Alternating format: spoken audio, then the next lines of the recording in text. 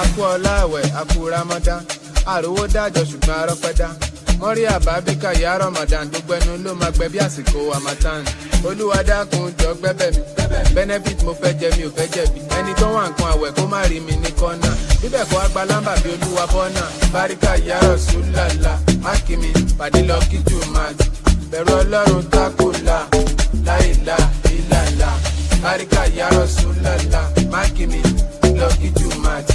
Bẹ̀rù Ọlọ́run tákùlà, láìlà ìlàlà. Àwẹ̀ tán ojú tajọ̀sán, Ọlọ́run ló mọye ládá 30 bag. Nothing should tamper with my ego, èmi mo lẹ̀sìn mi sẹ́ mo lè fi brag. Ẹgbẹ́ Ọlọ́run tóbi, Allahu Akbar. Ẹyọ̀ ń bá nábì, sallallahu alaihi wasallam. Olúwa ló ń ṣọ́ wa, àwa ò ní ìdí ajá. Tí Fọlárìn bá mú bí ìtàyà bí ti ajá. Torí ìdí gan lébè wọ́n fẹ́yìn bí ìjì àwa. Fùrọ̀ tí ò bá ti tóbi tó fùrọ̀ ìfánà, kò lè fíríkì àwa, kò dẹ̀ lè fíìtì àwa. Tinúkẹ́ ń tó pitì, ó ń gbé màlúmi tìwòtìwò ló dèndé.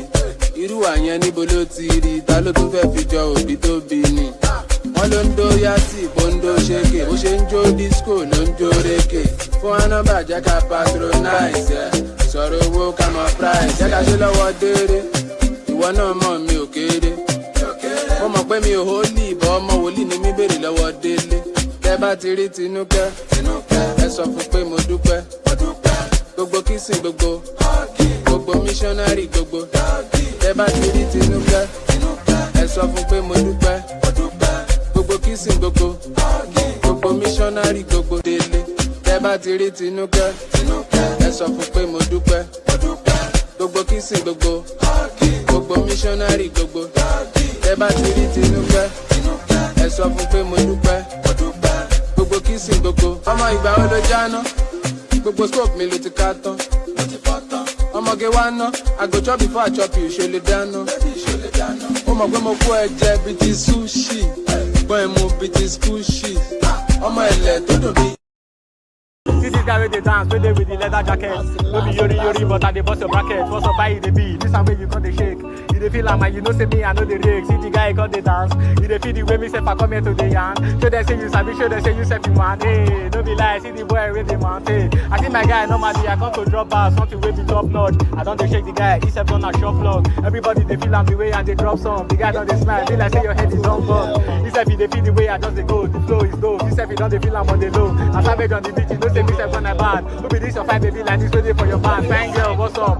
Papa come now, make we talk now. I know say you self you play with man, but make it no come be like say me self go for your hand. Make we interact 1-on-1, you dey get am out. But this your girl she fine, be like say you pack it down. But everybody don't they feel am, they know say he bad. Everybody don't they see, they know say yes he do. Collect the fight, my guy, you self God you know you joke. Collect the fight, make it no come they leave me hanging. You sound like they don't know that yeah the thing is banging. I like the guy because he be loving how I'm sounding. Everybody they see him, they know say the thing they boss. This the way everybody they carry babe come. Also find me one babe now so that I go drop it. No, this one are your babe. All those catches you know say me self I don't want to make it. Make it no come be like say me self I come here come the toast. When I go come stop me for the road, come they ask me how far waiting come they walk me. All those catches are waiting me self I don't want on the low. But I know say yes the girl she fine, she get the thing way man they fine, but they gon' design, God the day design, design I know the lie. She get the thing like this way the man they fine. Samun kudin ka kawai ka kashe. Kar ka bari su kashe maka sanda kake nema ba mai taya maka ruwa na dukan ka su ko suna daka in baka ci ba su ci maka kai da kudin ka kana haka abu ma sai an saya maka in ka samu kawai ka kashe kutuma bura uba yau akwai bura uba ban balaga ba amma sai jaraba in abincin akwai dadi sai na daba kutuma bura uba yau akwai bura uba ban balaga ba amma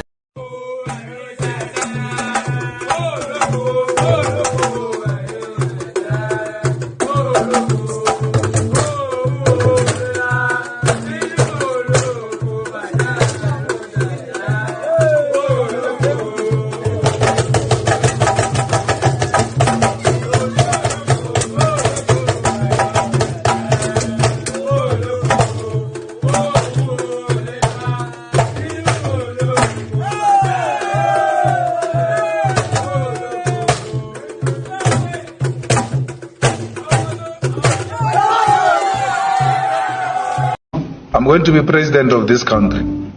whether you like it or not. And I will preside over the affairs of this country, including presiding over you. I think you must start adjusting to that reality.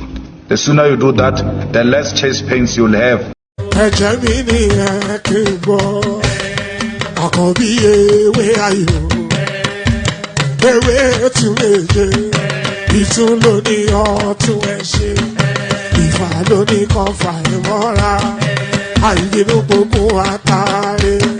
Gbogbo méjì ọkà bàbà, gbogbo mẹ́ta ọkà wáṣẹ́. Orí ló túmọ̀ ẹnu, gbogbo ọ̀nà ní túmọ̀ ẹsẹ̀. Akọni ìmọ̀ tú ìmọ̀ jọ, ìmọ̀ èmi ni wọn kì í dálẹ̀. Wọ́n bá lọ mẹ́lẹ́mọ́, wá fi jóye ẹlẹ́mọ́. Akọni wọ́n bá lọ gbé fèrè, wá fi jóye ẹlòkó. Fọwọ́ wọn bá tẹ̀lé, wá fi jòyè aláre. Àwọn mẹ́tẹ̀ẹ̀ta parapọ̀, wọ́n wá jọ ń pẹ́ mọ́.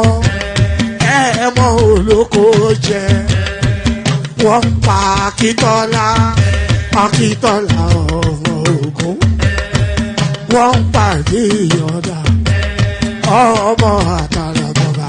Àkọ́bí wọ́n pàdé Ṣàtàdàdẹ, ọmọ ọba Ìjẹ̀bú Mèrè. Aṣíwájú odò gbólùkẹrẹ, ajagun lólòdì ọ̀run. Tó o bá ṣe pé tìyẹ, tó o bá ṣe pé tìyẹ, lọ́ bá ń darí jọ wí. Àgbèrò ni kò ń gbọ́wọ́, ọ̀gọ́ ti ṣìgìdì máa gbé, àgẹ́tì ló máa ń gbé. Àyàn ti ìlàyàn ewúrẹ́, Ọlọ́run dákun má padà lẹ́yìn ẹ̀, kó má gbàgbé ọ̀rọ̀ tẹ́. Aṣíwájú Ọlọ́run dákun má padà lẹ́yìn ẹ̀, kó má gbàgbé ọ̀rọ̀ tẹ́. Àkọ́bí Ọlọ́run dákun má padà lẹ́yìn ẹ̀, kó má gbàgbé ọ̀rọ̀ tẹ́. Ọkọ̀ onírẹ̀lẹ̀ Ọlọ́run dákun má padà lẹ́yìn ẹ̀, kó má gbàgbé ọ̀rọ̀ tẹ́. Òdòlé sọ bẹ́ẹ̀, gómìnà sọ bẹ́ẹ̀, dẹ́pútì sọ bẹ́ẹ̀, Ọ̀túnba sọ bẹ́ẹ̀, spíkà sọ bẹ́ẹ̀, bàbá Ìjẹ̀bú.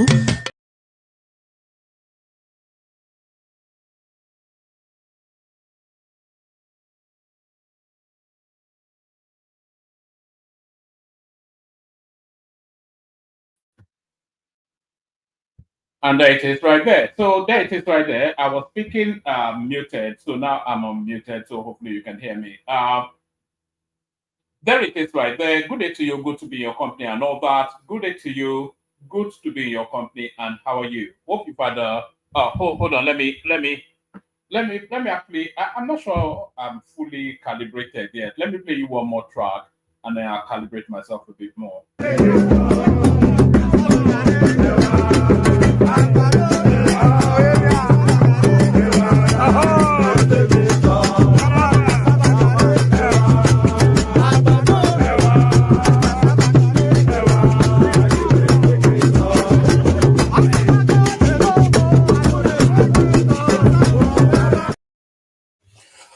All right, we'll go again. So yeah, good day to you and all that. Hope you've had a gloriously wonderful day, cascading into yet another session. Your friendly neighborhood or your laughing man. One man went to mow. One man went to mow. He went to mow a meadow. So there it is. One man went to mow. He went to mow a meadow. Good day to you and all that. Protocol remains the same. Click on the like button. Just as the sound of my voice inviting you to do it, do it. Click on the like button. Make that as a matter of routine. Just as soon as you log on to the sections, click on the like button. So click on the like button.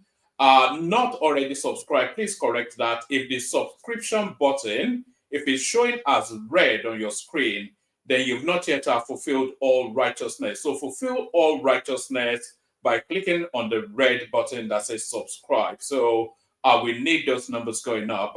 We are looking for especially 10 new subscribers to get us. Actually, we're looking for 30 new subscribers to get us over a particular threshold. So click on subscribe if you're not already subscribed. If you want to come and join me on the screen, there's a hyperlink that says StreamYard. If you look at the stream, there's something in the comment. Let me repost it actually, so it's immediate to hand. There is, and will soon be again, something in the comment section that says StreamYard.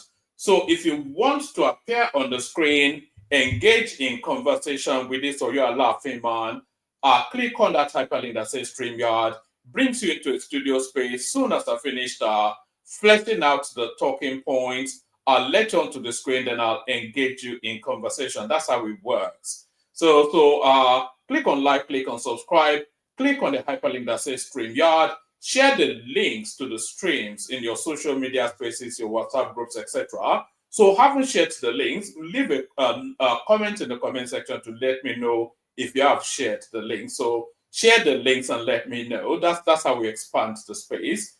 So I'm always inviting you to do that, but I'm not sure how many of you do that. You should be copying the links and putting them in your WhatsApp groups and your Facebook groups. Do that. And then, of course, super chats towards the stream. The platform needs lubrication. That's the engine all that drives the whole thing, the super chats and all that.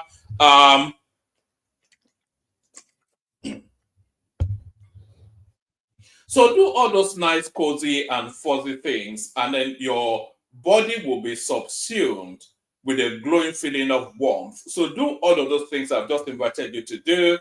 Click on like, click on subscribe, click on the hyperlink that says StreamYard. All those things I've just invited, the super chat and all that, do all of them, and then your body, you just feel a feeling of warmth from within. I promise you that. So do all that. There is not an abundance in the news, by the way. I was halfway to abandoning this session, actually, but I just thought, just for keep's sake, just to fulfill the righteousness and to maintain the momentum, I just thought I'd come out. I was halfway. I kept on moving the time. I thought, maybe, or should I not? And then suddenly here I am. So there's not an abundance in the news, but I will eat what we grow, as Buhari told us throughout 8 years, as he continues to travel to London to feast on foie gras or whatever it is that is Piccadilly is. No. So we go with what we have. Pardon me. So let's just get started, shall we? Let's just get. I'm still calibrated. I'm not fully calibrated yet, but I'm still calibrating. But hopefully, in the throes of it, I'm fully there. Tinubu meets Fubara in London. So this is it now. I think the humbling of Fubara has come full cycle. And I think now it is showing sufficient enough contrition and is humbled enough now. And Wike also willing to sheath his sword and all that. So if Fubara behaves himself, then they just let him carry on to complete his first term. It's not going to be there. It's not going to be there for a second term. By the way, Fubara is not even going to get the PDP ticket. But they are happy to sheath their sword. The government and the FDT minister, if this guy shows sufficient enough contrition, and he's been acting quite contrite. Actually, if I show you from here, you see just how contrite he is. So that is Fubara then in London. That is the governor of Abia State, Alex Otti, who has gone to Wele Tinubu in London as well. And I'm not quite sure who this tall, lanky man is, but there it is right there. President Tinubu meets suspended Fubara. President Tinubu meets suspended Governor Fubara in London over Rivers political crisis. So there's that. But let's pick it up from here because it's probably easier to read from here. Tinubu meets Fubara in London. So let's read through it. President Bola Tinubu met with suspended Rivers State Governor Timileyin Fubara in London. The meeting, confirmed by Africa Report, was held at the instance of Governor Fubara, who assumed office in May 2023. As of the time of this report, correspondents could not confirm the details of the meeting, as presidential aides contacted said they were not part of the president's latest trip. However, officials confirmed that it was the face-to-face meeting. It was the first face-to-face meeting since Tinubu invoked Section 305 of the 1999 Constitution on March the 18th, declaring a state of emergency in Rivers State and removing Fubara and his deputy Ngozi Odu from office. I wonder if they are still collecting salaries, by the way. I wonder if they're still being paid, Fubara and his deputy. Tinubu's national broadcast on March the 18th cited months of intense political instability that had paralyzed governance and threatened national stability. He appointed Vice Admiral Ibok Ete Ekwe Ibas as the sole administrator. Opposition governors from the 7 PDP-controlled states immediately filed a suit at the Supreme Court, challenging the constitutionality of the proclamation and calling for a return to democratic governance. I wonder if that lawsuit is still ongoing. I'm not quite sure that Fubara was frontal in that lawsuit.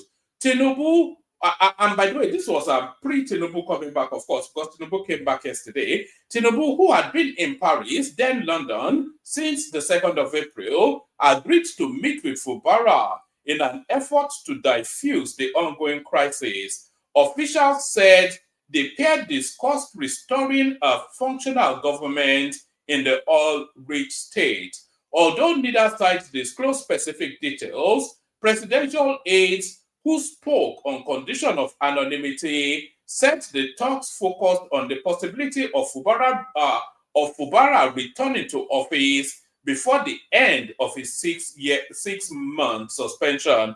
So yes, they could call time on it at any time, I suppose. So there's a good chance that they may well do that, because the last media outing that Wike had, he gave the opening for this to happen, and then Fubara, of course, then moved very quickly to go and waylay Tinubu in London and do the Idobale bit. The president returned to Abuja on Monday night after spending 18 days abroad.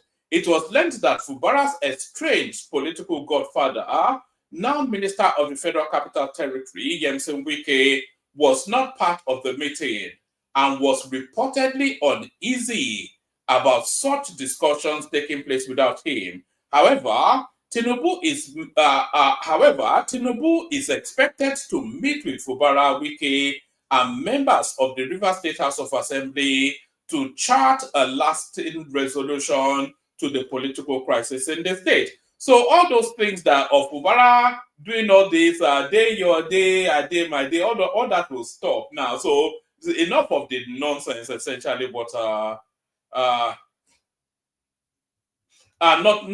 essentially what Tinubu is saying there. I just noticed this now. Is this what they read? Let's see if this is what they read. Let me open this one up. This is Babache Lawal that is still making noise. I thought he was dead and buried, not physically but politically. I thought he was dead and buried. So let's see what Babache has to say. A lot of people actually, their political permutations were truncated by Tinubu, and they will till death hold him as a mortal enemy. This is another guy that he thought that Tinubu would give him the vice presidential slot, Babache Lawal. Tinubu being Muslim, of course, and he being a Christian, but the landscape did not permutate for a Christian northerner. Buhari's endorsement not needed to defeat Tinubu. This is Babache. Former Secretary to the Government of the Federation, Babache Lawal, said those struggling to curry the favor of former President Muhammadu Buhari, including loyalists of President Bola Tinubu and some chieftains of the defunct Congress for Progressive Change, are busy chasing shadows. Lawal stated this in an exclusive interview with correspondents, insisting that every genuine CPC chieftain who has the interest of the Talakawas, the poor and the vulnerable at heart, will stop at nothing to kick out any government that brings pain and impoverishment to the people, like the Tinubu administration in 2027. So, I mean, Tinubu, Buhari brought a lot of pain and suffering to the Talakawas. I wonder why they didn't make the effort to kick him out. These guys have given us a reason to come against them because the CPC is a Talakawa movement. The CPC is many things. The Talakawa movement is not one of them. They are elitist oligarchs of the North are just using the downtrodden as always is their way. These guys have given us a reason to come against them because the CPC is a Talakawa movement. It is a movement that has at heart the needs and feelings of the lower class. That is our ideology, which we learned from Buhari. So at the age of 70-something, you are now learning to be nice to the poor from Buhari. So that tells you all you need to know about him. The primary aim is how to serve the disenfranchised, discriminated people in the society, which this government has taken as a religion to cause suffering and marginalization. It is as if the sight of a poor person annoys them, so they want to starve them to death. If there's nobody that has done more for the poor in the history of Nigeria than this present administration, there's a people-centric. Look, go ask the 600,000 poor people that are now accessing education via Tinubu, and then let's see what they have to say. Now, if you are an original CPC person, it will pain you. It will push you into action involuntarily to change this type of system that is out to destroy and marginalize the underprivileged in society. That is what Buhari stands for. That is who we are and what we learned from him. And Adewole said, when asked whether Buhari had given the coalition his blessing, as former Kaduna State Governor Nasir El-Rufai claimed, Lawal kicked against such insinuation. He said, first of all, we don't need his blessing.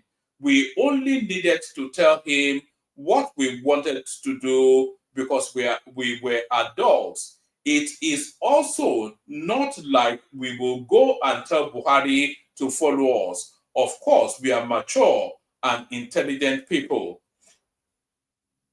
Even if Buhari says, hey, gentlemen, I will join you, it is our responsibility to say, no, Oga, please keep off. You are too big for us. We don't want to involve you. You are part of this government. Please remain there until you are fed up. So if Buhari ever endorsed them, they will be beating it off the top of the rafters. They will be hewing and crying about it and crowing like which bird crows? Like a crowing bird.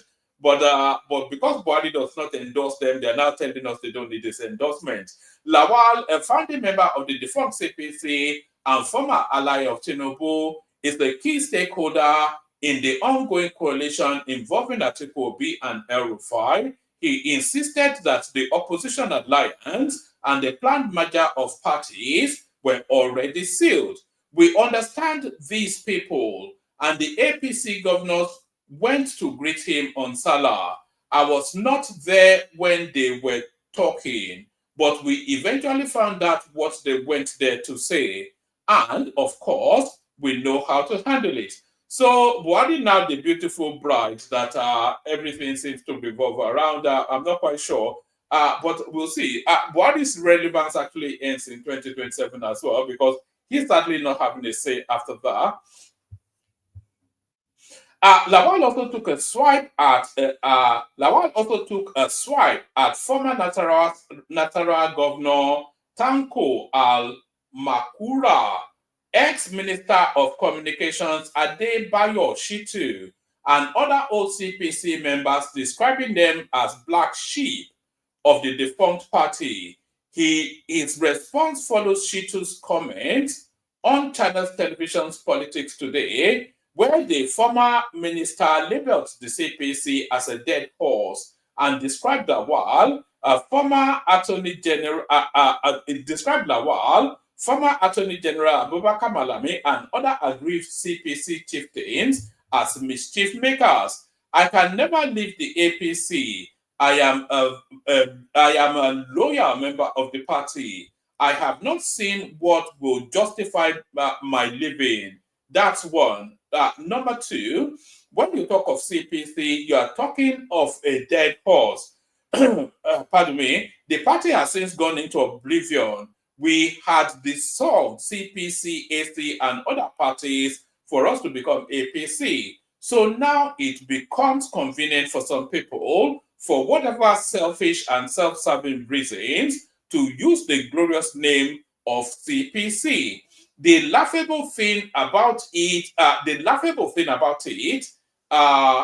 is that they even say some people cannot talk on behalf of the CPC, as though the CPC is exclusive to them. To my best knowledge, I know the former Attorney General of the Federation is one of the leaders and a few other people there. I don't see what the grievance is. They are just saying that they won't go again with APC, Shito had said. Reacting, Lawal described Shito as a perfect example of a black sheep within the legacy of CPC structure. We know that not everybody can withstand hunger. Even in the CPC, there were black sheep. Some people joined CPC hoping to get one or two things, but at heart, they were not CPC. Such people might not be able to sustain hunger. This government has made the majority of Nigerians hungry. Also, and on it goes. So there it is right there. So that's Babache and Lawal then, part of the coalition then that are converging to try and unseat Tinubu. So this one now, this one really, it stunned me somewhat when I saw this headline. Manufacturers, oh no, that's an advert that's just popped up. It stunned me somewhat when I saw this headline. Manufacturers' fuel expenses cross 1 trillion naira amidst rising electricity fuel cost. So the cost of the expense that manufacturers are spending on fuel, on diesel, etc., to power up their plants has now crossed the threshold of 1 trillion naira. So how much is 1 trillion naira? That would be about 600-700, maybe 800 million dollars. So if you add, because and that cost, of course, is passed on to the end consumer. So that electricity, it will solve so many problems if they're just able to get it right. Manufacturers' fuel expenses cross 1 trillion naira amidst rising electricity fuel cost. So just a few paragraphs from this. Manufacturers in Nigeria continue to battle increased operating expenses, especially to solve their energy needs in the face of poor power supply in Nigeria. The H2 2024 Economic Review, released by the Manufacturers Association of Nigeria, revealed that manufacturers spent more on generator fuel and other alternative energy in 2024 compared to 2023. So the cost surged from 778 billion naira in 2023 to 1.1 trillion naira in 2024, marking a 42.3% increase. So these are just some of the reasons why the prices of affordables no longer affordable. So that's that. So that's that. Do we need to carry on reading this, or have we had enough of it?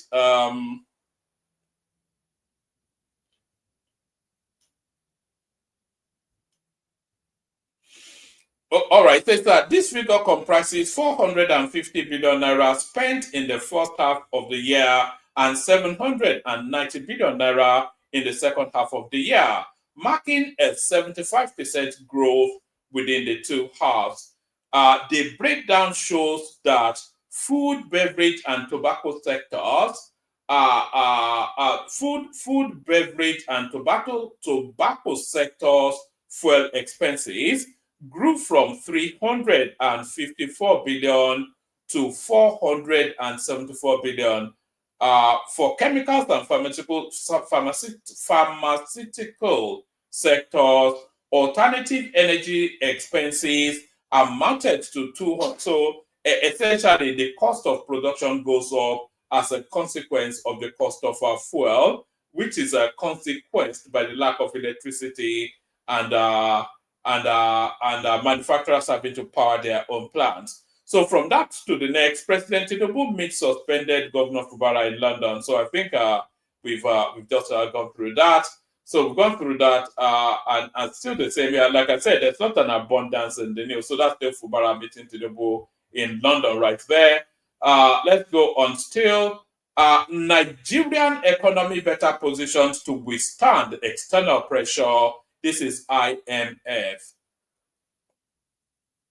The International Monetary Fund, IMF, has said that the economic reforms undertaken by the, let's do that again. The International Monetary Fund, IMF, has said that the economic reforms undertaken by Nigeria since 2023 have significantly improved the country's capacity to withstand external economic shocks. This observation was contained in the 2025 Article 4 consultation report, which the IMF released on Friday. The report followed a visit by an IMF team led by Exul, some German-sounding name, the fund's mission chief for Nigeria, who held discussions with key stakeholders in Lagos and Abuja between April the 2nd and April the 15th. During the mission, the IMF delegation engaged with top Nigerian officials, including Wale Edun, Minister of Finance and Coordinating Minister of the Economy, Abubakar Kyari, Minister of Agriculture and Food Security, and Yemi Cardoso, Governor of the Central Bank of Nigeria. Meetings were also held with senior officials from various government agencies, representatives of the Ministry of Environment, as well as members of the private sector, academia, labor unions, and civil society organizations. So it's a thorough fact-finding mission. That's essentially what that tells us. I think we can leave that there. So essentially, then the IMF speaking to the robustness of the Nigerian economy, are gunmen coming in hundreds. Communities ill-equipped for self-defense. Benue State Governor Hyacinth Alia on Tuesday decried the recent killings in the state, saying the gunmen come in their numbers. The governor, who spoke on Channel Television's Politics Today, said although there is a need for self-defense of innocent residents, he, however, lamented that most communities lack enough equipment to face the killers. When the terrorists come in, they are not just coming in their 50s, they come in hundreds. They are talking about coming on motorbikes, he said. In as much as there is a very grave need for self-defense of our people, we would not want to have more scores of death on our hands. We simply need to start thinking about community policing. I don't think this is a matter of police. So when these people, can you just imagine the spectacle of it? The last round, they told us it was about 600 on motorbikes but where were the security forces? Because for them to have that larger movement, it would have caused some sort of, that's sufficient enough to have caused enough commotion for the securities to respond. Weighing in on the recent killings, Alia said the perpetrators are not Nigerians. So how are they then able to come into the Nigerian space, stating that they speak unfamiliar languages and exhibit foreign characteristics? According to the governor, intelligence from locals suggests the attackers may be foreign nationals. Let's let's have the narrative very correct. We know Nigerians by our ethnicities. We can identify a Fulani man, a Yoruba man, a Hausa man. We know them. Even the regular traditional herders, we know them. They work with cows. Sticks are herding with sticks. But these folks, the attackers, are coming in fully armed with AK-47s and 49s. They do not bear the Nigerian look. They don't speak like we do. Even the Hausa they speak is one sort of Hausa, so which is not the inflection of the Nigerian. It is not the normal Hausa we Nigerians speak. So it is. So it is with the Fulani they speak. There is a trend in the language they speak, and some of our people who understand what they speak give it names. They say they are Malians and different from our people, but they are not Nigerians, believe it, he added. So if we are able to identify that, then we can go to Mali and hold their government's feet under the code. So there's this little snippet circulating around Simon Ekpa. We don't quite know the veracity of it. Finnish court approves Simon Ekpa's extradition to Nigeria in July. So I saw this in so many spaces, and so many people sent it in as well. All that Simon Ekpa storyline has completely died off, hasn't it? Now that they've bagged and tagged him and caged him.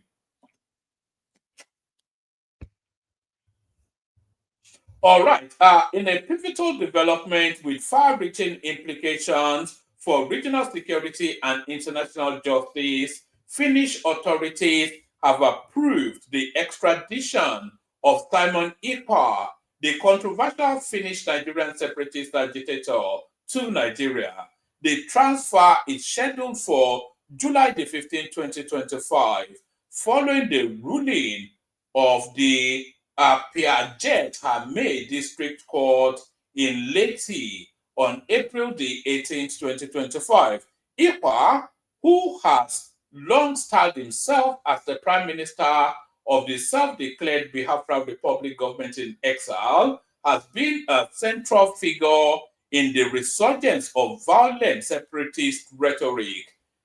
Contrary to persistent reports in Nigerian media and some government statements, Simon Ekpa is not affiliated to the Indigenous People of Biafra IPOB, which has reported. Also, this seems to be coming out of the IPOB quarters there, and you can take that reading. So, in a pivotal development with far-reaching implications for regional security and international justice, Finnish authorities have approved the extradition of Simon Ekpa, the controversial Finnish Nigerian separatist agitator, to Nigeria.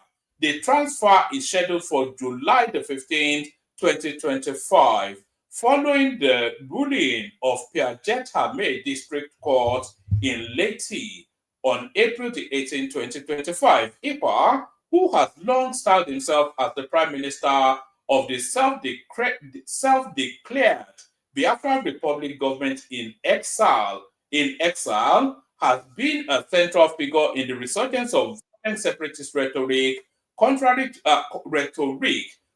to persistent reports in Nigerian media and some government statements. Simon Ekpa is not affiliated to the Indigenous People of Biafra IPOB, which has repeatedly dissociated itself from him. IPOB maintains that it has no factions and does not recognize Ekpa's authority or activities. So I'm not quite sure. So that's that. It says Ekpa's extradition was not without legal challenges. Finland traditionally does not extradite its citizens outside the European Union or Nordic region. However, after Nigeria presented compelling evidence under the Roman Statute, ratified by both nations, a rare agreement was reached. Finnish authorities emphasized that the ruling complied with international law and due process. Upon his arrival in Nigeria, Ekpa is expected to face multiple charges, including terrorism, conspiracy, incitement of violence, and crimes against the state. His case will likely be one of the most closely watched in recent Nigerian legal history, with domestic and international human rights groups expected to monitor the proceedings. So would that not be a real turn up for the books if Simon Ekpa was deported to Nigeria? That would be a real and it's also been reported here as well, actually. So it's reported all over the place. So there it is. I think somebody stole this from me. Actually, I was the first one to put out this image. Yes, that image, not that specific one, but that put together. Yes, I think it's the same thing, isn't it? Yes. All right. So that's that. Like I said, there's not an abundance in the news. So anybody that turns up, you must turn up with some sort of news that you'd like to discuss, and that is if anybody does turn up. So let me play you the clips that we do have, and then we see what happens after that. Yes, let me kick it off from here. So this is still that response, that tussle for the heart and soul of the CPC. So let's pick it up from here. One, we got the rumor that was saying that the CPC bloc of the APC, that were leaving the APC. So we said no. That our resolution after the meeting we held was that we have no need to leave the house, the APC. We toiled from 2004 after losing the 2003 presidential election, 2011, that germinated on 2013, that we cannot destroy the house we built. There was a merger that brought all tendencies in the country, all religion, all tribes into one umbrella tree, that we cannot destroy that. That it will be very puerile for us to try to destroy a house we built. And secondly, as you said, why are we supportive and loyal to Mr. President? We said we cannot, in all good conscience and honesty, forget the critical role President Bola Ahmed Tinubu GCFR played in getting the measure to fruition. He was one of the leaders that held a meeting with Buhari and told Buhari that you are going to be the president. We are going to support you. That we have seen you as strides. You've garnered 12 million vote bank, mostly from the northern part of the country.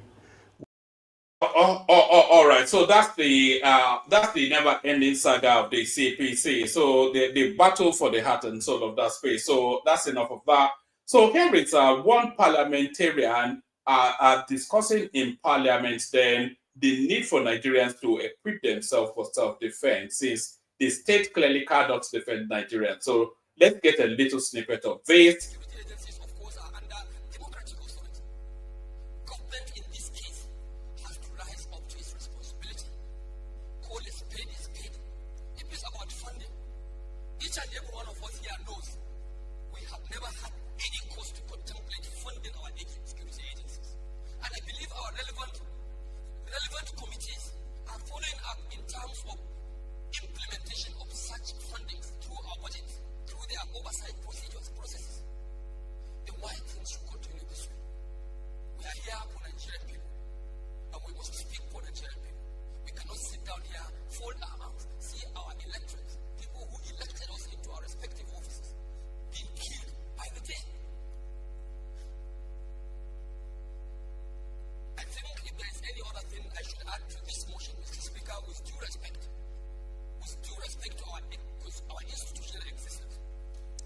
That Mr. Speaker, on account of this institutional failure on the part of our security agencies.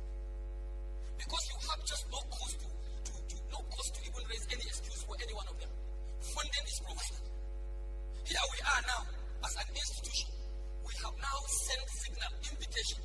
Come and meet with the people of Nigeria. We are indeed the people of Nigeria here, representing our people. Come and interface with us. Let's see how we can still put heads together and really address some of these problems, these perennial problems. At the end, what they did, right from head to top, the IG, the DSS, every one of them sent a representative. All right. So that's that guy. I think that's the same guy that came into parliament with about 50 wives and 500 children. You know, his accent actually belies his capacity to speak English.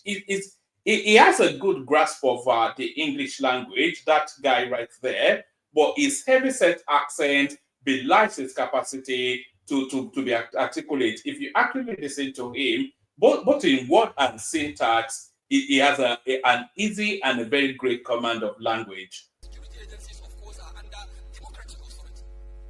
Government, in this case, has to rise up to its responsibility. Call a spade is spade. If it's about funding, each and every one of us here knows we have never had any cause to contemplate funding our security agencies. And I believe our relevant committees are following up in terms of. All right, so that's the Aboki right there. So let's go on from there to this one. This professor from the East, he's speaking on this coalition that Atiku, Peter Obi, and Rufai are trying to put together, and he's telling us then how it might likely pan out. So this is quite engaging. So watch this. Three issues. One, Rufai's relevance. Two, the possibility of stronger forces even without Rufai. And three, the question of strategy under Tinubu. Beginning with Rufai, he's been for a long time a key figure, has been active, but I want us to note that to a very large extent, the APC government under President Tinubu has really dealt with Rufai. I'm also concerned whether he still retains the kind of political relevance that made him a very strong factor within that CPC movement. I'm also concerned that many of his co-travelers on that path have, to a large extent, found accommodation elsewhere. And whether his own politics appealed to them or they accepted him because you know, he's a fantastic logistics person and a very intelligent man, whether that will translate into the fact that if he steps out, a lot of people will go out with him is a different matter. So I would not personally, and I may be mistaken, I will not personally set a lot of store on the exit of Rufai himself. But I'll be concerned if in his exit he has pulled a substantial section of the machinery of the party or some individuals. Now, assuming he pulls some individuals along with him, those individuals, if they also have control of the machinery, there should be something to worry about. If they don't, they will go with their names. They will speak in public about how badly things are going, but they're not going to leverage anything politically such that they can impact the environment. Now, on the matter of those left behind, if the structures of the party, those who will man it at various levels, those who are respected in their various domains, who are CPC chieftains, if all of them are there, and Rufai has left as the major, if you like, visible variable in all of this, nothing will happen. But let's even assume all of this is in place. Rufai has left, CPC is angry, they're going with him. You cannot then also rule out the president's capacity for political strategy. We all know that many of us were absolutely sure he wouldn't get the PDP, the APC ticket. He got the ticket. People feared, international community will bring down the sun here and the moon together. Nothing happened. Prominent Nigerians stood out and said no. It didn't stop that. Even the currency exchange or a remodeling or repainting, if you like the expression for those who are sarcastic, was presumed to be targeted at him. In spite of all, the man won the election. And you believe that as president he will sit around drinking tea or eating kuli-kuli while you're planning to take him out after 3 years in office. I believe he's strategic enough to know the vulnerabilities of all of those working for him and fighting against him. He knows what he can hold against them. He also has the supreme power of patronage in an environment where politics is driven by cash value. And he has his trajectory, both in Lagos and everywhere, shows somebody who doesn't sleep, provided he has his mind on something. Now, that's not a statement about goodness or morality, but a statement about effective political strategizing to achieve the political result you want. And my question is, do you find capacities elsewhere to match that? In negotiations, in all of that? So those are some of the things to consider. And that makes me think that, yes, Rufai's exit will have very disturbing optics. But will it lead to anything? Because you must ask yourself, yes, Rufai has left, but where is he? At some point, they were talking about a political coalition to knock out the APC. And looking at that alleged aspiration, I call it alleged because sometimes if you're planning to travel from Abuja to Kaduna, and you're all dressed up, revving your car with your bag in the boot, and the fuel in your car can only carry you as far as Kubwa. Anybody who knows what's in your fuel tank will know that you're not going to Kaduna. So if you tell him to wait for you at Jere Junction, he will be in his house watching Tom and Jerry. He knows you will not come there because of the fuel you have. So there's presumed to be a coalition people are working on in order to knock out the APC. They may be very serious. There might be something they're doing I'm not aware of. But I tell you this, and these would, in my view, be compelling reasons for pessimism. Look at the profile of all the people involved. Look at their, before even age bracket, how many of them do not want to be president? So they must negotiate who will step forward. Secondly, look at the ideological differences. And thirdly, you then ask yourself, what is it they're going to leverage? What's their age bracket? For how long have they been around? Where are the young people among them with whom they are threatening to create a new Nigeria? So, yes, Rufai has left. Yes, there's a lot of talk about a coalition. But my take, looking at that coalition and the political economy of our environment and the political forces at play, I don't see that coalition having the strength of a feather. But I may be mistaken.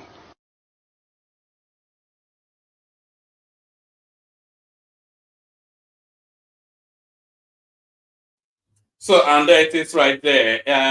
83-year-old Atiku Abubakar and 69-year-old Peter Obi and 72-year-old Rufai. Those are the people that are coalescing to create a new Nigeria. It's almost unbelievable. It's just it's like something straight out of a Marvel comic book. So just the ridiculousness of it. They are confirming the coalition. Imagine that. The basket of the deplorables, what's her name? As Hillary Clinton said all those years ago, a basket of the deplorables. So a basket of the deplorables. So still on that coalition theme. So this is the clip that inspired the headline for this session. So this is Prince Adewole Adebayo sounding a cautionary note to the people coming into his party, telling them that it is not pack and ride. They are not doing buy one, get one free here. Watch this. Position themselves. And you are relying on opposition, who are also politicians. It's not everybody who's in a position that is on your side. So the people of Nigeria themselves need to demand a change of government. And when that demand is there, the opposition that is credible will fulfill it. My question is, are you part of this coalition? And are you running for 2027? I will run for 2027. My party knows that I'm running the election.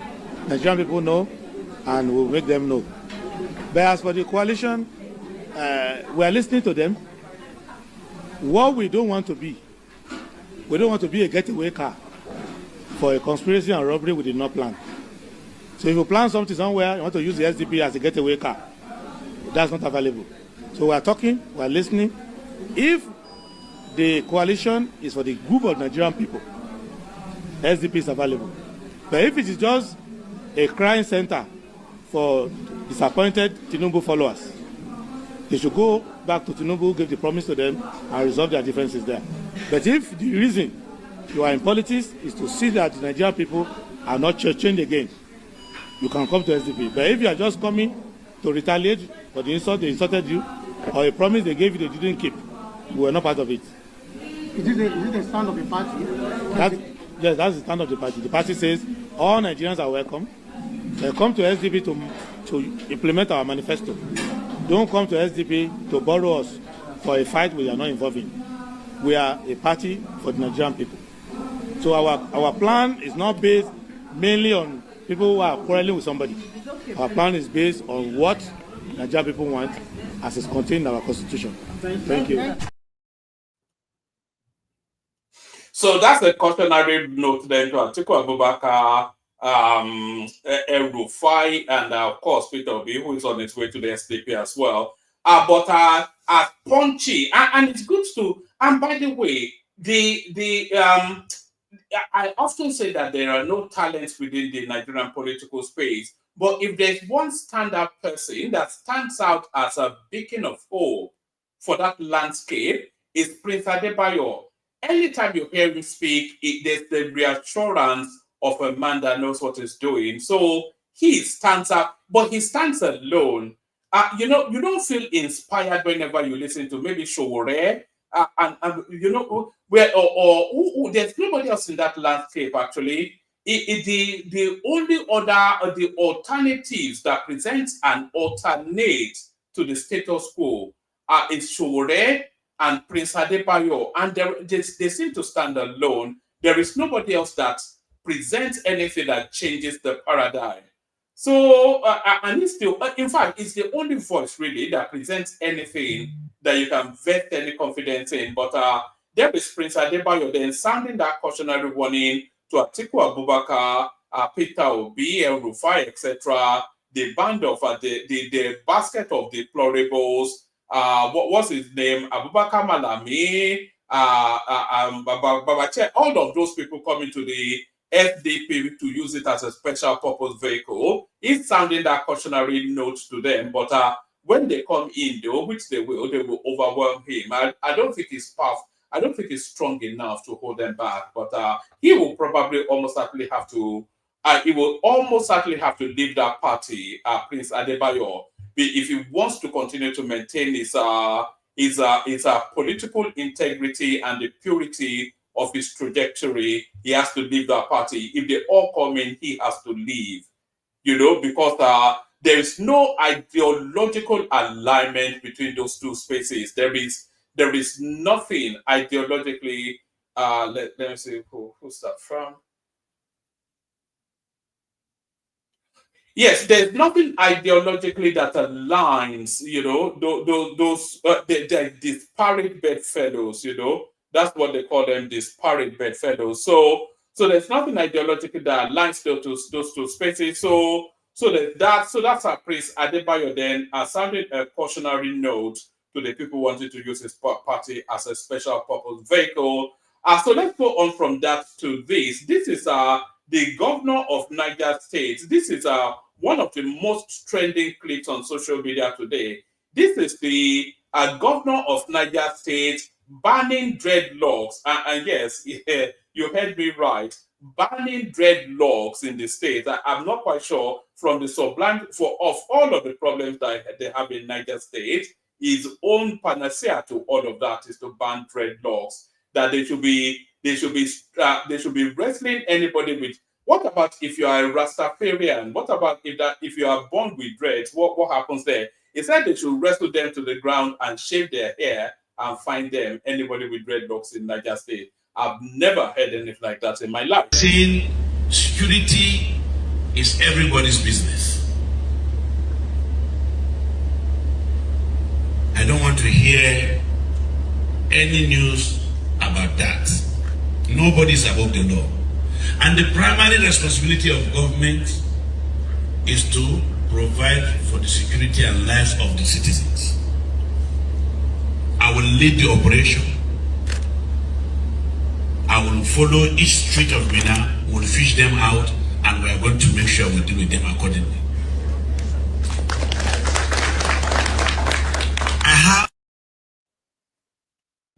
So that's the governor of Niger State, just telling us just how jobless he is. This next clip right here that I'm about to play you, I'm in agreement, I'm in lockstep with every sentiment being expressed here. I sign up to this particular petition. Watch this. We wish to submit this petition to the Attorney General and Minister of Justice that we are giving the government 2 weeks ultimatum within which to act on this petition.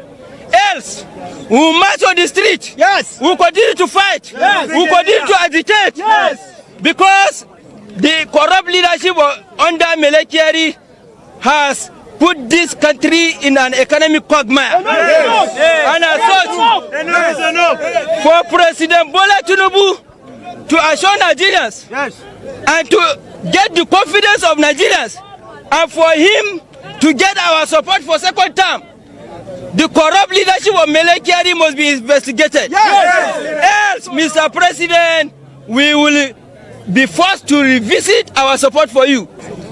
The corrupt handling of the place was so suffocating to the national economy that Nigerians were taken to the street to demand Melekeri's removal from the job, which Mr. President eventually listened to our demand.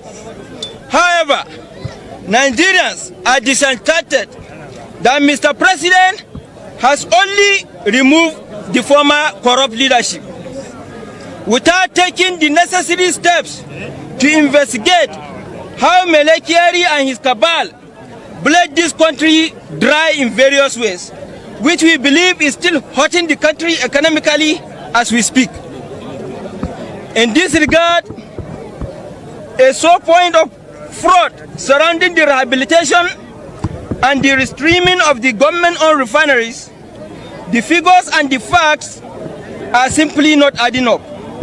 In addition to the billions of dollars that Kerry-led administration claimed to have spent on fixing the refineries, it also claimed that one of his fronts, Matrix Energy Limited, invested about $400 million in the rehabilitation of the Port Harcourt refinery. This is even as the Federal Executive Council under President Buhari has approved $1.5 billion for the repairs of the same facility. But there are even more perplexing issues emerging. The NNPC is now reportedly owing Matrix Energy more than $2 billion. This debt is being serviced through daily crude oil allocations to Matrix Energy that are not being paid for. What we are talking about here is a daily allocation of 80,000 barrels of crude oil to a non-state actors running a security outfit because of the deals the corrupt leadership of Melekeri entered into. It is crystal clear that Nigerians are being shortchanged by Melekeri's associates, even when he is no longer in office.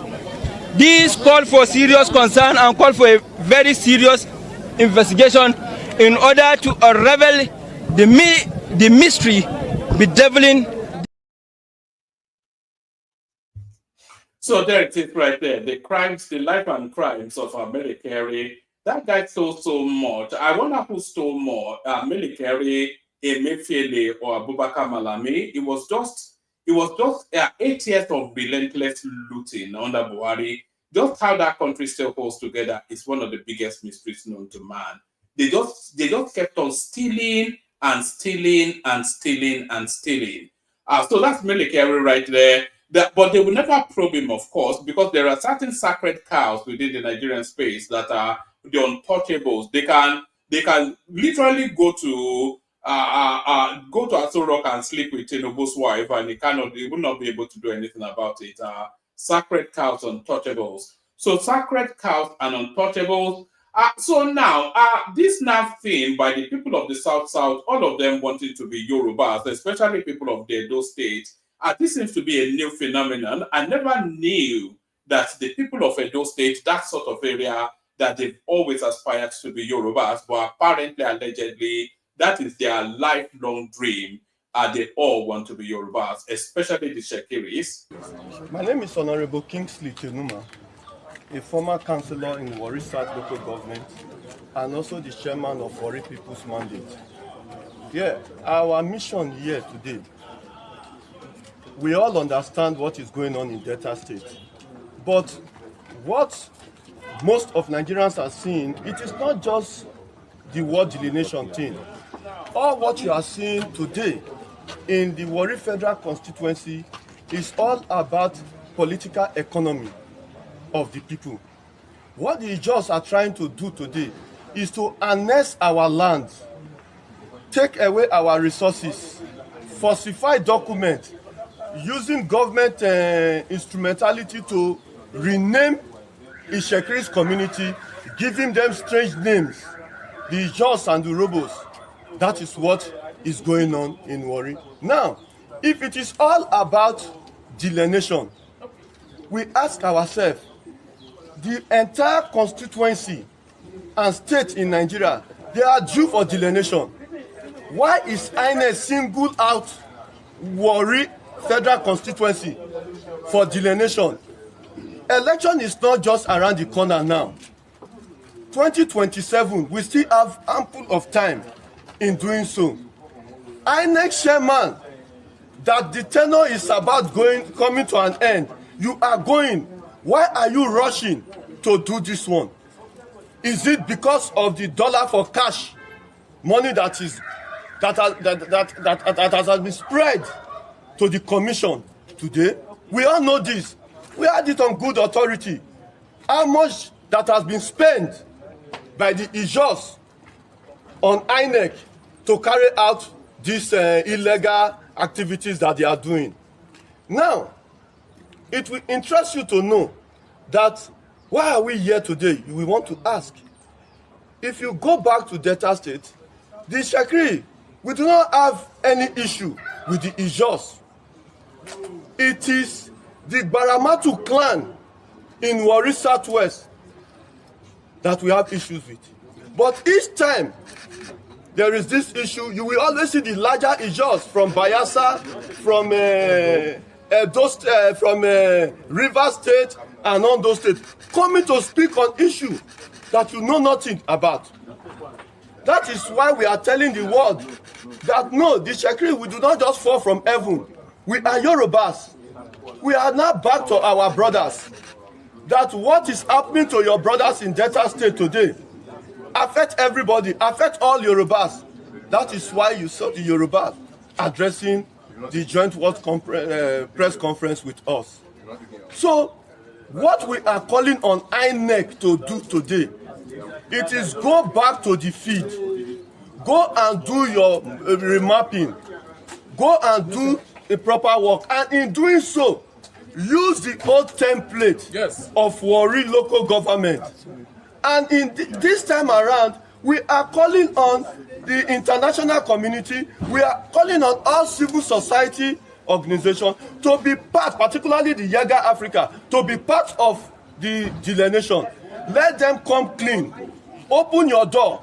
Those election management monitoring groups should be part of this delineation so that the whole world will see what is going on. Thank you. Thank you very much. Thank you so much. All right. So those are the Ishekiri hustling to the Yorubas. I'm not quite sure they will need the approval of the new Alaafin of Oyo, and I'm not quite sure because we're quite guarded about who and who gets to call themselves Yorubas. And I think we have sufficient enough numbers. We don't need those sapele water people trying to pass themselves off as Yorubas. So now this will be the last clip that I'll be playing you. But now I'm a bit conflicted about the presenter in this piece. The way she speaks with such authority and such, finality on the subject matter. So why am I a bit conflicted? She's not even Nigerian. She's from Zimbabwe. And there she is. How did she even get the employment is the first thing. Do we not have sufficient enough Nigerians as presenters that we have to go to Zimbabwe to get one? And why is she poke-nosing her nose like a busybody into Nigerian affairs? So this now lady that will hit your screen next, she's from Zimbabwe. To unpack it and to unpack the implications. Well, there is a statement from Baba Ahmed about the North and the North choosing, well, he speaks for the North and he said that a decision will be made in the next 6 months. Now, I want to challenge what we call the Northern political might today. Because when we speak of the Northern political might and when we look at it, we have to remember the context that in that 2023 election where President Tinubu won the election with 62% of the vote coming from the 19 northern states, there was 26.7 voter turnout, meaning 70% of Nigeria did not vote in that election.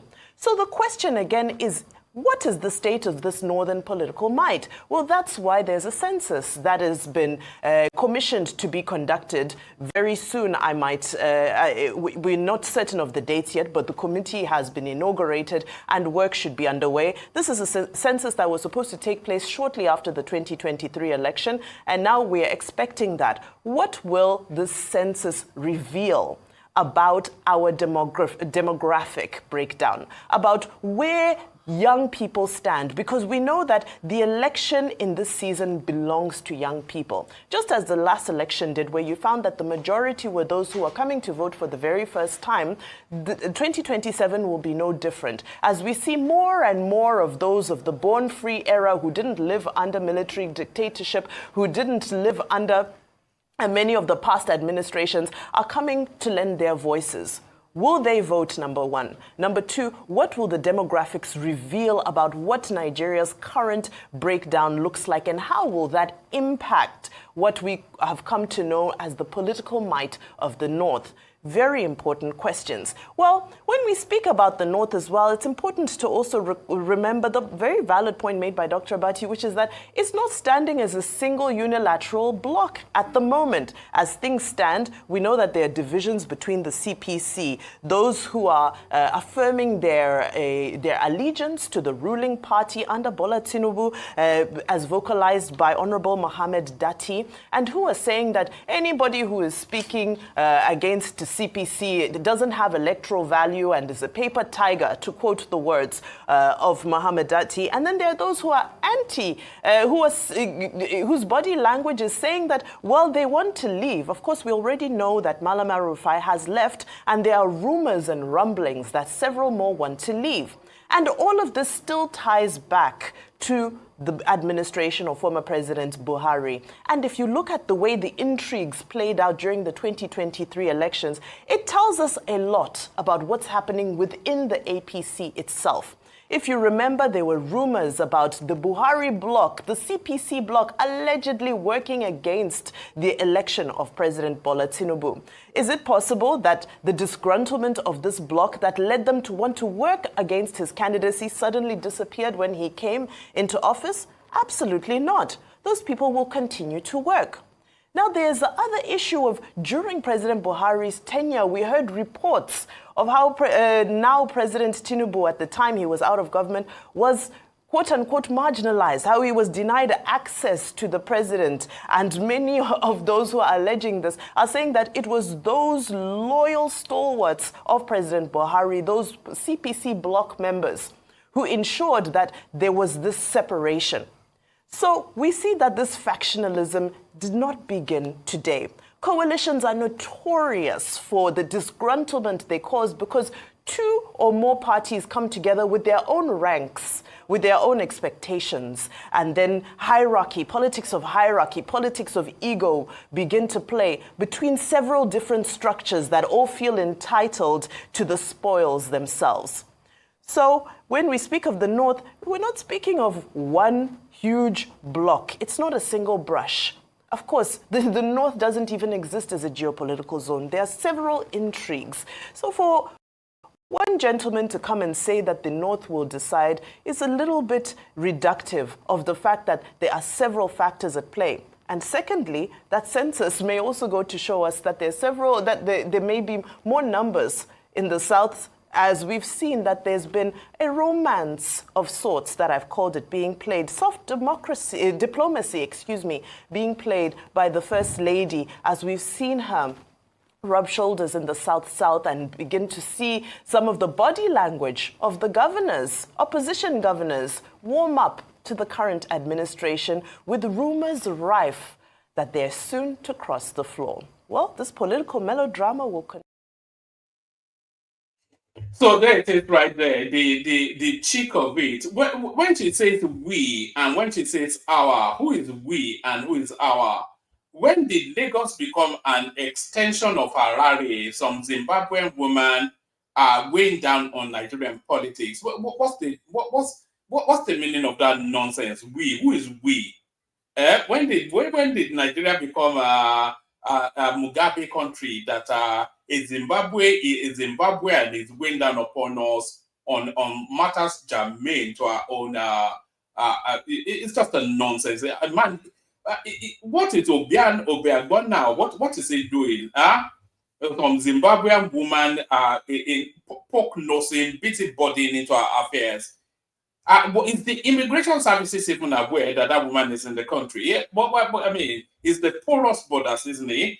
And this thing, this born-free generation, is that a new inflection? People that did not experience military administration, is that the new terminology for them, a born-free generation? Maybe it's a Zimbabwean thing. Maybe that woman should be deported. The audacity. I mean, just imagine the nonsense. I mean, how dare you? So that's that. Let's play the Kegite music, see what happens next. Water, only water, only water, where they see ma. Water, only water, where they see ma. Hapa o naido.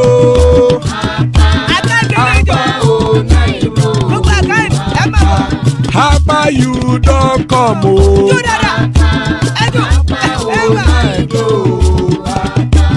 Hapa o naido.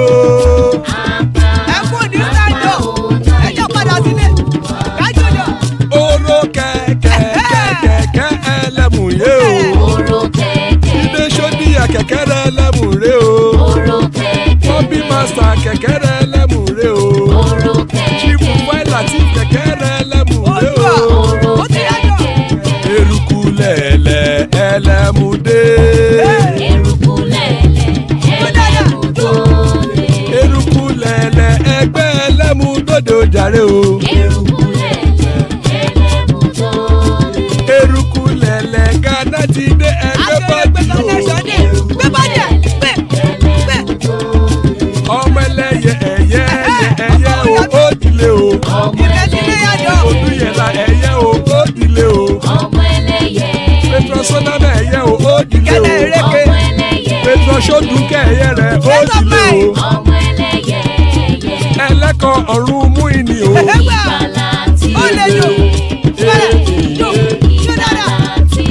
Àkùkọ ọ̀run mẹ́kọ̀.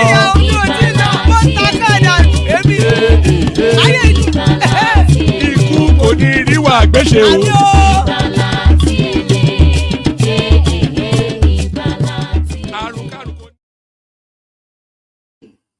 And that is right there. Ikuku Neriwa Gbechemi, death have nothing to do with us. So amen to that on behalf of myself and you, my friends.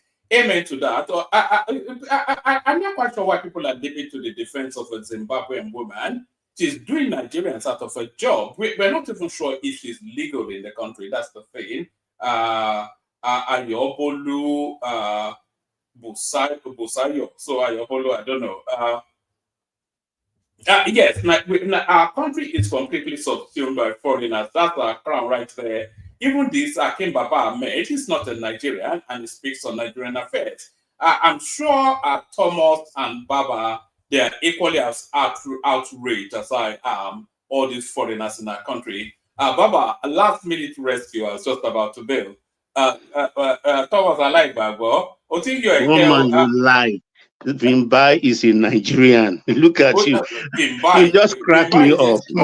You're just crazy, woman. I like your baby. Is she not from? I'm still laughing, rocking with laughter. Come on, woman. Personality in Harare now, and then they went and imported her. What happened to that Abiola girl? You are encouraging. and replace her with the buy. The buy go. Mutilni. What about your Kemi speaking in England? Yeah, One Kemi man. made it up. Yeah, well, she's a British woman. She's a Then Vimba is a Nigerian. Simple.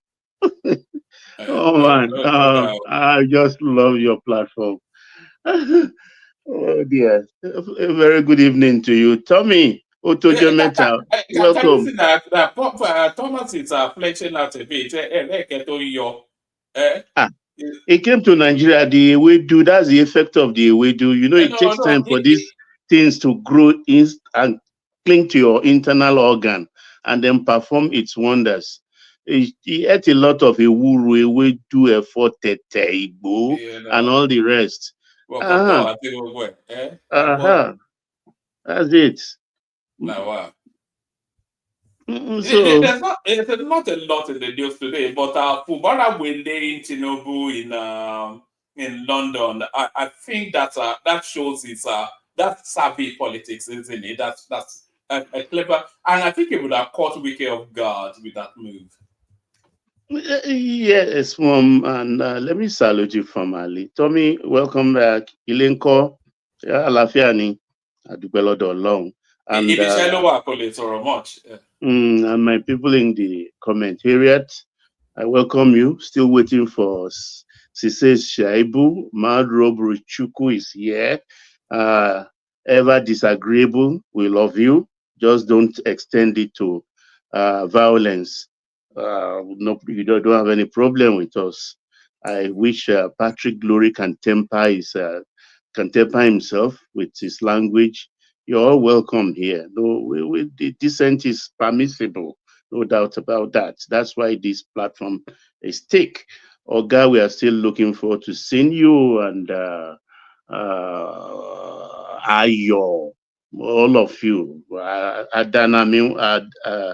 Adano, meanwhile, Aji, I welcome you formally, and all the rest I cannot recall your name right away. I welcome you formally. And our esteemed viewers also, you're welcome. I hope you've clicked the like button, and while at it, you also share and subscribe if you've not done so. And for the eavesdropper, I will not stop preaching to you. Please repent and do the needful. And one man, I didn't follow, but let's start. Yeah, the topic for today, I did not follow. But let's. Have you heard this? Is it rumor? If it's rumor, is it true that Samuel Ekpa will be extradited to Nigeria in July? It's all over the news, but it's in the alternate news rather than in the mainstream news. Exactly. So it's not yet broken through. Yes. That's where I found it actually. So that makes me a little bit skeptical. But well, we will see if they will flesh it up coming to the mainstream media towards the weekend. It will be confirmed, and that will be a sharing news for us in Nigeria, and it will be a lesson also. And also, I think it will drive some fear into the other terrorist group and people who have intentions to do our country harm, to say that we may be slow, but the long reach of Nigeria can touch the four corners of the world, because our forebears, they've sowed a lot of goodwill, and we are a giant of Africa, albeit presently with clay feet. But that clay feet, dry bones will rise again. That's much I have to say about that. For Fubara's presence in London, yes, Prince Daddy. Good evening. Good evening. Hello, one. You have to be loud, please. Okay. Can you hear me better? Is it better? A little bit. Come up a little bit higher. Okay, let me check this out. I think people may be sleeping where he is. See, that's usually people. Okay. Let me see if I can. Okay, you go ahead. So I was going to say, are you saying that diplomacy is better than kidnapping to resolve international issues? comparing Buhari kidnapping, what do you call it? A guy in Nnamdi Kanu. Yeah, Nnamdi Kanu, and Tinubu using diplomacy to get ECPA back to Nigeria. Yes, we can contrast that, but between you and I and our listeners, I will not support those using the word kidnapping in Nnamdi Kanu's issue. Rendition. Nnamdi Kanu was renditioned. It may not be popular, or in the eyes of the law may be wrong, but states have used it severally. As far back as the 1950s, they've used it. Israel used it. America has used it. A lot of Arab nations have used it. And a lot of other countries are doing it on the very, very quiet side. So I call that rendition. I think people just use the word rascally and call it kidnap or things like that. I don't subscribe to the use of that word kidnap. It was rendition, yes. But of course, Tinubu has shown some element of sophistication. Maybe if ECPA was in Togo, you're a smaller country, maybe he would have been tempted to use the same tactics and rendition him to Nigeria. But how dare he does that to Finland? I mean, it's not possible. But renditioning is sexier than diplomacy anyway. I prefer the rendition. Just suddenly just snatch him from the streets or somewhere and throw him in a prison in Abuja. You know, yes, I think that's sexier than diplomacy. But I would really love to see him in a dock. Sure, but if Nnamdi Kanu, my understanding is a British citizen also, isn't that the case? But Kanu was Nigerian first before being a British. I didn't know they have a hierarchy for your citizenship. Maybe so. Yeah. So he as far as you carry dual citizenship status, you are subjected to 2 slaps from right and left. No doubt about that. Except if you stuck to one, then that's a different issue entirely. You understand? So, but I want to see him come and for some people to learn lesson, because I'm very sure if ECPA is in the dock till eternity comes, nobody in Nigeria will lift a finger in his defense. In his defense. I'm not sure. What about that Senator Abaribe? He will go running and say our son. He will start doing our son, Senator Abaribe. Well, it's yet to be seen. So let him come first, and he will make Nnamdi look a saint if they stand side by side, because Nnamdi has done so much damage. Quite all right, but Sam Ekpa's own, I mean, that's at another level. You understand? And there are some people like he was just killing people for fun, wasn't he? For fun, that's the word. For fun, for kicks, and also making money out of it, serious money out of it. And when it comes, I mean, I'm not a drinking man, but I will crash that day by taking something. You understand? Because he did a lot of bad things to our people in the East. A lot of bad things. And it's still echoing till tomorrow. With that guy, I hope the news is true. I applaud it in advance, woman. So what's the other topic? This Fubara thing. Yes. Yes, this Fubara thing. Yes. Yeah. Fubara, that's a clever move. Whoever must have those elders or his mates that must have pushed him and egg him on to go privately to see Tinubu. I'm sure it must have been a big struggle. And these are people who are saying Tinubu is not working. Tinubu is dying in pain. He went there to work. This is part of the work. Fubara has obtained... Good evening, sir. Good evening, sir. Hey, Tommy. Good evening, everyone. Yeah, but why don't they make it secretly? Must they publicize it? Look, what do you think, sir? Anything that happened is no more secret. It will come out. Fubara didn't come out to acknowledge it, neither the president. But don't forget, somebody opened the main door for him. Somebody must have seen him in England going into that house. You see, wherever Tinubu is, there is a stream, a model stream of spies from all kind of countries that will be around. I think the meeting happened publicly, and I think they put it out themselves from the sort of pictures coming out.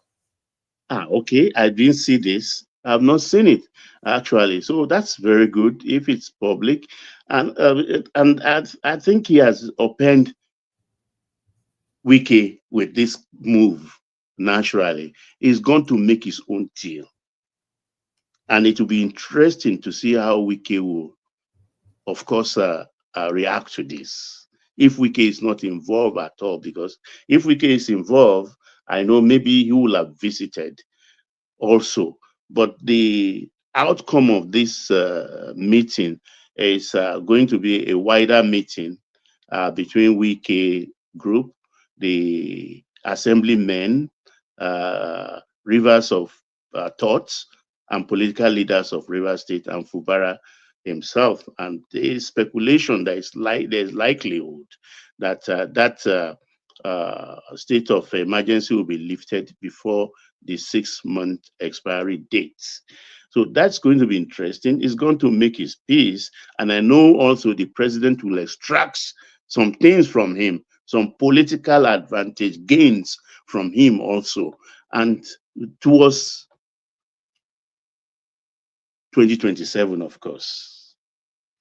And that makes it more interesting. Do you think it's likely to get the ticket for a second term? Depending on what he's gone there to do, but I know definitely if he is to deliver River State in company of Wike, or with the in performance with Wike to the president, or shifting to APC, of course he will be a fool not to negotiate himself into second term too. It will be a pari passu kind of thing. Yes, sir. Do you think Tinubu can woo him to APC?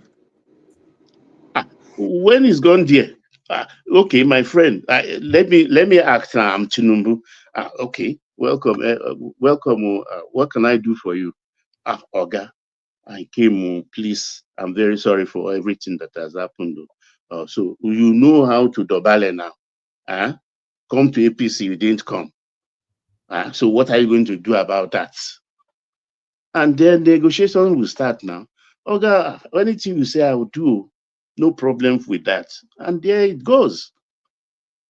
I didn't say this. I'm just dramatically laying out what might have happened in that this state. So River State is locked. It locked in for 2027. You may not be happy to hear it, but that is a fact. He has negotiated himself back into power. He has negotiated himself, and that's a clever move. That's a very, very clever move. So it's now, because look at what Wike said. Even if after that 6 months, the president now say, okay, I lift it, you go back. The assemblymen would have impeached him, and still nothing will happen. Because a lot of people don't know the intricacies of power play in Niger Delta and what is going on presently. They talk the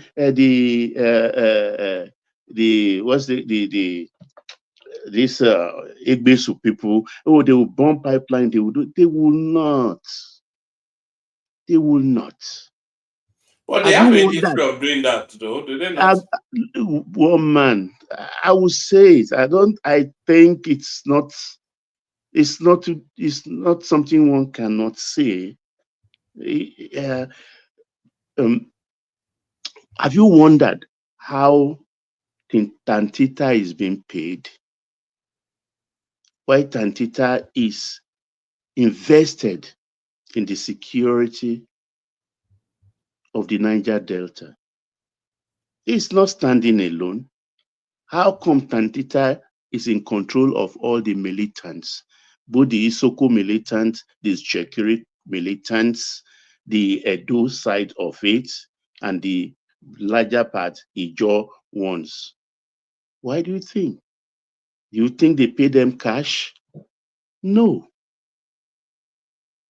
They pay them through daily allocation of crude oil. That's how they pay them.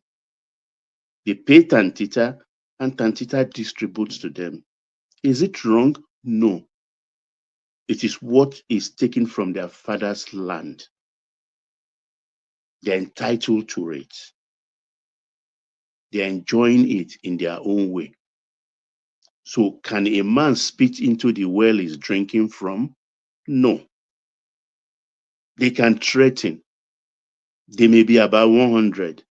One may dissent and want to make noise. The other 99 will descend on him and deal with him appropriately. That is why we are having relative peace in that region, in Niger Delta today. And it is good. They are not giving them cash. Yes, sir. Can we say Wike is still winning now? Wike still have the upper hand on him. Wike will always win. He who pays the piper dictates the tune. Wike will always win. Look, we saw somebody bought, who wouldn't like that kind of coddling? Somebody bought you a form, groomed you, campaigned for you against the noises from all established candidates, campaigned for you, stood for you, made you governor single-handedly. You think that kind of person will lose? We saw Fubara always standing behind him, no pimp from him, while the master, of course, campaigns vigorously as if he is going to enthrone himself. So if Wike will always win, Wike will always win. And to me, as far as I'm concerned, as a businessman, a bargain is a bargain. More so when it's written or signed in blood. So Wike will always win. Wike will always win. If not, what he's done is unforgivable. And it's not good that he has retraced his step. It's good that he has retraced his step and become very sober. So right now, he's going to be a good boy. He will do his 8 years. He will deliver the state. He will deliver whatever he wants to deliver to Wike, albeit with moderation, possibly. He's almost started campaigning for Tinubu even Fubara in some. He has no choice. Maybe nobody is seeing it, or because they are so disagreeable and or being programmed to hate the country and by extension Tinubu. This man is changing our country. Our country is changing for good. Our country is changing. Change is slow. Change is not easily embraced by mankind. But eventually we'll all fall in line because our country is changing. A lot of things changing. The governors are fighting. The independence of the local government administration has not taken root. It's slow. Why? Because the governors are fighting it. But eventually it is the law and it will take root. It will be administered, whether the governors like it or not, because they are very powerful in their own rights. The new tax regime is coming on board, maybe in the next 2 months. Those earning minimum wage, those operating mini industry, cottage industry, earning of which capital base or this thing annual is not more than 15 million will not be paying taxes. Zero taxes. Our country is changing. We've joined African trade agreement. We will now trade between Africas. We will be weaned from the hegemony of the on the tyranny of the dollar transaction. It's small. Progress is slow, but if it's steady, it is to everybody's advantage. All this knocking our heads on the wall and things like that, you will just get bruised for nothing. This guy has stayed the course to the admiration of world bodies. President flip-flop. Once we shout, they cower. They talk about subsidy. Do we know Obasanjo increased fuel prices 580% in his 8 years in power? Yes, 580%. The increase, I think, in about 4 tranches. It wasn't enough. Jonathan increased just to catch up, not enough. And you are telling me Tinubu should do the same thing? We know the definition of treading the same paths. It is madness. He refused to kick the can down the road and stop the nonsense. Stop the nonsense instanta. We suffered for it, but we've cruised past the danger point. We are swimming above the tide right now. We've paid all the debt except those that are in dispute. Everything has been paid. The money they printed, we've put it in a different basket entirely. The 30 trillion oversight. We put it in a different basket because that's nonsense.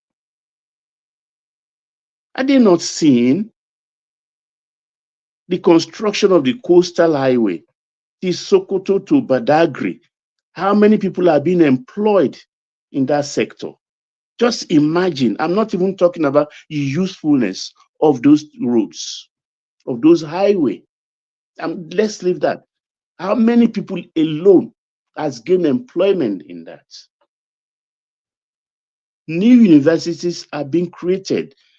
People are against it, yes. Oh, we've not done well with those ones that have been created. But we forgot that when these second generation universities were being created, the Edo State University, which is Muhammad Ali University today, the LASU, Lagos State University, Obanjo, and all that, those are second generation university. They look mushroom then. But today, they've grown into their own. Now we have third generation universities in Nigeria. They are saying, no, but it will grow. They will evolve. They will evolve. Avad we talk about today is over 300 years. Over 300 years. Avad is over 300 years as an institution. Not to talk about the Cambridge, Oxford in England. People always go against things. Yes, they will laugh at you those days. You say, which university I'm going to Lagos State, LASU. They would laugh. But today, LASU is a big institution. Accepted. So Tinubu is creating more universities. He has created a commission for Southeast with 25 billion endowment fund. He has created for each of the political zones. These commissions are going to have big money. People will be made to administer. I think Ojus Okalu is in charge of the Southeast Commission with 25 billion to administer. I'm saying this because a lot of people don't know. So hold Oji Kalu, if you are a Southeasterner, make sure you pay attention to know how those monies are being disbursed. Please.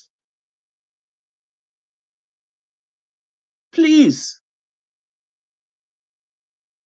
A lot of us don't know all these things that are going on because we are blinded by those who live on social media, using pre-sale to charge you up, to gaslight you, turning you into robots.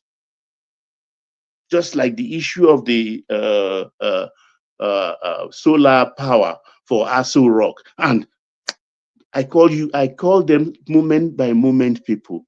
All they want every day is something they can be disagreeable to, and they just pounce on it. The next morning they wake up, they are looking for something. But we forgot that we can't think above the fray to say solar, what's solar doing there, and things like that.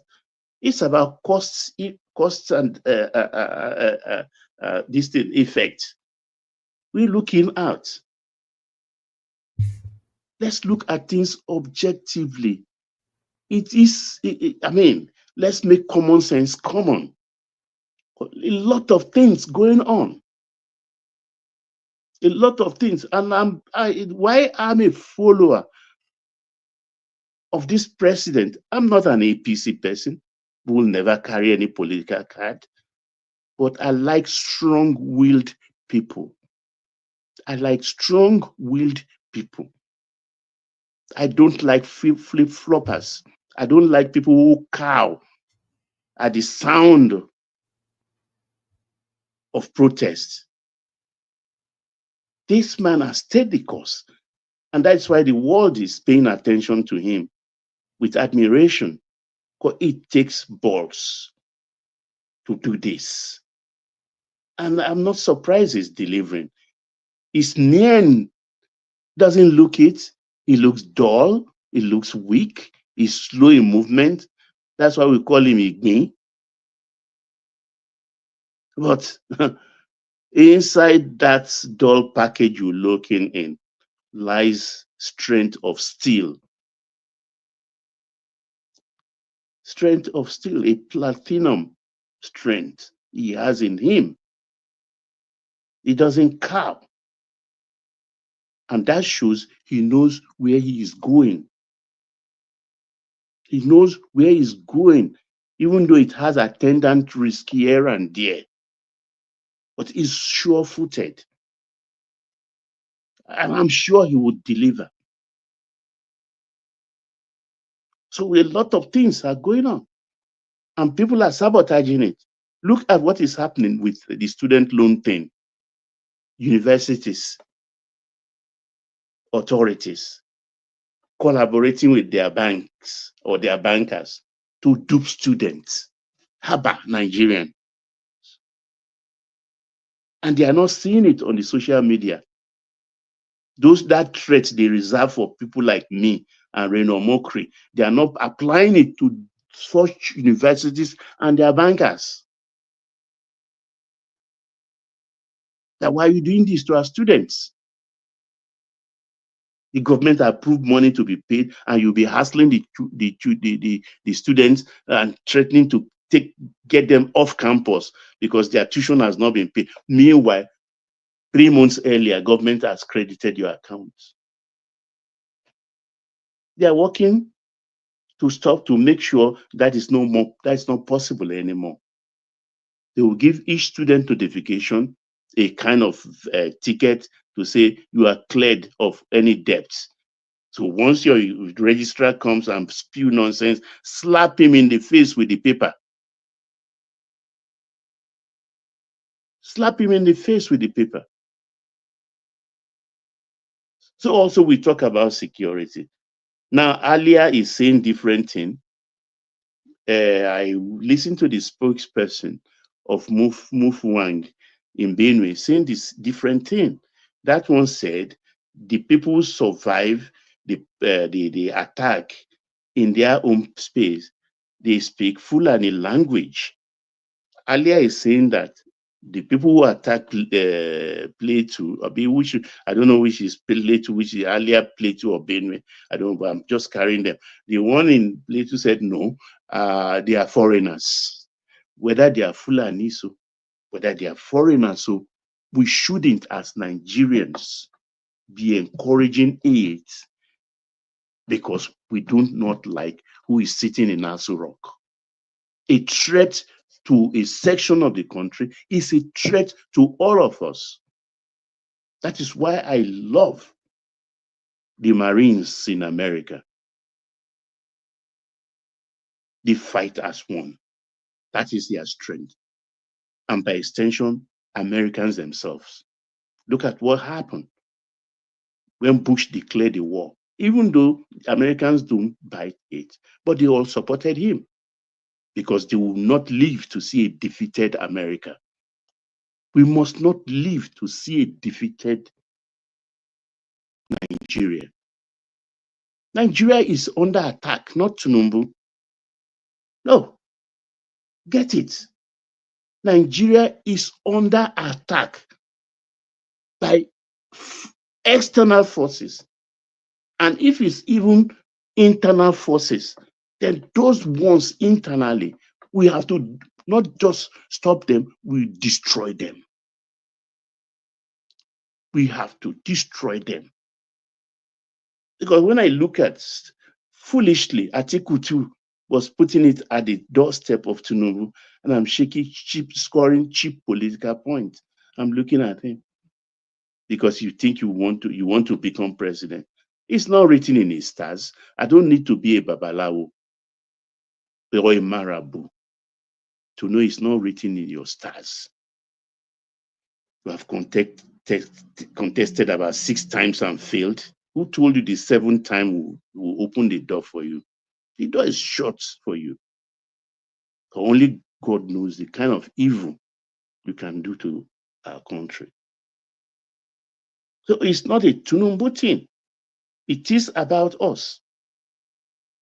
If we allow ourselves to be conquered, it may not be, you think the thing has not come to your state or your doorstep down south. You are very far away from it. But it doesn't happen in a day. Conquest doesn't happen overnight. Inch by inch, you'll be taking territories. And eventually it comes to you. You think you can stand it. They've grown wings by then. These people who want to destroy us. So it has to be us against them. We fight as one. When we finish them, we can come back and start our own backyard fight. Here, cat and mouse, Tom and Jerry fight. We can come back to that. We will always fight as brothers and sisters, whether we like it or not. But once one of us is under attack, we should all wear the battle armor and destroy that force so that it doesn't get to us. In fighting by the side of our brothers, we are fighting for our own lives too. We are fighting for our own lives too. That is the plain truth. So we cannot be clever by half. So that is it, one man. So what other topic? If there are any, or Thomas can come in, please. Yeah, Thomas can come in, but the IMF is saying that the Nigerian economy is positioned to withstand external pressures, which is a testament to all of the repositioning of the economy by Cardoso, especially Wale, and of course Tinubu. Yeah, of course, we have a problem right now, but then we can solve it easily because, one, oil prices today, I think Brent is just hovering around 60, 61 today, and our budget. Maybe if the Israelis go and attack Iran as they are promising, maybe that'll be a real boon for. Yeah. So, but then it's like, okay, this thing has gone down. So what can I do? If I produce more oil and sell more, I will be able to get more money to add. That's one of the things the president is trying to do, because they are pacified, because there is something they've adopted now. There are old wells abandoned for many, many years by Shell Ajip and all the rest. Settlers have taken the ones in Ondo waters. Then there are some waters in is it Belema also. That Fubara man coming, what is his name now? Seraibe, his people, they have some wells abandoned there now. He is chopping. Those wells are being now allocated to local oil companies to start to tap them. What are you making of the international oil spaces divesting from Nigeria, though? They are not they are not divesting. They are going into deep waters where they will even be doing us more harm. Shell is there, Ajip is there. They are all in deep waters or even ultra deep waters. It is convenient for them because everything they are taking there from, the man we've appointed, the custom man, the man from NUPRC are there, all the regulators. Those small men you consider small men will be suffering the weather and be making money to take account. How much did you pump today? Where is what is in your SOP, this thing, the oil reserve tank? What do you put there? And things like that. They'll be making money. They've dodged out of it. But luckily enough, our own men, they've made enough money through oil, through subsidy, that they are capable, more than capable, to take over their operations. We are not lacking in takers. No oil field is fallow. We are discovering new blends every day. The Utape and there is this is it Obosi field. They are opening with new blend, ultralight oil, sweet crude. That all you have to do is just cook a small pot and pour them in. They become products. You don't have to heat them, or you don't have to overheat them and then or blend them with another crude to be able to get something commercial and from which you can make profit. That's how rich our oil fields are. So those are the oil fields they are opening. The Ogoni one, they've given them a university. Fubara has graciously given them River State campus in Ogoni land to start that to be the start of that university in that territory. A university comes with its own economy. They should get more. I'm not saying they should not demand more or get more. They should. It is their right. It is their land. It is their land. They should get more. Ask for more. They should get more while Nigeria is enjoying also from their territory. Rightfully so. So we are not lacking in anything as far as the president is astute. So the price may come down, but by volume of what we get every day will cover up. That is one aspect. The second aspect is when the tax regime comes on and we are holding the corporate bodies to putting their feet to the fire, tax fire, they will be paying more or what is appropriate. I mean, look at how much the banks are declaring as profit. Even our Mr. Peter Obi's bank declared 300 and something billion. He has never declared that kind of profit before. Fidelity. Sorry, I don't want to mention the name of it. They have not declared. So they are making money. So if they ordinarily, from that 300 and something, for instance, that bank declared. Well, was it not Reno Mokri that was saying even Peter Obi has gotten significantly richer under this? So he will pay us, give us like 100 billion out of it. It's something. So there is a lot of leeway for the president to use as for stopgap measure until the world is able to define how now to operate under Trump's regime. Because whether we like it or not, when America sneezes, the world will catch cold. Over 60% of the world trade is denominated in USD. Everything from the International Bank for Settlement in Basel in Switzerland goes through, it's all about the American dollar transactions.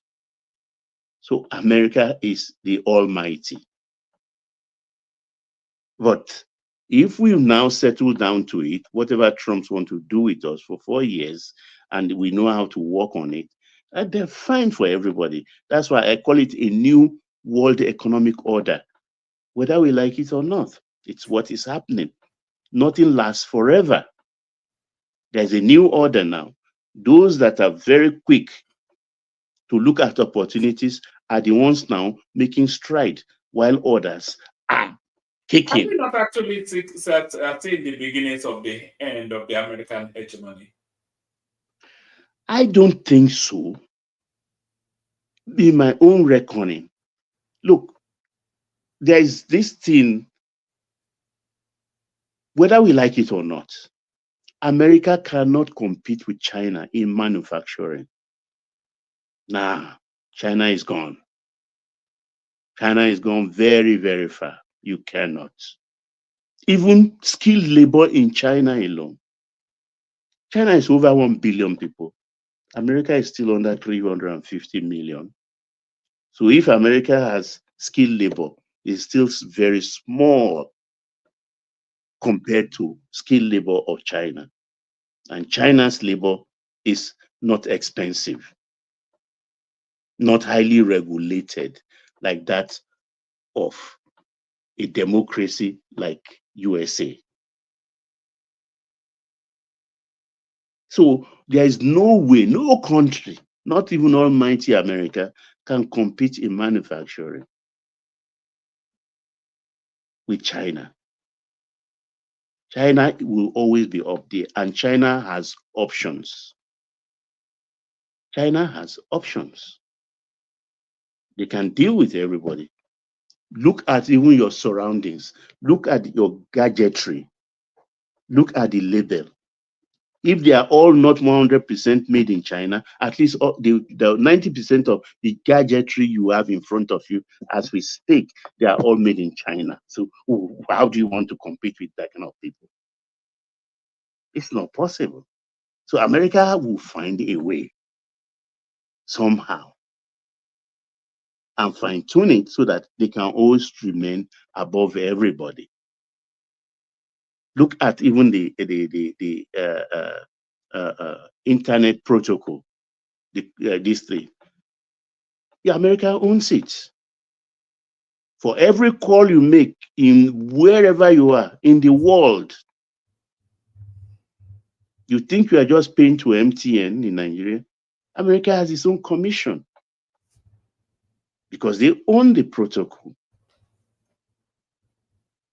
They own WhatsApp, they own all these things we enjoy. The Indians own WhatsApp. It belongs to an Indian, though. I don't think it's a. You mean WhatsApp? Yeah. WhatsApp belongs to India. Who is that Indian? Is he not carrying an American? Wait, is he not carrying an American passport? Let me check. Check. If he's an Indian, check his passport.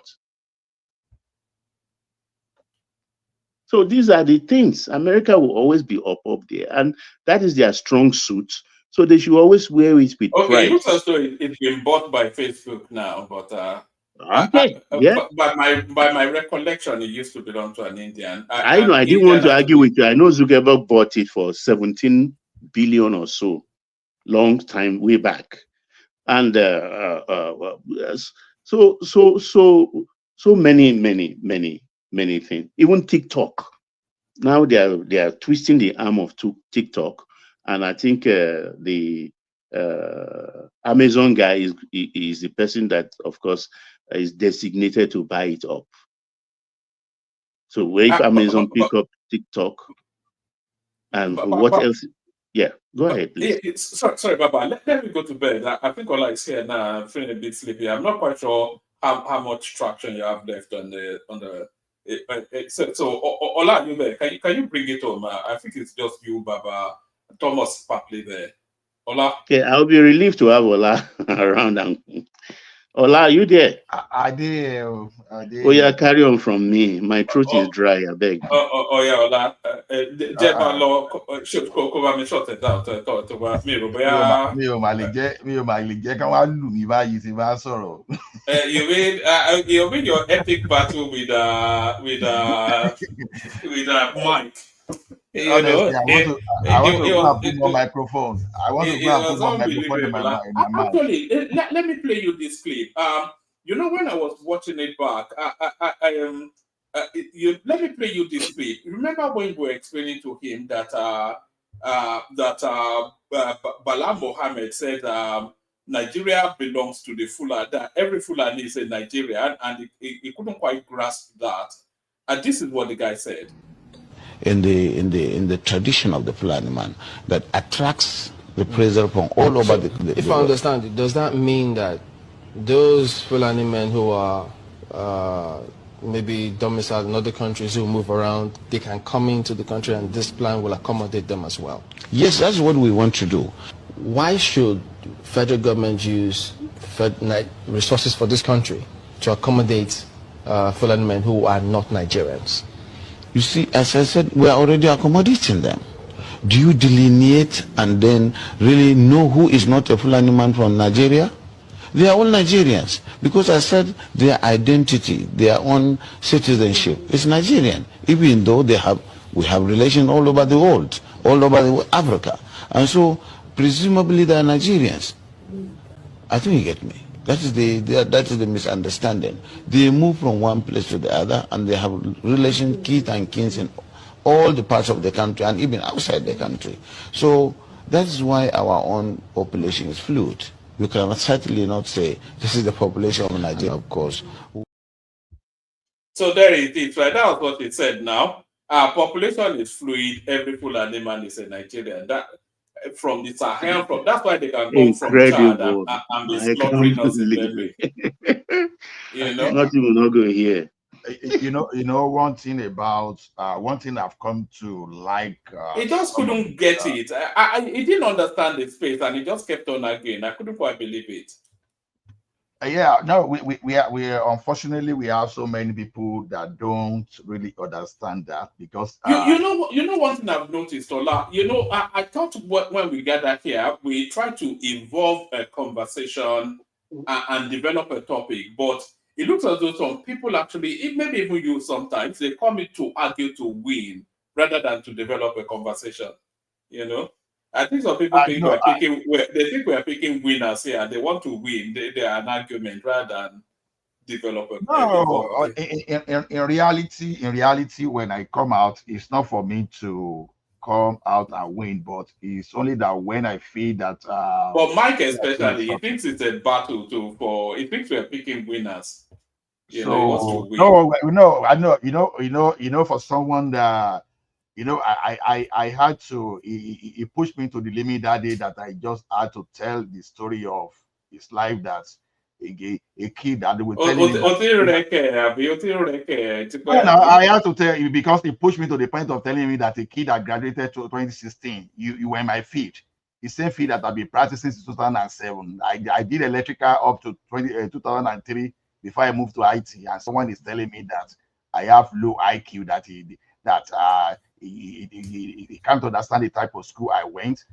I have to call his school to him that, okay, you that went to one unknown state university, I sorry to use that word because I can't really say it's just a form of arrogance, but he pushed me that day that's okay. You went to one kind of middle rated university, and you are now telling me that I'm low intelligence. Say, you that cannot even get into.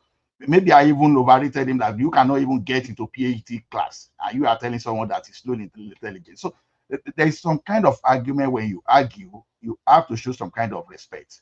Even though if you have some kind of affiliation, that was I say, if you have something to do with Fulani people, you recuse yourself. You don't have to argue and try. No, I don't think he especially care for them. I think Pansat is a bit like that too.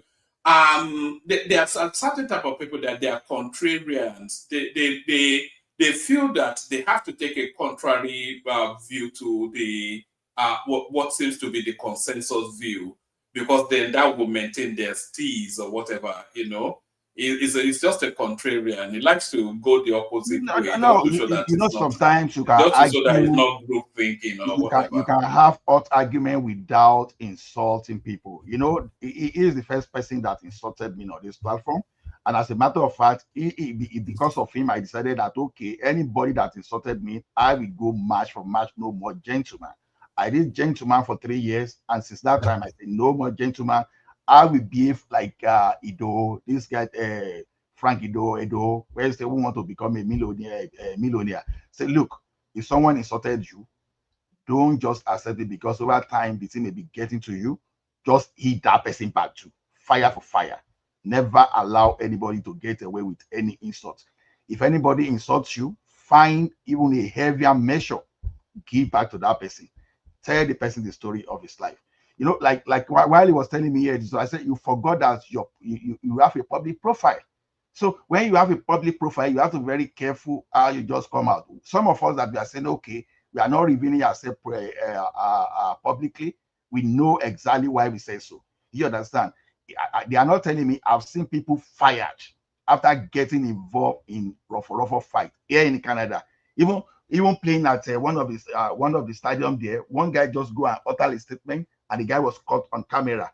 On Monday, he was fired already. So it's when you have a public when you are able to show your face and you have a public profile, just be careful of what you just come here and say. You can't be telling me that you're a corporate person, that you have everything, and the first thing when you have a contrary opinion, the next thing is to insult. Abba. So even if you're a kid learns from the elders too.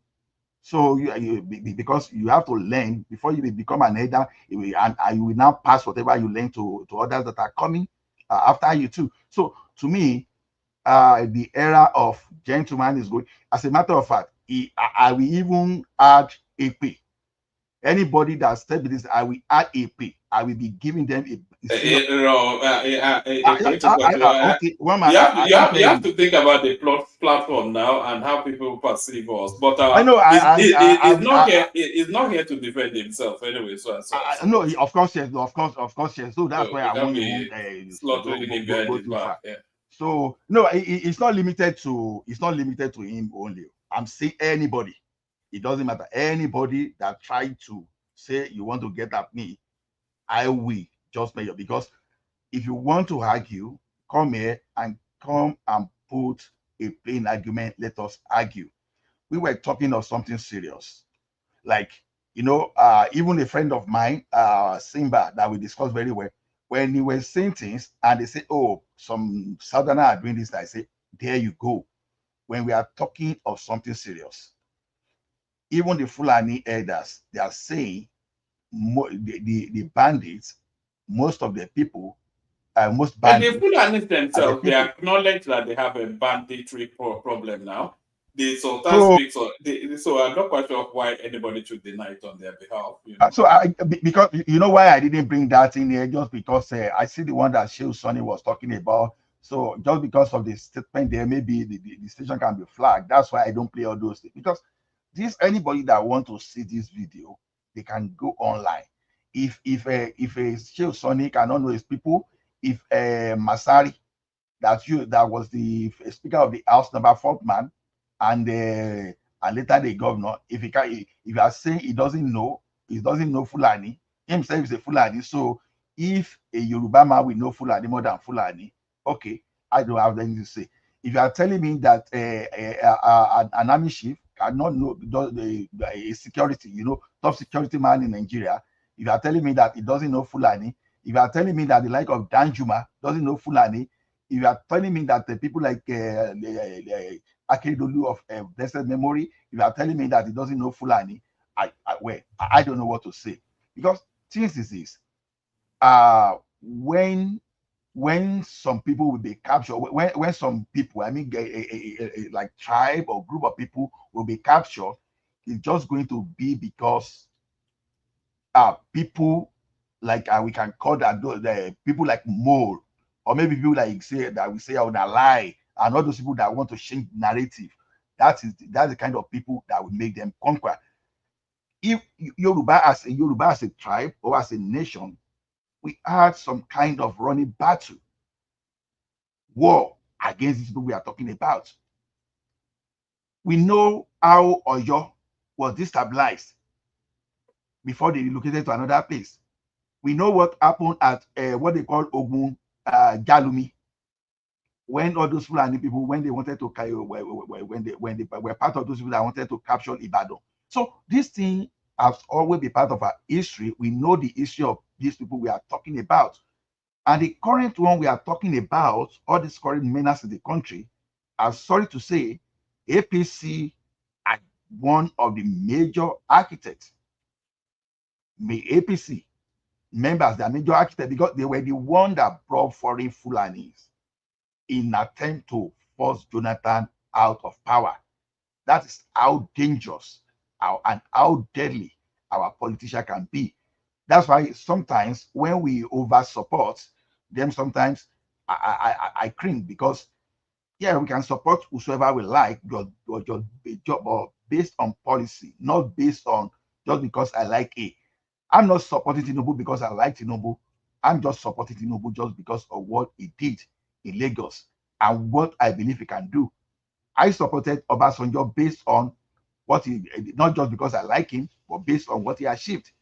So now, when I talk of, when people are saying, "Oh, I don't like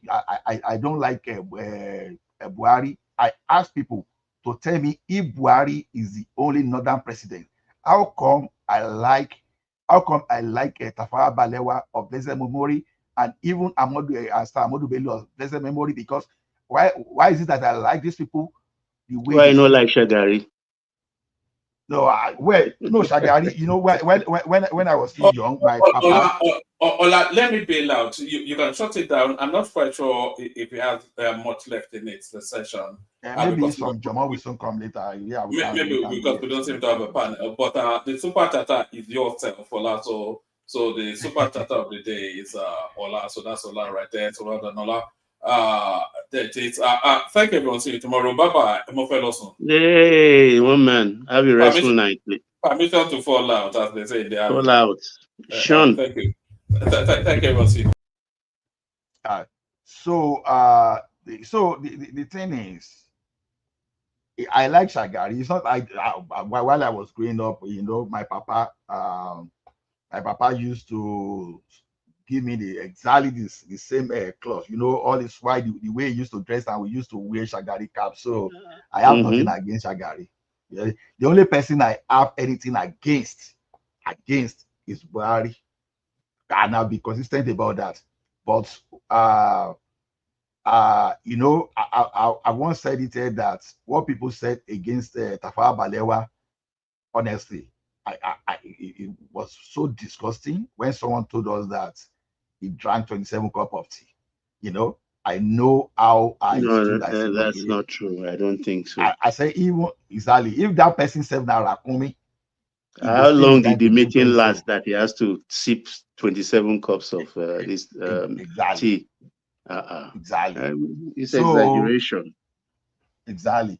So to me, the way that country is going, I think we need to be intentional for us to rescue our country. But if we still want to do political correctness, honestly, we are going nowhere. We are going nowhere. And that's one of the things that I'm still wondering, what was this delay about this state policing? 2027 that we are campaigning for Tinubu.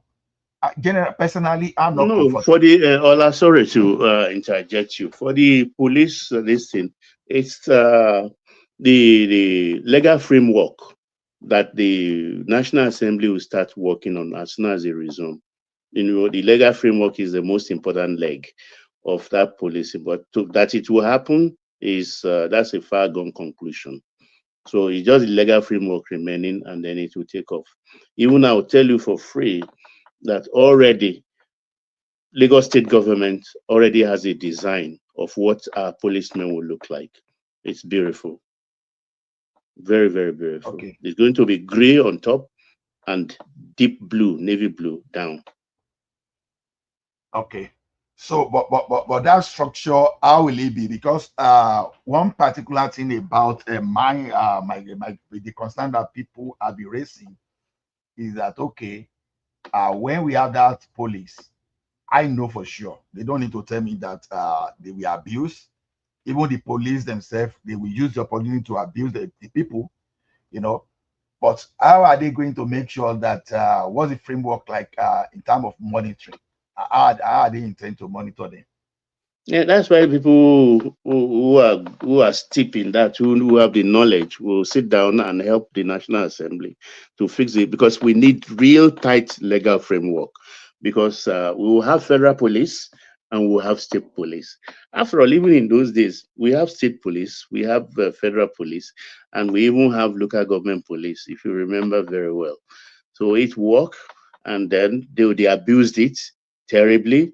We cannot discount that, but can we, because of that, then refuse to do it for its greater good? We have to weigh it side by side, which is more, the evil or the benefits. So if the benefit is more than the evil, then we are good to go, and then we work on how to curtail that evil into non-existence. And then that's just it. I'm afraid too. I support it fully, but like every other thing, when it's now about to happen, you want to do a rethink.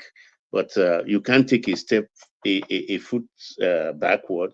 You just dig in and go ahead full steam and do it, and then you manage it as you go along. It's not going to be a perfect thing. It's not going to be perfect. Even in here, universities, I mean, they have their own police. They have their own police. They patrol their territories. So No, that is for sure, I know it's not going to be perfect, but like the thing is, if there is a way we can take these guys out of the governor's control, because like we've tested the governor we had since 1999.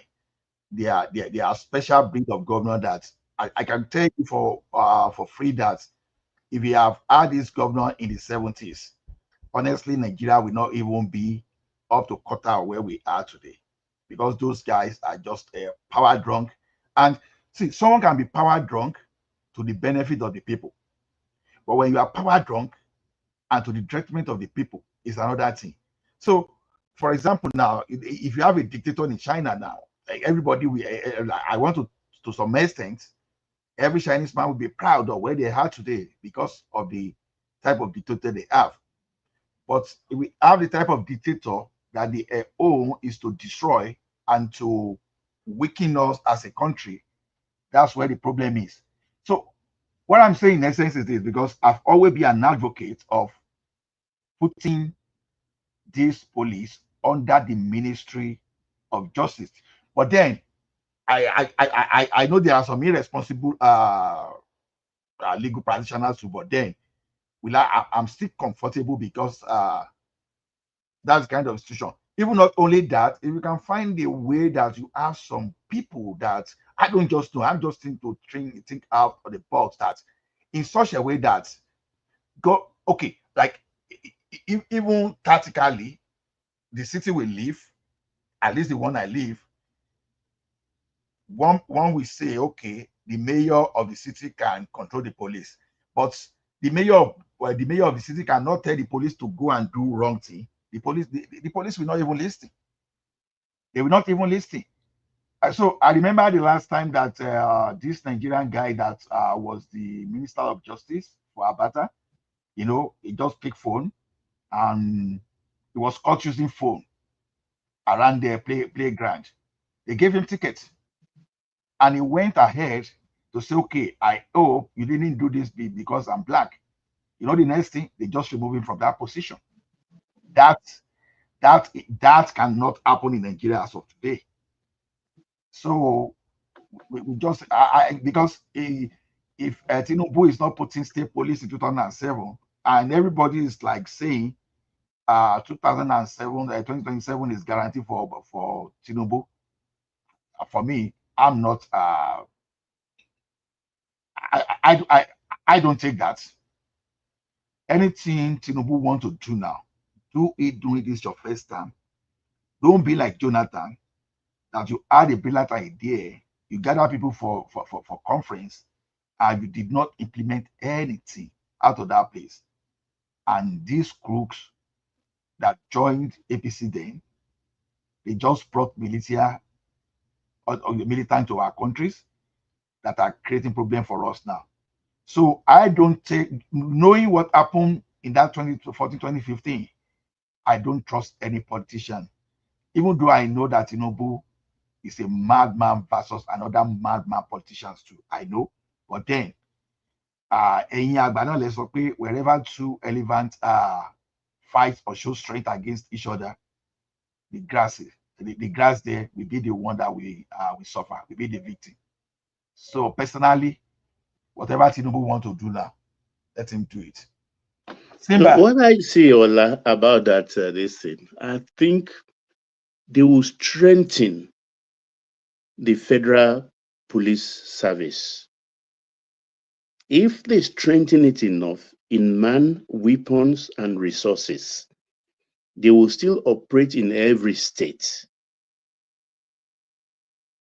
Somehow. And then the state police also will be operating. So it's an experiment, and it's what's bringing to life. Because as it stands now, the federal might itself cannot adequately police Nigeria. The population is huge. And of course, the demography too. So I think we shouldn't fear. Gradually, a governor cannot use more than 8 years. He will go. And of course, a lot of mechanism will be put in place. I think a lot of things are coming, and it looks like a crowded field already, because the census also is coming. The youth convention is also coming. And I mean, that's a really crowded field in terms of reform. But these are things that we're supposed to have been done since yesterday. So we cannot leave it further. We have to do everything side by side.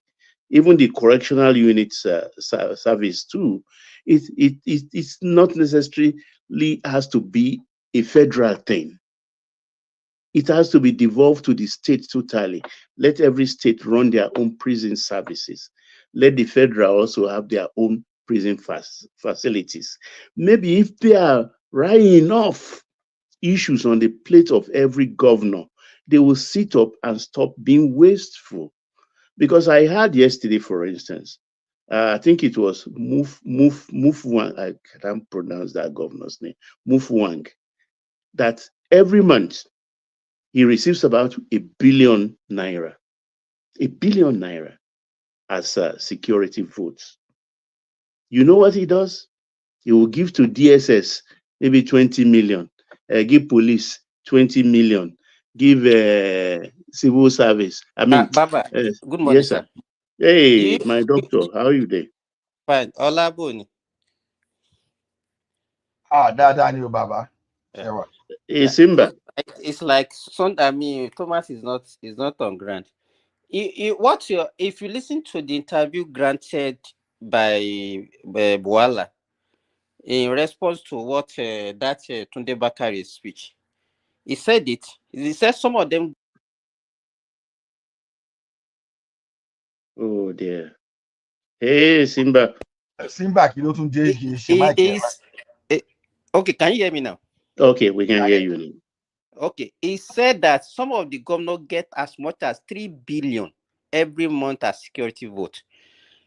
That some of them will just give the security agents 20 million, 10 million, and give police 20 million, and that's what they do with and pocket the rest, because it's free money actually. It's free money. I think the major problem that we have in Nigeria is not even the politician. I think we don't have a good population that have the knowledge about governance. Everybody is, they neglected every other politician. The only person that would normally face in Nigeria is the president. Whatever happens, even if they cannot sleep with their wife, they will say it's the president that caused it. No, If you that have is it. it, And whatever criticism that we have is not born out of the love for that country. It's just about hatred for that person, that okay, we don't like this person, whatever it does, we cannot actually appreciate it. We just want this person. And that is that anger that would normally develop. We never allow us to choose a better person. We always choose a wrong person because, okay, look at it this way. Okay, we don't want Tinubu. Fine. He's not doing well. Okay. Now, we want to put an Atiku or you put an Obi. Is that the solution to the problem? Out of anger, you want to choose a worse candidate. And that is why we've been getting it wrong. Every electionary year, we get it wrong. Because we are not choosing wisely. We choose out of hatred. We choose out of anger. That is our problem. If you really want to change that country, if you want to remove Tinubu, fine. He's not my father. It's not. You can remove him. But for who? For who? The person that will perform worse than him? If you look at that interview granted by this PDP guy, this Ogun guy, what is his name, Seth? okay, Otumba Show me said it. He said the guy could not condemn Tinubu completely. He said the guy, I can see some things that the guy is doing, but if we say we want to replace him, he said among who are the better candidates among the people that are contesting with him? He said it. He even mentioned Atiku. In fact, called Shegun called him Atiku man. He said he's no longer an Atiku man. So I think that is we the citizens, we are the problem of that country. I agree with you. We are really the problem because we don't put our heads down and think ahead. It's just that's why I always refer to us as moment by moment people. Anything we just see now, we just lash onto it. We wake up the next morning, we are also searching for what is happening, and that, I mean, you can run a country that way. A country cannot evolve that way. A country cannot progress that way. We have to really put down our heads and look Baba, I think exactly. I've said, maybe you've not had this. A colleagues of mine came to me and said the guy is from the east. He said the only thing that I'll be promoting is something that will destabilize that country. He said it openly to me like this. So if you now see those kind of people on the social media, what do you think will be their agenda? You see Nigerians freely, the only thing they be looking for is negative news everywhere. Okay, there's killing here, there's this thing here. You wonder, why are they taking joy in that kind of thing? When they see a good news, they will show a lot of resistance to it. I know it's not true. It can never be true. It's a lie. It's a propaganda. I know, no, Simba. I even, you see, bad news, even talking about bad news is not an issue if you are not politicizing, because when you see insecurity and you politicize, it just shows the level of your humanity, because you put yourself in a position, or you put that maybe something happens to one of your loved ones, and let's see now whether you will now immediately start blaming the president or you start politicizing. When we have insecurity, it's supposed to be a matter for security, for all of us to show our anger and direct our anger appropriately. So to me, the people we have now, we are not politically, the awareness, the level of political, because for those of us, yeah, I was young, I was poor guy in late 70s, but then, a kid that normally loved to listen to his parents, you be listening. I didn't really understand what they were saying. A kid of Bebonu, just Bebonu. The next thing, everybody be shouting up, "Awo, me too," without knowing why they were even shouting up, "Awo." Gradually, I just became politically enlightened. By the time they were doing that in 1983, I started knowing some things. When they mentioned some popular name like Bayewa and Kodata, Majasi, all those Omobori, Odu, Omobori, when they were saying all those things, by the time some of us grew up already, we don't become political. We were entrenched within the political system already. We could say this and that. You understand? To the point of even getting to school, to even getting involved in small politics. But since that 1999, the type of politics they brought to us, people believe that these governors, whatever they are doing, that is normal. I could tell you categorically that time, yeah, people were like, oh, Shagari was the same. But we focus more on Adekunle Ajasi than whatever, because that time we can see his legacy. Naim will bring all those books they use, everything. So the focus was more even on those people and our local government, because local government, to the best I remember, they were the one paying primary school teachers. Now, all those health center, they were the one. But I still remember up to when the military administrator came that time, we used to have one retired captain, Dayo Kondo, then in our local government. Then you understand that we say, oh, all those things, because those are the people that we knew. Nobody will be saying, okay, let us go and meet one Bamidele Otiko or one this guy when he came there. No, you face your local government, so that you have that power devolved in such a way that if you mention local government, the person that made the local government to stop paying the teachers is the person that started the primary basic. What does he call it? Universal basic education. UP was MPN, right? UPN, the basic primary education. That's the Obasanjo. It was one that not yes, through that he was not the one. I think he put down one under the presidency, so he now make federal, and that is why you see states. What baffles me is that the kind of politician that we have now.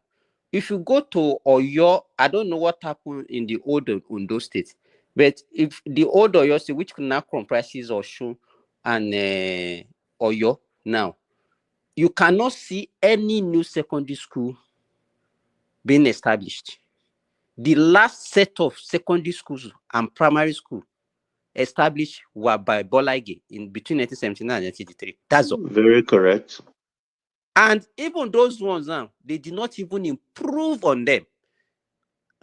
They did not improve on them. And that is what I can say that the military has done to us. Those eras of military, it's just sharing money, just give guys opportunity to take whatever they want to do. And that is why when this so-called elderly man from Lagos, when he asked, I don't know where he got this, is on his road to Damascus, repentant that is not doing and said is the one saying the truth. But they judge. Leave that a mommy. I beg. He's just lamenting. He's becoming a disgrace now. Honestly, when I see him, he's repeating himself every day, the same thing. Sermon, Baba this, Baba that, and I mean, I just look at it this morning. Even I was like, rest. Carry on, Baba, you will say all this now and go away with it because one, even the people that knows, because we are nobody's interested in the program. Okay, you want to tell me that somebody like Abati that is interviewing him doesn't know the kind of person that body judge is? Why can't he give it to him and say, Baba, but you, when you were there, what did you do? No, they were the same party, man. They are in the same party. You understand? And that is the kind of thing that we get. Then the younger ones, they don't even care to know. They don't want to know. The only thing that whatever they say is not appealing to their sentiment. It's just rubbish. How could we be listening to somebody like Bode George, ex-convict? And he'll come and say, I'm old now. And we have to say the truth. Which truth is in your mouth? Whatever you have today, come and tell us how you acquire those wealth. you know, you know that body judge you said, you know, although I would say, man, they shouldn't be. Any military man, especially in the 80s, to be honest, they shouldn't even be talking. The one in the 70s, they can still talk, but the one in the 80s, He was a governor in Ondo State. it was actually his wife. His wife went to slap one wife of the judges in the Ondo State that time. That woman had to just slap that wife back then. So, but well, to the best of my knowledge, at least let me just give him that credit. I think he didn't do anything because it was, but that was not a He moral didn't do thing. anything well. What do you mean by he didn't do anything? But to the best of my knowledge, it's like the wife did. It's like they didn't do anything to that woman. The woman is like it slapped. Like, can you point to when he was the governor of your state? Because you are in that state that time. You are under him in Ondo State that time. What can you point to that this is what the man said did? it destroy. Yeah, are you kidding me? I said anybody, any governor that led a state, I will not even let that ruled a state in between 1983, December 1983, and up to 1999, they shouldn't talk. Because why am I saying this? Now, it's on record that this governor, they destroy Odua investment, because Odua investment was one of the pillars of that place. Fashola farm went. You know how the madness can be, to the extent that some will want to celebrate party, I will just go and pick the bull they were using to cross speed. Just because he wanted to do party. They destroyed that farm. Oluwa Glass, Ibokoda. What happened? They finished them. Those are the ones that you know in your state now. What about the other ones that spread in other states? You are only telling me about you know how many abandoned projects? I know. It's cut across. It's cut across. You know, sometimes. What about Igbeti? What about Igbeti? Marble this thing. What about Ikpetu Modu? What's in that Ikpetu Modu now? A lot of things have really gone bad. Or when a dam that was supposed to be for irrigation around Ondo State, then so that we look, the advantage they take is that Nigerians have short memory. Nigerians have short memory, and our young ones today. Nigeria during your time, the people that we have now, aware. The political awareness during your time is more than now. But Ola, let me tell you this: the people that you see on the social media, even let me tell you, even people in our age group, how many of them? Yes, how many of them are even politically enlightened? And they will come and they will just be blabbing and they will, ignorance. Simba, do you know the irony of it now? When you talk, you cannot even believe your eyes that people will telling that, look at what that guy in Burkina Faso is doing. He's doing it wonderfully, which is a lot of propaganda. I just wonder, sometimes I just laugh. If you ever live in that country when the military rule are ruling you, Burkina Faso, that their GDP is 15 billion. Not even up to Ondo. They should relocate. Anybody who wish to go to Burkina, they should relocate now. I think they can grant them. Even that's your body judge you are part talking of West about. Africa. That body No. You are talking about Burkina. Have you forgotten when they were hailing Malay in Argentina? They were hailing Malay in Argentina, but where is Argentina today? That were in the same trouble. They can hate anything to the detriment of their country. You say what?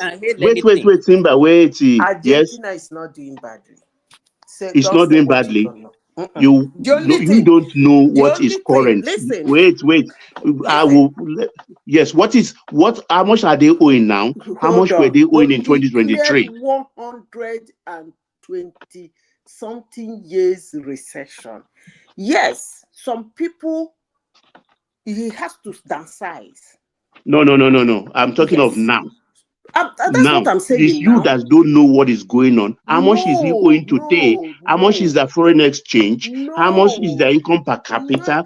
And how much are they asking for now? I disagree with you. That is where I disagree with you, because I'm current. You are not current. You see somebody. I heard the politician say Zimbabwe is doing better than Nigeria. Anyway, Zimbabwe. Zimbabwe that you can use 1 million whatever to. I said it's not even enough to Argentina. buy I didn't bread. say Zimbabwe. Let me give you their debt profile between 2023 It's when Mele about took over. 500 billion now. They have about $500 billion debt I profile. am telling you that the man has it was worse than that before. That is what I'm telling you. If you have been following the collapse of Argentina, Argentina was one of the thriving economy. You are taking us back. We are talking today. What has happened in the last 24 months? We are going back to when them and Mexico were owing almost how many billion? We are not 2 years we are talking. Take 2 years. Don't go back.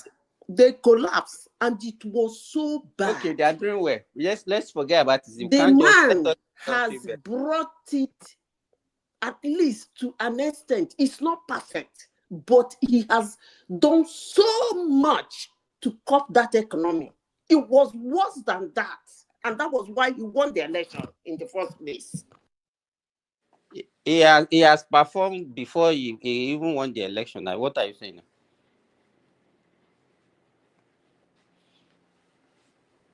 Remy, I thought you want to say something before. This is the topic for today. You know why I want to say? What I want to say is this. What I want to say is this.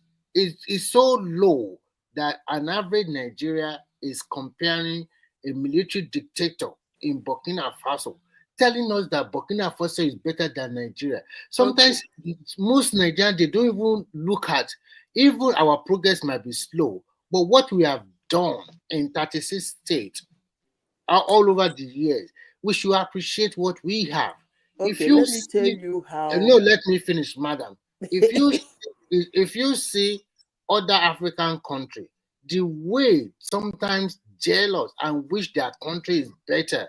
If you see other African countries, the way they are suffering, and you Nigerians, you said you are suffering when you throw your parties, when you drive your big cars, when people without nothing come to some bigger city and they become somebody. Opportunity in Nigeria. There are some states in Nigeria that even if you go there, you might be lucky to become somebody. That is why you see strong and strong of people moving to Lagos, moving to Port Harcourt, moving to maybe probably Kano in the north or Kaduna, I don't know, where there are nobody. I've listened to a lot of these content creators. Some of them, like that Nedu, they were all in the north before, and they moved to Lagos, and today they are multimillionaires. So they don't have that kind of opportunity in their own country. But when you see a lot of Nigeria on online demarketing their country unnecessarily, you are not demarketing your country. Most time, it is Nigerian followership that are even bad than even the leadership. Because when you're going to demarket your country, you are demarketing yourself. That is why the money. Remy, that is why that guy from Sierra Leone can have the guts to come on this platform and be telling us that we don't have it's because of what we have done to ourselves. Sierra Leone, that all their youth have been embroiled in drug. Yes. Sierra Leone, where I don't even know where did they and we allow him. Everybody just okay. He can. Let me tell you why it is like that. So let me conclude quickly. I just want to answer somebody in the comments quickly. Said to me, why don't you go back to Nigeria? That is why most time you guys, you are not saying the truth. Do you think I don't go to Nigeria often? Do you think I just stay in abroad all my life? Do you think I don't have investment in Nigeria? Do you think I don't help in Nigeria? You just come here and talk rubbish or write statement like that. And if they ask you to come to be responding to somebody okay, sorry for that. I think it's just I apologize for that. I don't really mean to. Okay, I apologize. Let's move on. I apologize for that. No. I'm adding to what you are saying. There's nothing to apologize about. See, guys. Because sometimes you just think, blah, blah, blah. The next thing, why don't you go to Nigeria? It doesn't matter that every of us should be in Nigeria. So if you are not in Nigeria, you should badmouth Nigeria. Or if you're in Nigeria, you should badmouth Nigeria. Is that what the person is saying? Is that what they're saying? I'm trying to say that we should stop badmouthing. No, what he's saying that you are not badmouthing Nigeria because you are not in Nigeria. You are not feeling what they are feeling. That's so you didn't live in Nigeria before. I never lived in Nigeria. What guys don't know is this. There's nowhere in the world that is easy. You know, like now, a person like me now, I slept like around 4 a.m. and I'm still here now, and we still be. I wake up to 12 o'clock. You understand? If it is that easy, I'm supposed to be sleeping completely 8 hours every day, right? I'd like to even add to what you just said. So, in fact, the pressure and the stress of living in abroad for you to meet all your financial that is exactly where I'm going it's to. even more worse than Nigeria. And we are you here. work out to your tail. I even supporting people back home. Ekene, if you are there, now today be today. I have your time today. I want you to come. That was why when Ekene was telling me the other time that it was contributing to the economy of Nigeria more than people in overseas, I said, oh my goodness, how convenient. Do you really understand what we are talking about? You are a business person. You are importing. You are not manufacturing.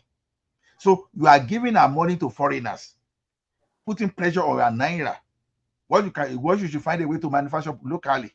And me, I'm anywhere and I'm sending currency to Nigeria for them to even be able to buy whatever you are selling.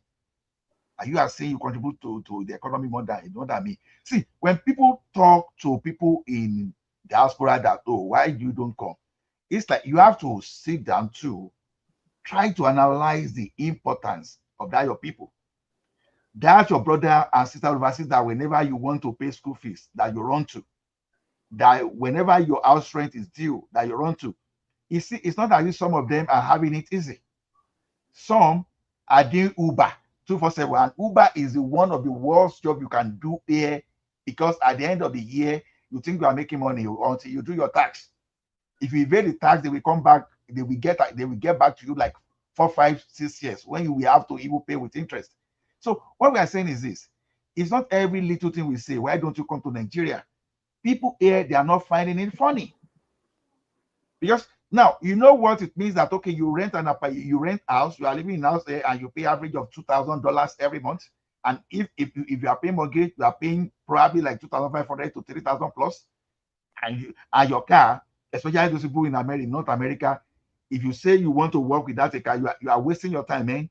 If you don't have a car, it's like they put someone in prison, because by the time you are taking bus, city bus sometimes can take away some of your productive hours.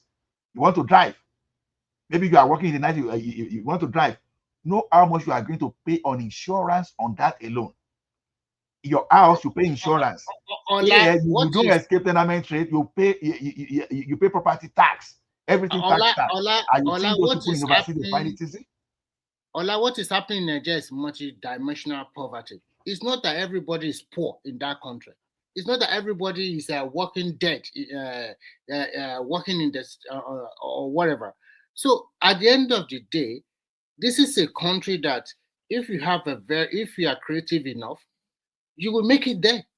And some people travel outside, they make it, and some people never make it. Life is about wherever you find yourself, try to make it the opportunity.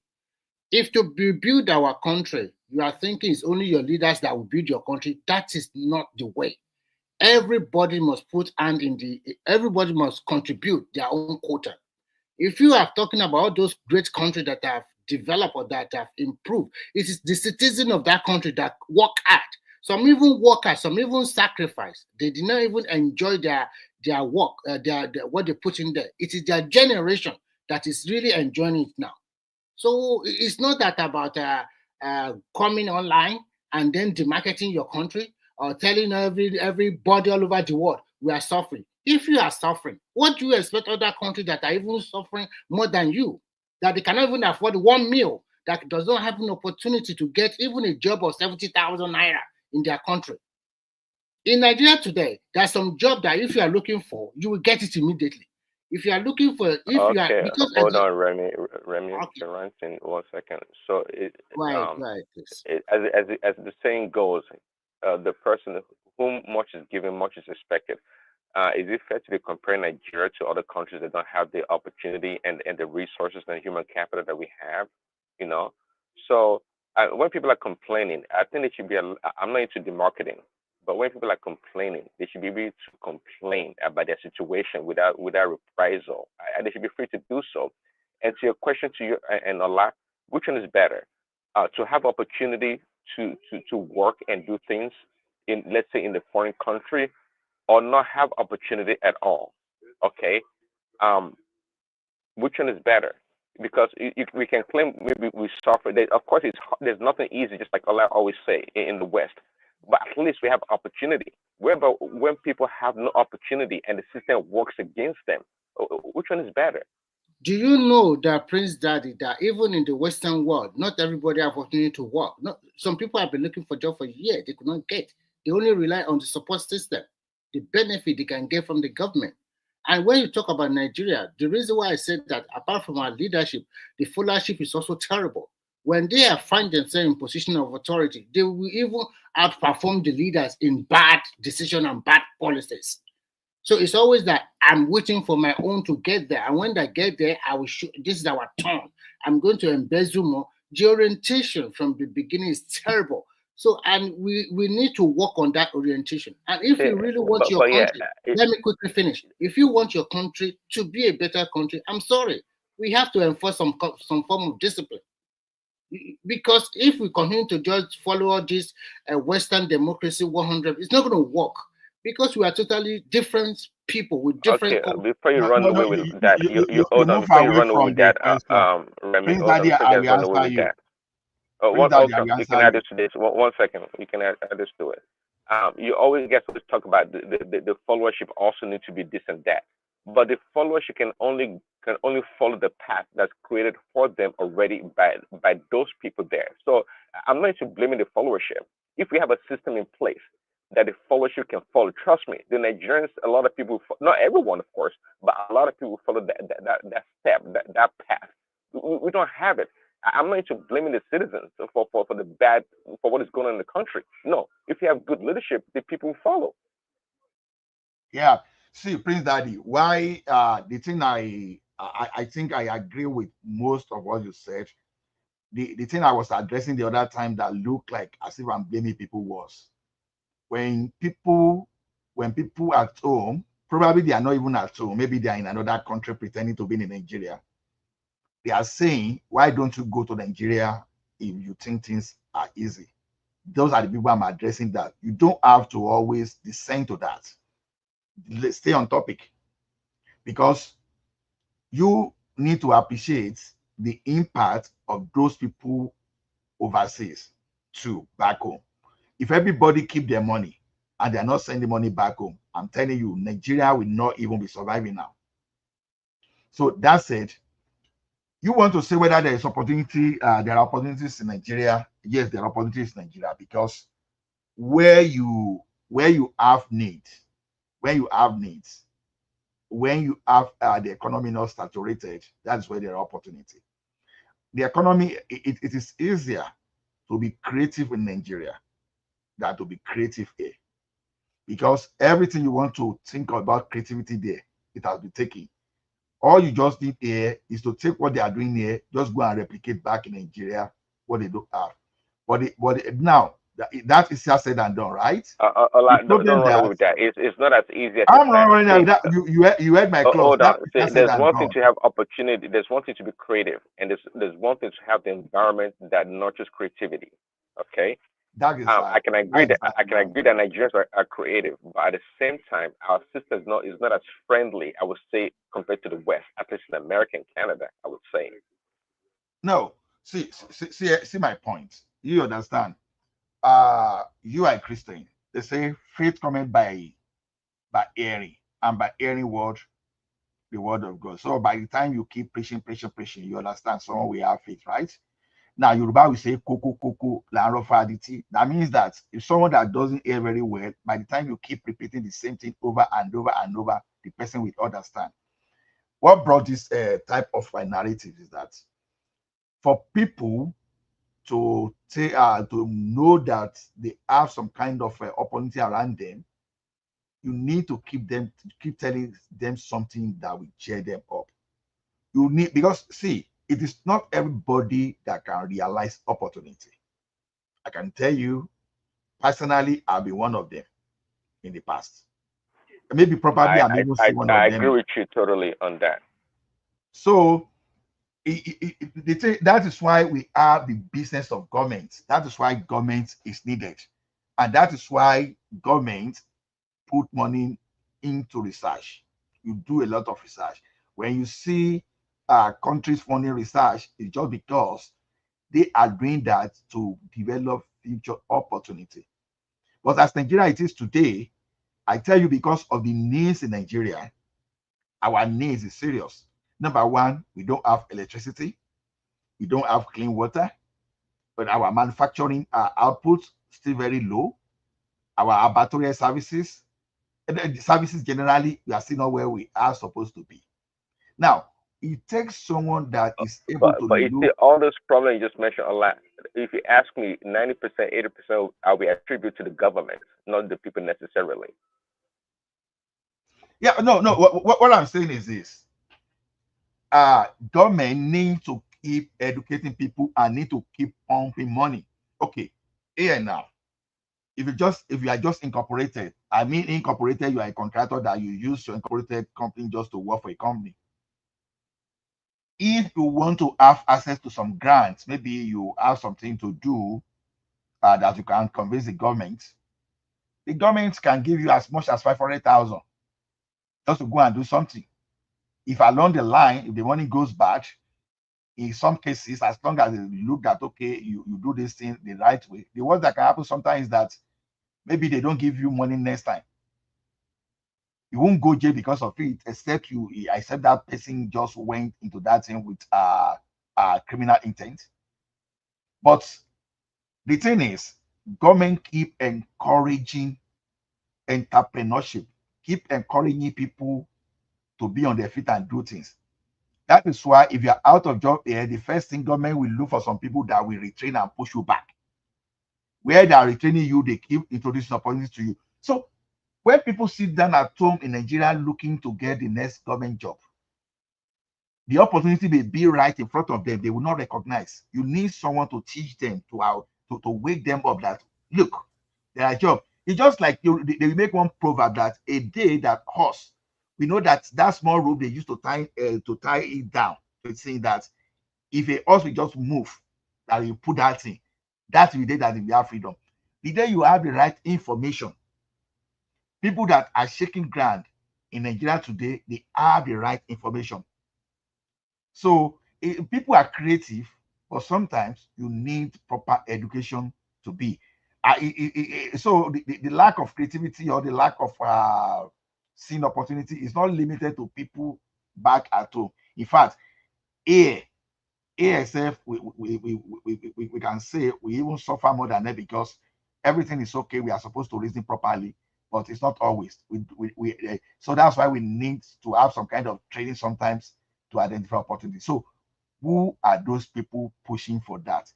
Government. So when Tinubu push students, sorry for cutting you. Yeah, sorry. You were talking about people talking about coming back to Nigeria or something.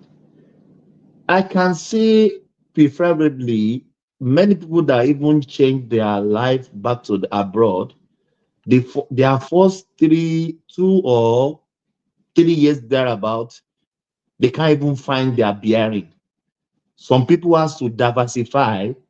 I'm an engineer from Nigeria. When I got here, I have to diversify to make ends meet. So it's not that everything is rosy in abroad. People just think, when I get to America today, I'll be picking money in the street of America. Australia is like honey ground. There is money on the road. So even to build your life here, your first 2 or 3 years, my brother, it's not easy. I don't know what happened in America. I want to ask you two quick questions.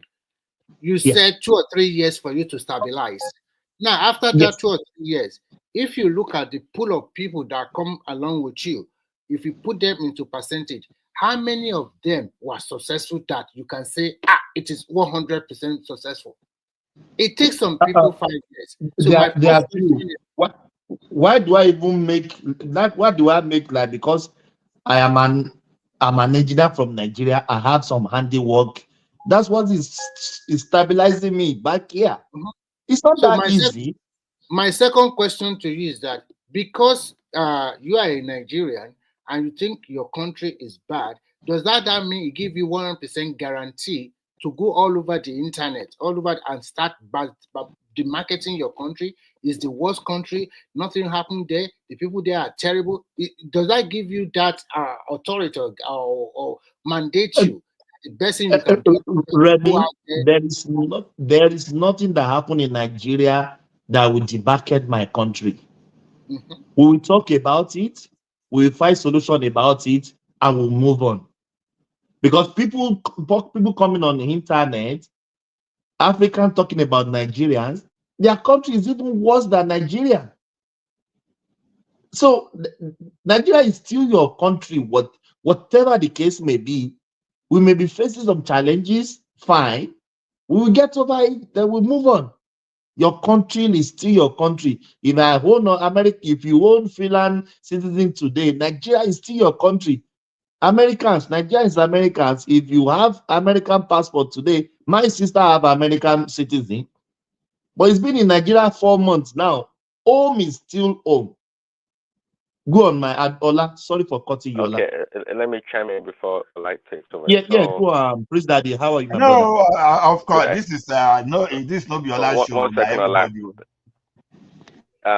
So this thing about demarketing your country, right? See, we Nigerians, we're not up to that level when it comes to loving our country. I think we are pretending. Our divisions are quite clear in that country. Unlike, for example, in America, you can see a poor American that's proud of his country. He doesn't have anything. You say I'm an American, and it won't bow by America because they have that orientation to love their country since they were little, and to say America is great. Even they themselves don't have much to contribute, but nonetheless, they don't demarket the country. But we Nigerians, we don't have that orientation. Why are you waking up today? You say people should, an Igbo person, Yoruba person, or Hausa person should not demarket Nigeria. Do we have that oneness as a nation? Why are you guys pretending? If something's not going well for one region or one tribe, they complain and demarket the country. That's what we do. What's so strange about that?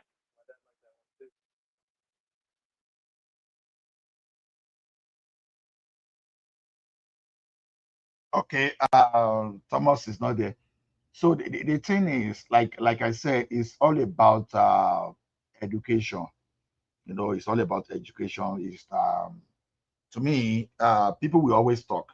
You understand? You know, it depends. Only Yoruba will say, "Bilenjo, bolenja, edebi pa konisha iso." You understand? So no matter how you try to say you want to be patriotic, some people will still have their own whatever because people will always talk the same way concerned them. So the thing is, if you don't want people to talk bad about the country, it still go back to education and the way you encourage the citizen. There is a thing that makes some people can say, okay, I can live and fight for my country. There's something that some people will say, my country is not worth fighting for. So that's just the way it is.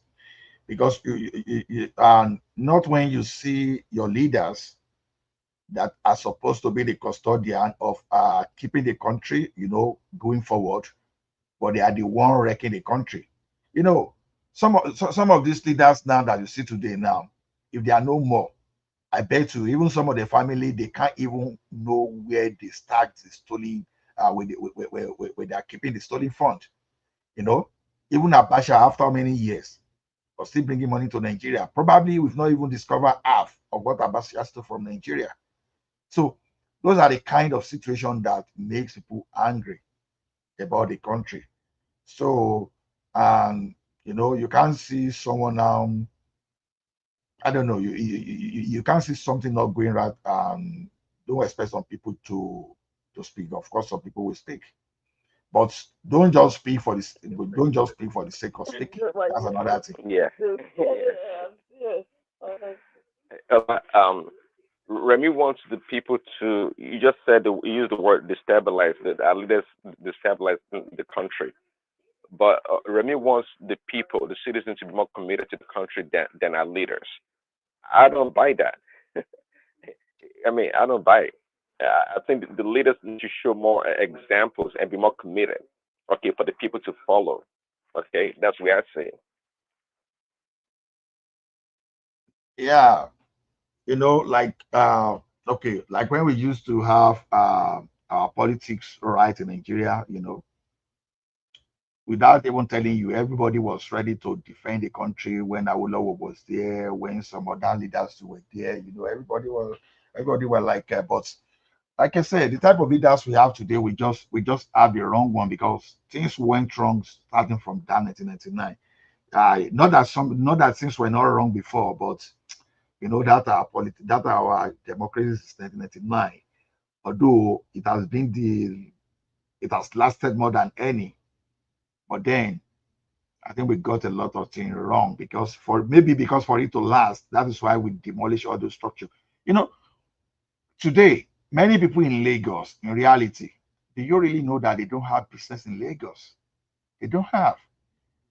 They can stay in Ekiti, they can stay in Ilesha, they can stay in Akure and still be millionaire. And how will they become that they're millionaire? They will look at the value chain around the local government, the city. Gone were the days when we used to have individual with exabyte tree, that some people will be producing a nail. Okay. Sorry, Ala. You said something earlier. I think you said not everyone is creative. Meaning, I guess not everyone can take advantage of the opportunity that's present in the environment. And it's not unique to Africans or Nigerians. It's in the West also. A lot of people in the West depend on other people's creativity and ingenuity to have jobs and to have their daily lives. Okay. So, you can't just say so much you leave Lagos and go to Ekiti or go elsewhere and suddenly become this entrepreneur or this great person. It doesn't work that way. Most people depend on other people's, creativity and their, depend on their success to be successful. A lot of people are employed in the West because other people have created jobs and companies for them to be able to work. So, and again, there are more opportunities for people in the West, I would say, not because they don't have opportunities back home, but we have to do more. This onus of putting the pressure on the people, I don't buy that. I mean, it's always a few percentage of people in a place make it or lead the people. No, I don't do that. I don't put, you know me very well. I don't put pressure on the people. I understand. And I understand those people that are saying that our people are not taking advantage. I understand what they are talking to. I want to respond to Prince Daddy. I'm not trying to say that they put more pressure on the followership, that they should do more than the leadership. What I'm trying to say is that for any country to grow, we must have a lot of patriotism for our country to succeed. And majority of our people are the followership. And if you are talking about leadership, the leadership also comes from that followership. So the system is already rotten. And if a leader wants to make it better, unfortunately, we are practicing constitutional democracy. It does not have the power like a dictator to just tell them, you sit down, you do this, you do that. How do we do it together? You need the support of the people. And if the people are hiding under religion, tribalism, and all sorts of negativity, how can that kind of country grow? How can it develop? If I want to talk now, you will tell me, wait, let you finish. Okay, talk. Madam Sita, you have to pay $10 before you talk. $10. Yeah, I say you should go ahead. You should go ahead and talk. Why? How are you, my sister? I do. Yeah, how's family? We did. We just did look. Our Yeah, Pope died. we thank God. Yeah. Pope died. Let's hear So from you, my sister. Yeah. You know, I'm a Catholic. So our Pope died Yes, on Monday. yes, that's it. Sorry for the Pope. May he still rest in perfect peace. I think you are Catholic. Yeah, I'm a Catholic. We don't really Those focus ones on where they Pope. wear cross for We chest. Pentecostal. Yeah. Yes. Yeah. I'm a May he still rest in perfect peace. Yeah. Amen. Let's hear from you, my sister. No, I'm just trying to interject, Remy. You see, people always believe that systems are different from the people. No. The system is actually the people. So whatever you are seeing in Nigeria is actually the antecedent of a Nigerian. That's just the truth. And I will continue saying it. Most people might not like me, but that's the truth. If you put a system that is not the people, you will see hell as the administrator or the government. They will fight you to finish. That's why most countries have been able to get a lot of things done in their country. Because when their government, which is a few handful of people anyway, when they say government, you think they are bigger than the rest of the citizens. It's just a few handful of people. When they put up a system that is not the people, they will fight them to finish. And that way, they're able to be getting one or two things done. They keep moving. They might not be fast because things are changing. But the important thing is that they're still better than people who have a system that is them. That's just the difference. You see, in 2021, right? When they did the NSAS riot. Is it in 2021? Somebody should. Hello? I can't even recall. When did they do NSAS? I think it's after COVID, isn't it? It's 2021. Yeah. I remember now. Either 2021 or 2022, but it's thereabout. There was a video that my cousin sent to me. He was laughing over it, but I was very angry about it. These people who call themselves NSAS, they went to a warehouse, which they claimed it was government warehouse. It wasn't government warehouse. It was somebody's company's warehouse. They now looted bags of rice. One woman, for some reason, was able to grab almost 50 bags. If you see where she loaded the rice in her corridor, in her bedroom, in fact, she has to raise her bed. Her children were actually sleeping on the rice. And then I now asked, what is the difference? Okay, they said it was palliative rice. And then somebody in the government packed it in the warehouse. So they are doing NSAS, and they found out, I want to follow their own story. And they found out that this is rice that is meant for palliative during the COVID. Somebody stole it and packed it in his warehouse, blah, blah, blah. And then they broke into the warehouse. One person filled her own warehouse with the rice, which is her home. She turned her home to her own warehouse. Then I now asked, what is the difference between the woman and the politician? Obviously, there is no difference. Yeah, anger, no difference, no difference. But the yeah, you're right. There's no anger difference. I see in Nigerians most times is actually ridiculous. But I will say it because I'm the only one that says things. And damn it. Let me say it now. The anger I see in Nigerians when they complain about the ongoings in Nigeria is not actually anger. It is hate and envy. That's why somebody can call for Dangote's refinery to be set ablaze. That is why somebody will say, we need to know how much Dangote was giving. That's why the quest to kill a big man is there. It's a mixture of hate and envy. It's not really anger that things are not going well. We want it to get better. No. Because if any right-thinking Nigerian wants something to get better, it will get better. That's just the truth. If Nigerians today want their country, if it is in their character to turn Nigeria to what they want it to be, obviously they can. Because our leaders are just a handful of people.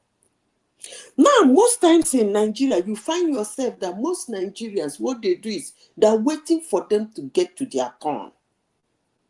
When it gets to my turn, I go collect my own. That was why a young woman in Nigeria that is not even up to 50 years old find herself in politics, campaigned. The kind of opportunity she had, most young Nigerians did not have that opportunity. To be able to start in the podium, campaign for a presidential candidate. She led the women wing of that party. And they won that election. They gave her one of the glorious jobs that she would have inscribed her name on. What did she do? She was wiring money. In fact, she saw it as an opportunity to become rich overnight. Then I now ask, what is she doing with $1 billion, $500 million, $100 million? What is she doing with that kind of money? So, Vanessa, why discriminating against the woman? I mean, she's doing what the men always do. So why is she unique? Why should she be different? No. I'm giving you an example of how Nigerians behave. When Wike was in the university, they were the ones fighting the government. Trust me, we all went to the same university. They were now so we are the loud. one fighting. We are the one fighting Wike now. Wait now. They were so loud that the government recognized them. When I mean loud, they were very loud. Just as most Nigerians come to this platform and say, everything, everything, but this has to be done like this, that was Wike them. And today, where is Wike? She was saying all those things to get in. She get in, he even become worse than the ones he was fighting when he was in the university.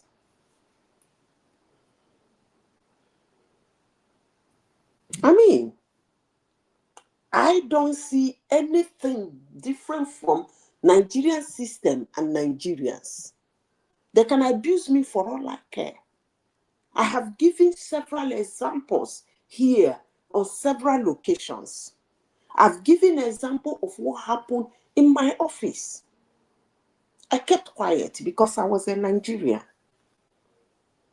We are sort of ignoring who we are, what we want. We make amend and find a way around it and we'll steal our own money. But when it happened to a white lady in my office, as the boss was going, she set her time.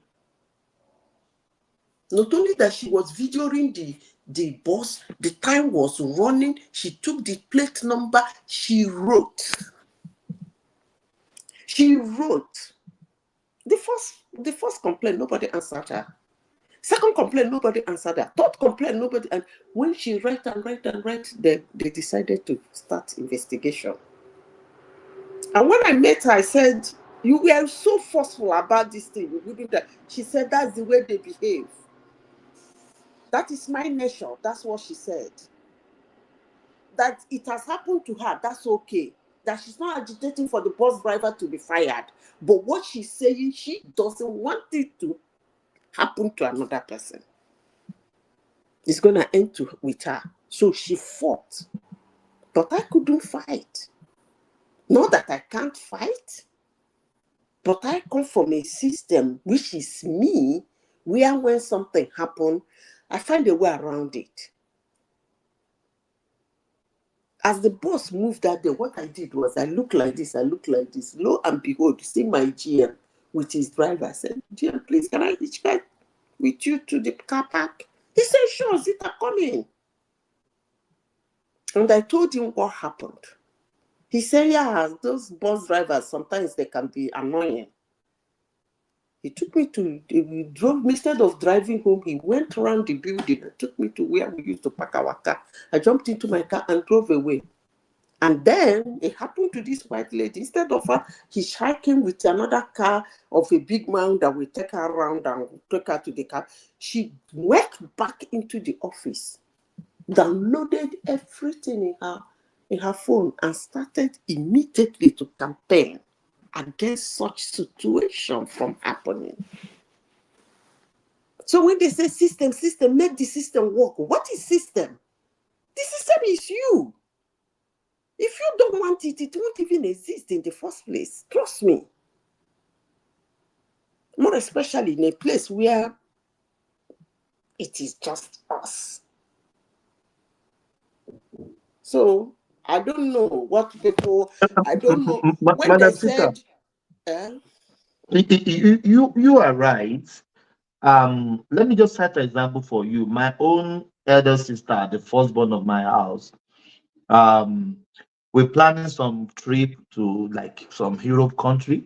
He's living in Nigeria. She's living in Nigeria. Then she just need like a pay slip, a home pay slip for my sister.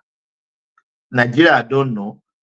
Because here, when you work, they send your pay slip to your email every week. I earn every week. But Nigeria, you still need to file for your pay slip. Can you imagine in the governor's office in Abeokuta, they still want to collect bribe to print out your pay slip for you? It's not the governor that told them to collect bribe. Okay. Somebody on the desk still wants somebody to put something on his hand before you print your own pay slip to you. Okay. Something that you are entitled to, something that should be sent to you in your mail. I got my mail. I just got a mail now of my pay slip for this week. I got it automatically. Thomas, yeah? The justification from those people, they will tell you that the governor is also making them. So they are doing their own. That is justification every time. I know, Remy. Unfortunately, I will differ. I beg to differ because, see, when you see a system when they have internal auditor and they occasionally invite external auditor, they know that people will find a way to undermine the system. No matter what, there will always be Judas in any system, even as small in number as we are disciples of Jesus Christ. Just 12 people, they see got a Judas. Then when you now see of the multitude like Nigeria, just see the number of Judases that will be there. So in other words, corruption has always been there. Some of them will appoint acquisition figure to their maybe immediate. Wait, that's not my point. Let me give you people. Let me give you a no, Madam, just give me a minute. Let me just round up. Okay. See, Oyibo, if you don't put the right system in place, then it is still. You understand? Person who they go to shop, they do shoplifting, that they will even muscle you out of that place. Just imagine when they have access to your cupboard, they will do that. But they have a system in place to check with them. So don't expect people to behave normal. No, I don't quite agree. If the system is not you, it will not stand. I still maintain that. Okay, maybe you people did not know the story of why in Nigeria they have two different plate numbers. I don't know whether they have eventually changed it now. In Nigeria, they have two different plate numbers. One has the map of Nigeria inside it. The other one has the is it the flag? Okay. I was a party to the old, because they changed the normal. Of course, everybody know they changed the normal olden days plate number my parents used. So they brought this new one. And then they listed the reason why they changed that our grandfather's old plate number to this new one. Okay. We all paid and we were using it.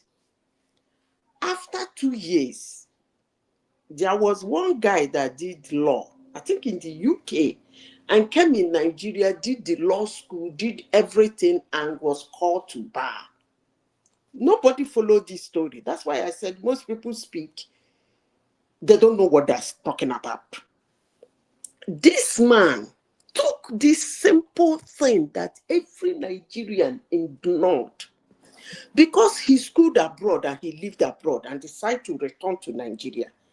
He has to look at the two reasons. After 2 years, they changed this thing and doubled the amount. I don't know if you people noticed. That was, is it in 2013 or in 2012? They changed the plate number again. So you are right. I remember, Madam Sita. Go on.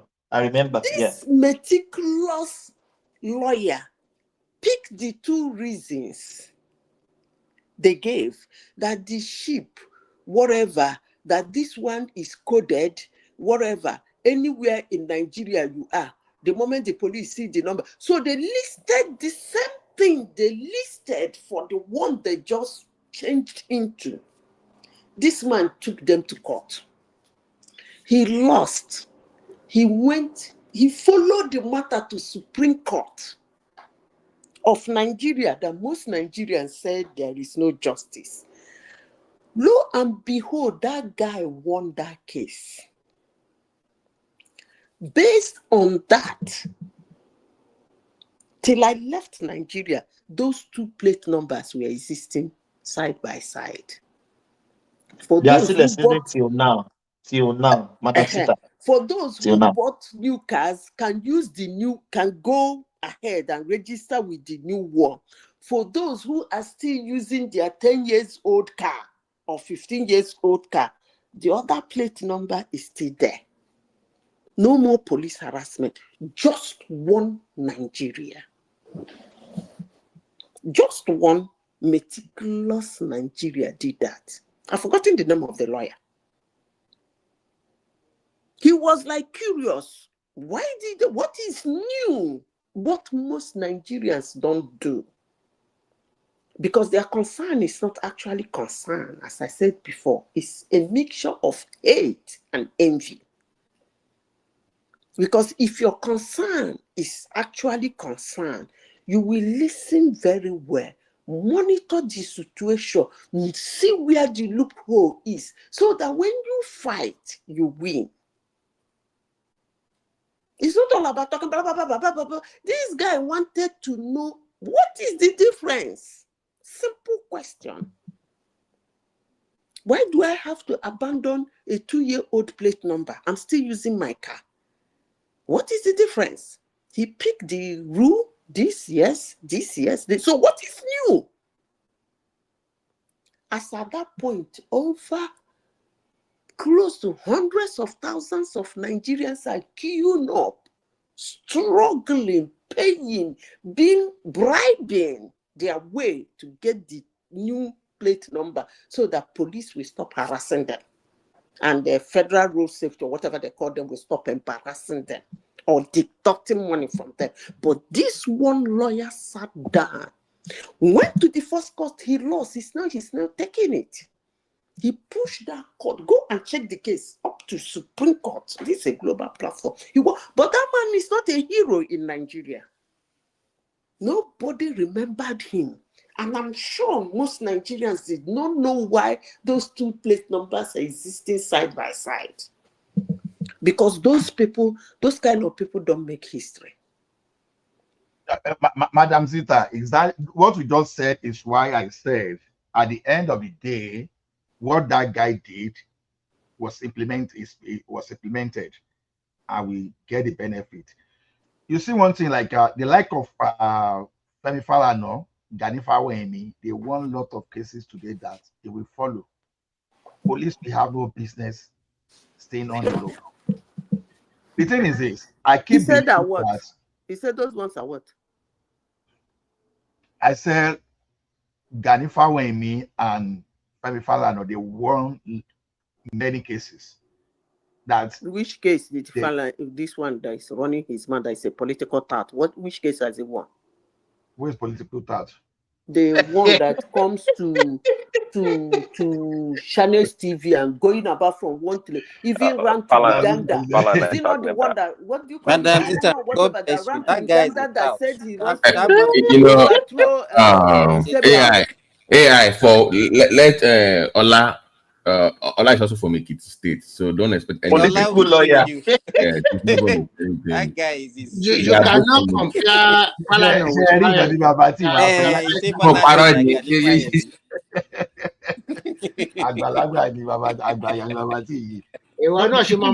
Why are you telling me not to stop speaking, please? Why did you say I should stop speaking?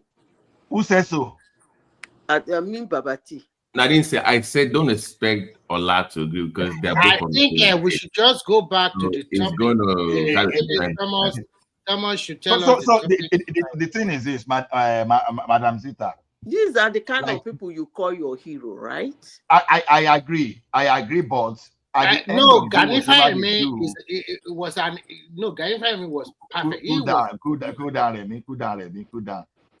At the end of the day, people like that, if they don't implement what they want, it doesn't make sense. Okay.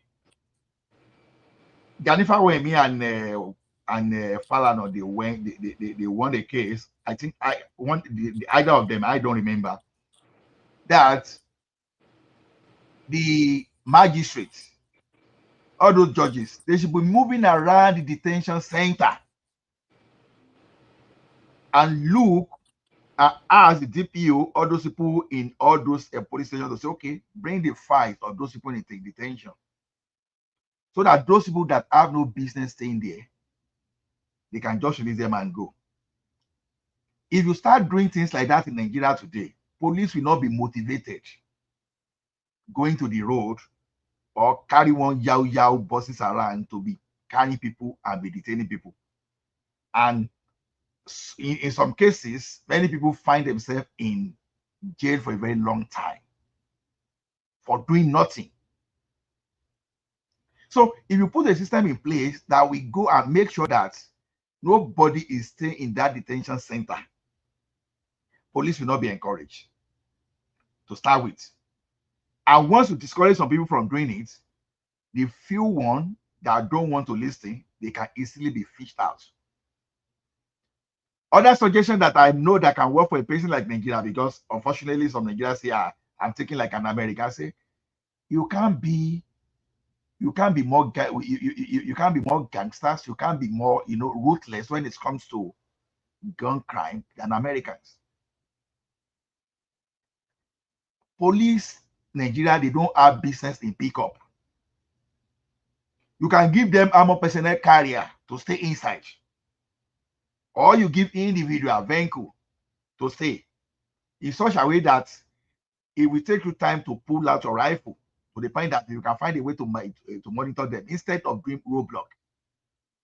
Any day you start putting police, like 5 or 6 of them in a pickup, you understand that maybe you can do it in such a way that you don't have more than 2 police in a car.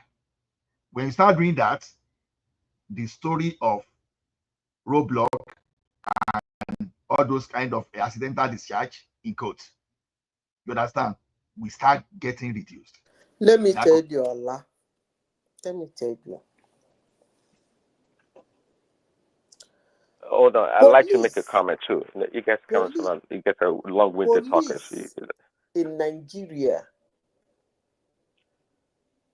nobody demotivated them, and nobody motivated them. We can hear you, Prince Daddy. Maybe it's Madam Zita that doesn't hear you. What is he saying? No, Prince Daddy, you want to land your talk more? point. You think I think I should Prince just get Daddy want to say something. Yeah. Let Yeah, him go Madam ahead. Peter, go ahead. Yeah, and then Prince will come. Yeah, finish your statement, Madam Peter. If police wants to make themselves the strongest civilian military in Nigeria, they will. Police killed police. Nobody killed police for police. Because when those things were coming up in Nigeria then, Asari Dokubo them, Tompolo them, Boy Loaf, they started carrying very sophisticated guns to the extent that police will have to run for them. Only heaven knows how many they died. They give police pot gun and give these boys very sophisticated weapons that are meant for police in terms of emergency. And I said something the way I used to talk, and people will abuse me in the office. Those days, I said, you see those guns that that guy is carrying? They said yes. I said it is the police that gave it to him.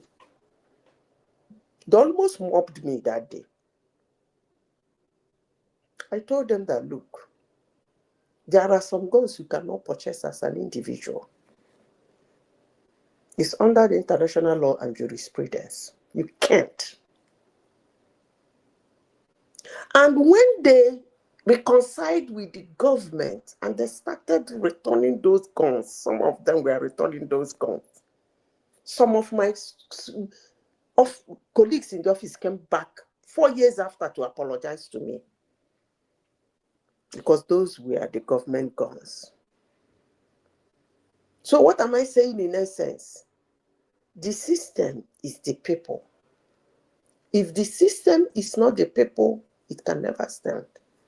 Anybody who is saying police doesn't have power in Nigeria, police cannot do any, police are running for militant, they are running for Boko Haram. Police made it so. They made it so.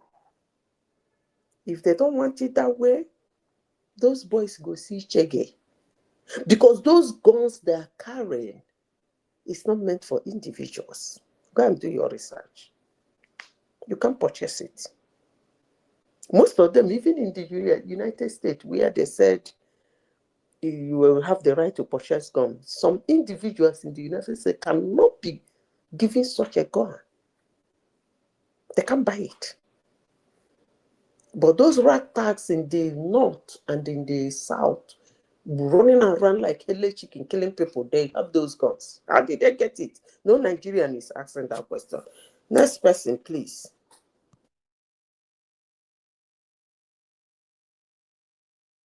Prince Daddy, you wanted to talk now. You have time. Okay, well, let me just chime in real quickly. So, to Madam Zita's story earlier, that co-worker, I think she's okay. I think a co-worker, she's empowered to do what she did, and not to mention that in the West, they know how to sacrifice than to suffer, like I always say when it comes to Africans or Nigerians. So sometimes your environment or the system has to empower you to do certain things that you do. And in regards to I don't know if I understood the story regarding the license plate. The state where I am right now, I think it's actually national. They are transitioning from a normal ID, driver's license, to what they call a real ID.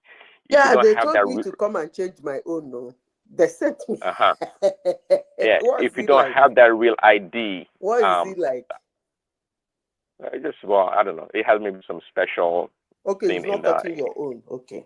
Prince, are you at the store shopping with the kid? Because we saw you on tape the other time. You had your camera on the last time you were here. Where? Yeah, you were here like a few days ago. You had your camera on. I think you were at the store or something. And I did? Yeah, your camera. I think you were with your kid or something. You were shopping like late at night or something. It wasn't my camera. It wasn't my camera. No, you were on. Okay. Never mind. But yeah. Oh, really? Nah, side chicken carry go, no be. No, Side I didn't say all that. I'm just saying Yeah. that. So they had to bring you down because We saw you with your side chick. no, okay, my own. Okay, Simba, don't go too far. Sorry. If you few days ago, I don't know. I'm in Turkey actually, so I don't know. But anyways, But it didn't actually show anything. It was just groceries that we were seeing. Now. Yeah, like groceries Did and not even see yourself. Yeah. okay.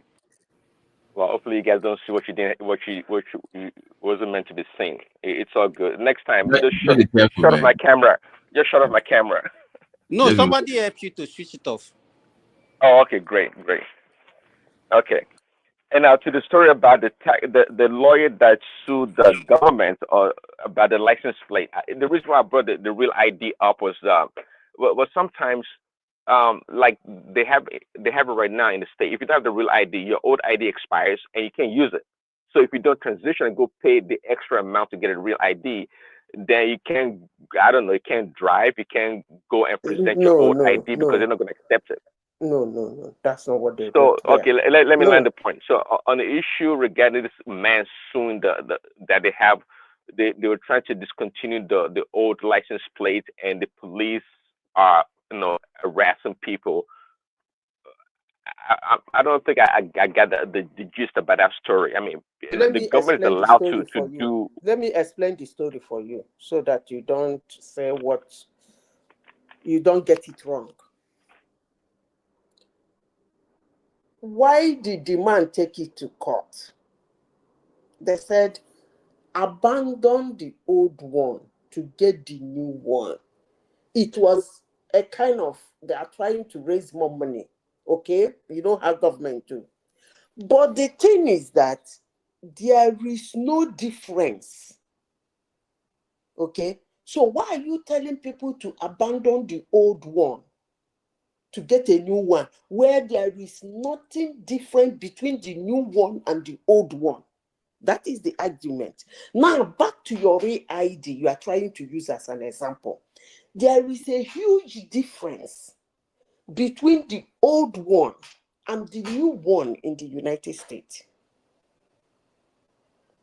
The new one now, they call real ID, is specifically meant for people who are green card holders and citizens. You cannot get it if you don't, your social security number is not saying that you are a green card holder or a citizen.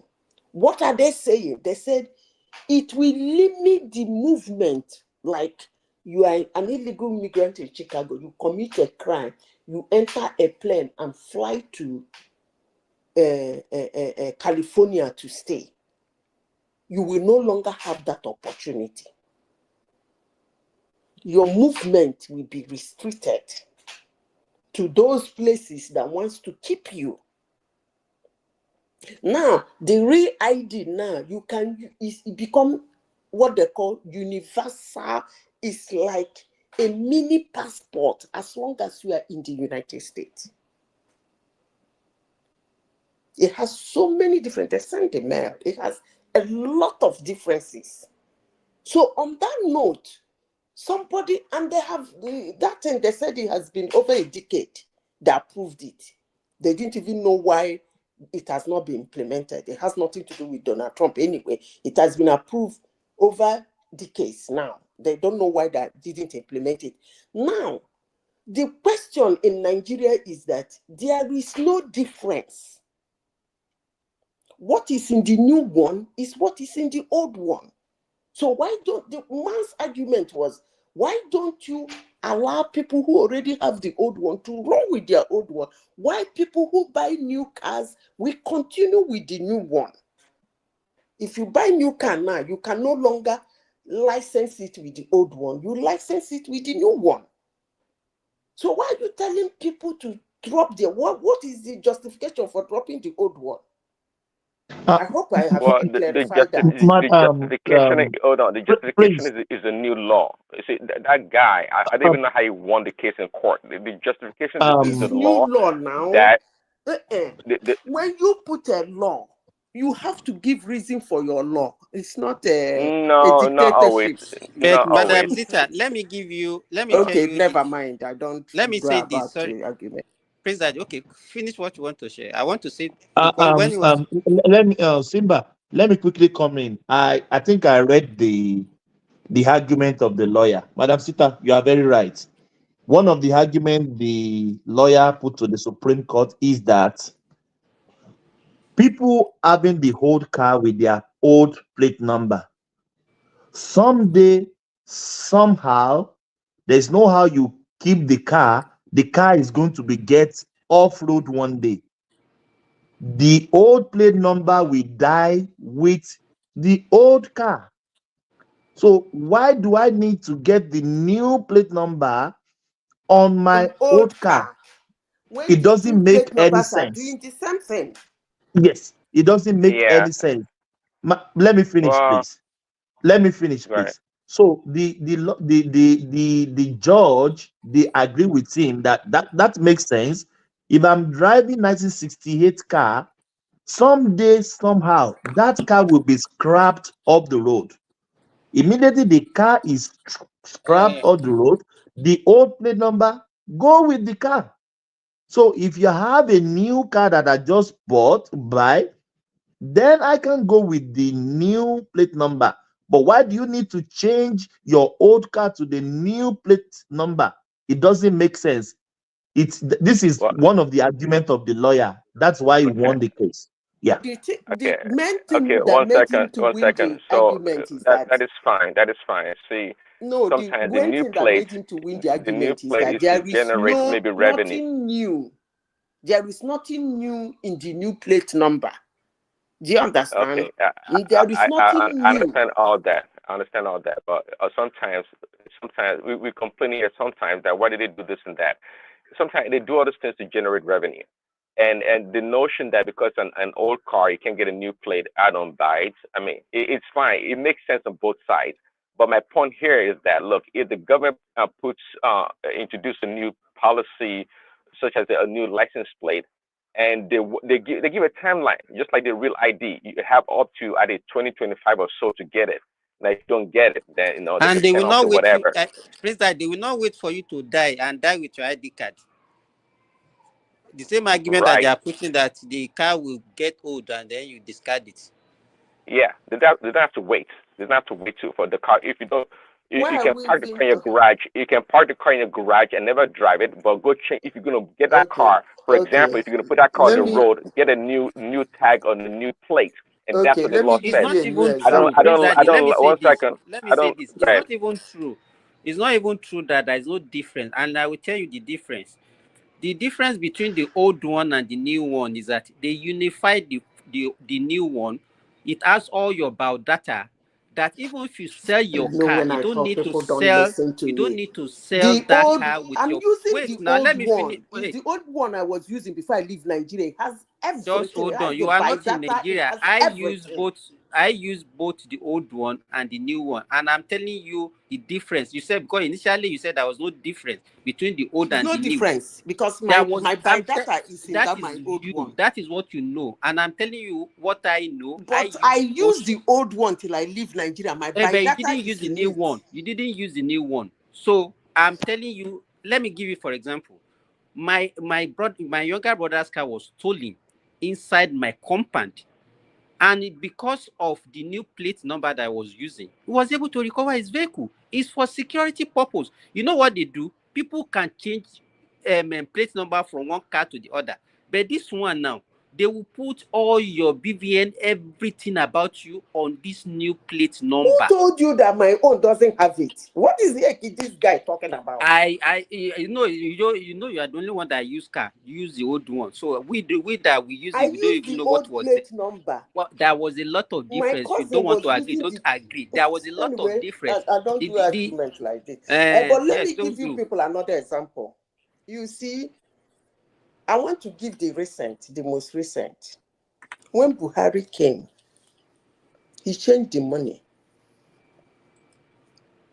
What was the difference in the change of money? At the end of the day, they find out it was the color. That was why Tinubu called back the money. So they will gradually continue using it until the so-called color you people don't like fizzles away. And you people will continue with the new color. You don't do policy like that. That is what I mean by there is no new thing. If the new thing is just the color and the design, then it doesn't make sense. Well, I agree, But because if they did there it for the is wrong. They did it for the wrong reason. If they had done it because they were counterfeiting Nigerians' money or for some other real reasons, that Let me actually explain that. Even that what have been he nice. says is But not they did it true. for That's not the political, reason they selfish gave reasons. for the change of Political, money. selfish reason. They No said real there was reason. a lot of people who are stock money, there's too much money in circulation. And did he this is change not the stop first it? time. This is not the first time they are changing currency because of that. They said they want to mop excess money in circulation. So how can you now say that the only reason they gave is Let me color? tell you. Simba, you can abuse me for all you care. I don't care. But I will say what I want to say. When I finish, you can go and do your research. I think it's every how many years? A currency I can't remember. I think 10 years. 10 years, if I'm right. Yeah. Then, for someone to say that because people were stacking money at home in a country like Nigeria, that is the reason why he wants to change the money so that people will bring out that money. It's actually ridiculous and annoying. That means that that person who is sitting on that position is not qualified in the first place to have that job.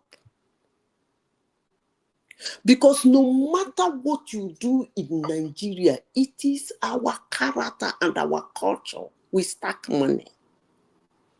We want to see our cash. So for somebody who is a Nigerian and is a CBN governor, give a reason like, why am I trying to change the currency so that people will bring out money? And then what? They bring it out, you change it for them, and they will still take it back. You give them to be withdrawing 20,000 every week. Some of them will say, okay, share you say 120,000 every week. They'll be coming, hold on, let me finish. They'll be coming every week to withdraw their 20,000. And they will be stacking it. That is a culture. For somebody who calls himself a Nigerian and is in finance and never know that, it's actually ridiculous and annoying that such a person should hold such a position and give a reason to spend billions of dollars printing new money because he wants to bring out people to bring out money. Are you kidding me? How much did they use to print that money? And how much did they recover? These are the things Nigerians don't ask questions. They just do us because it's our system and the system is us. We believe them. You should have been asking that asshole who was the central bank governor then, how much did it cost Nigeria to print those money? And how much did he recover? And how much did he burn? I don't want to go into that money madness they did. Can we address one thing? When AI says our culture, so you then expect the government to then work on changing that culture. That means easy access. If you remember, when they started changing the currency, people had a hard time accessing cash, or payment, or making payments. So these are things that you fix first. And secondly, you can, if you really want to just swipe the currency, you can do it without even informing the public. They do that all the time. When you save some, or you over time you just inject new funds. You bring the old ones in when people save and deposit, and you just wipe them out. So simple. But yeah, so you know that need to to just go overnight and say, oh, if you don't bring all your cash within 5 or 10 days, that was just stupid. And you need to then make it, give me a reason, because me as an investor, That is the most I know ridiculous ridiculous currency regime I have ever seen in my whole life. We that all know shenanigan that happened in 2023 in Nigeria. And some people are supporting it here. I don't blame okay, you guys. but I'm saying also financial literacy, because I, as an investor, understand that you can earn 4 to 5% on a CD. So, and also inflation. I know about interest rate cuts that can affect the value of the cash you're stacking at home. So financial literacy is also part of it. But the main problem was that access to making payments and to receiving payments. The government never really worked on that before bringing up the policy to mop up the cash. So that was the main problem. So nobody has issues with them. It was a bad policy at that particular moment. BT was political.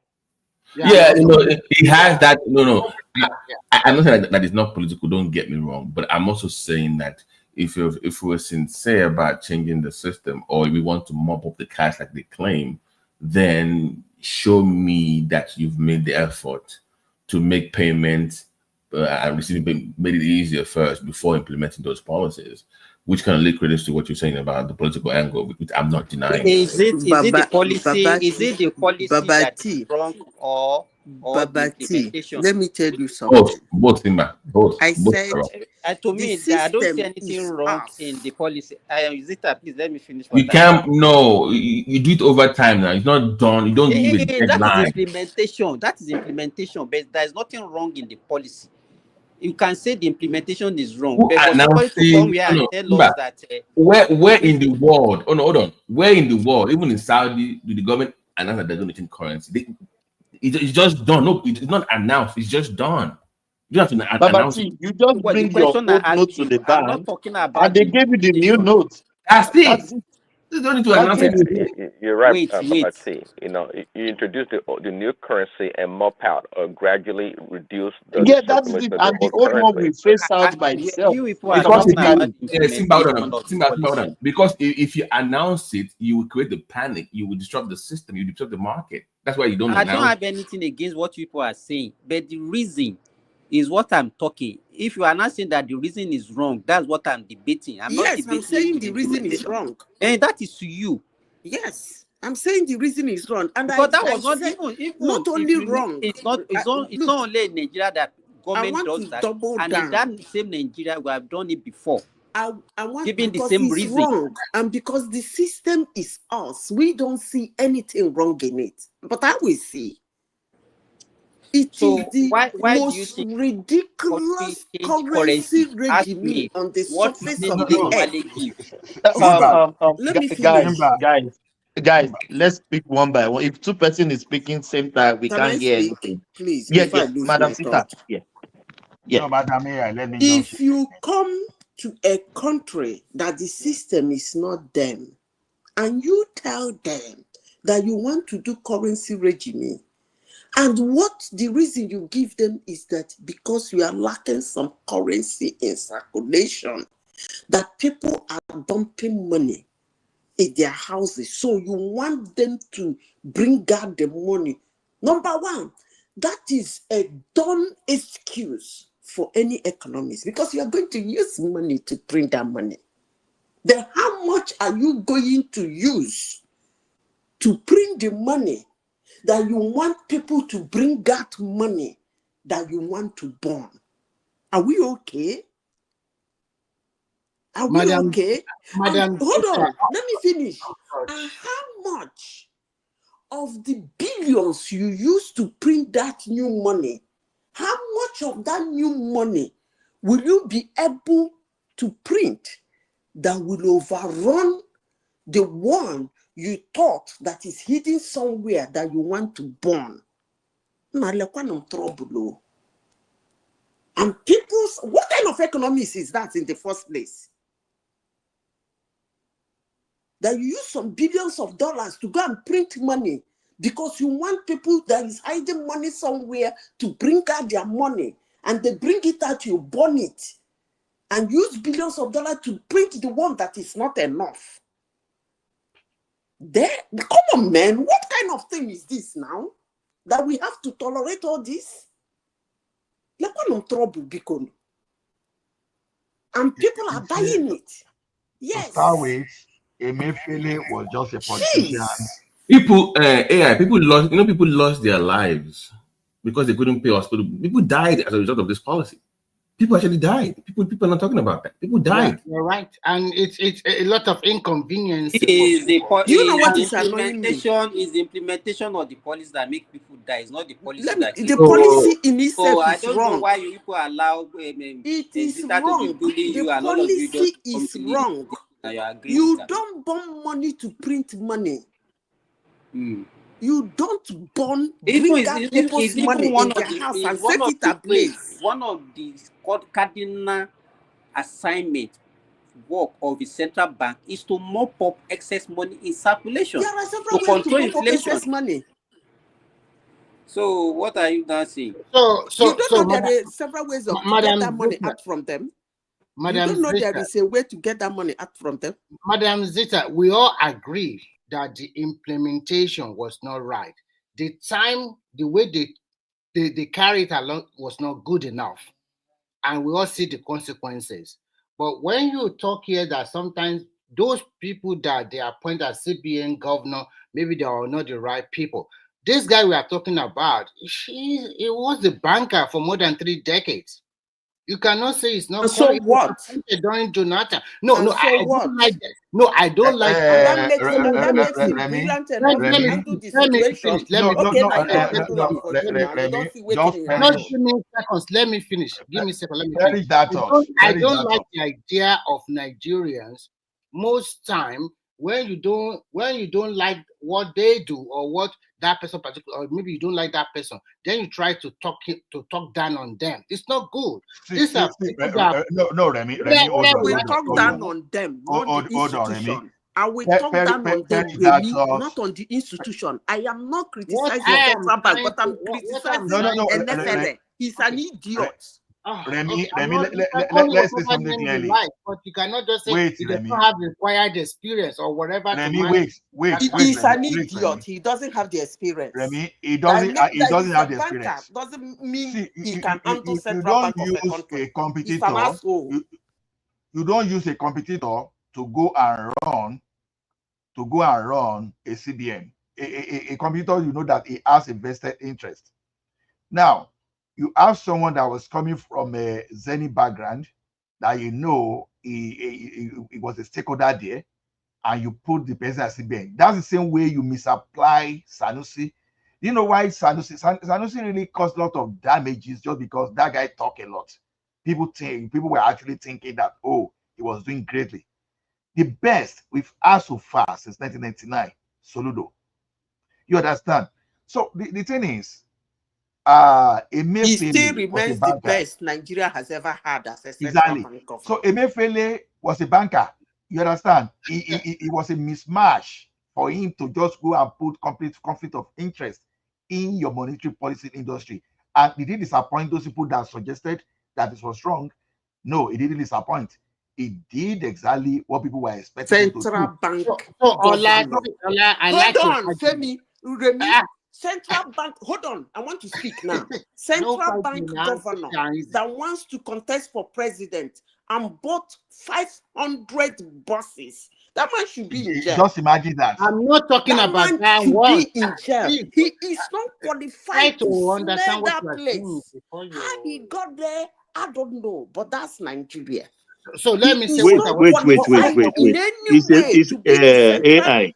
Where is the guy now? Is he in detention or is on bail? He's in detention. No, people like Remy are agitating for him. No. Don't use that propaganda on me. What I'm trying to say is very simple. I am trying to say that Jonathan appointed this guy CBN governor and Buhari retained him. What I'm trying to say is that whether what he does at the tail end of Buhari regime or what he has done as CBN governor under Buhari is quite condemnable.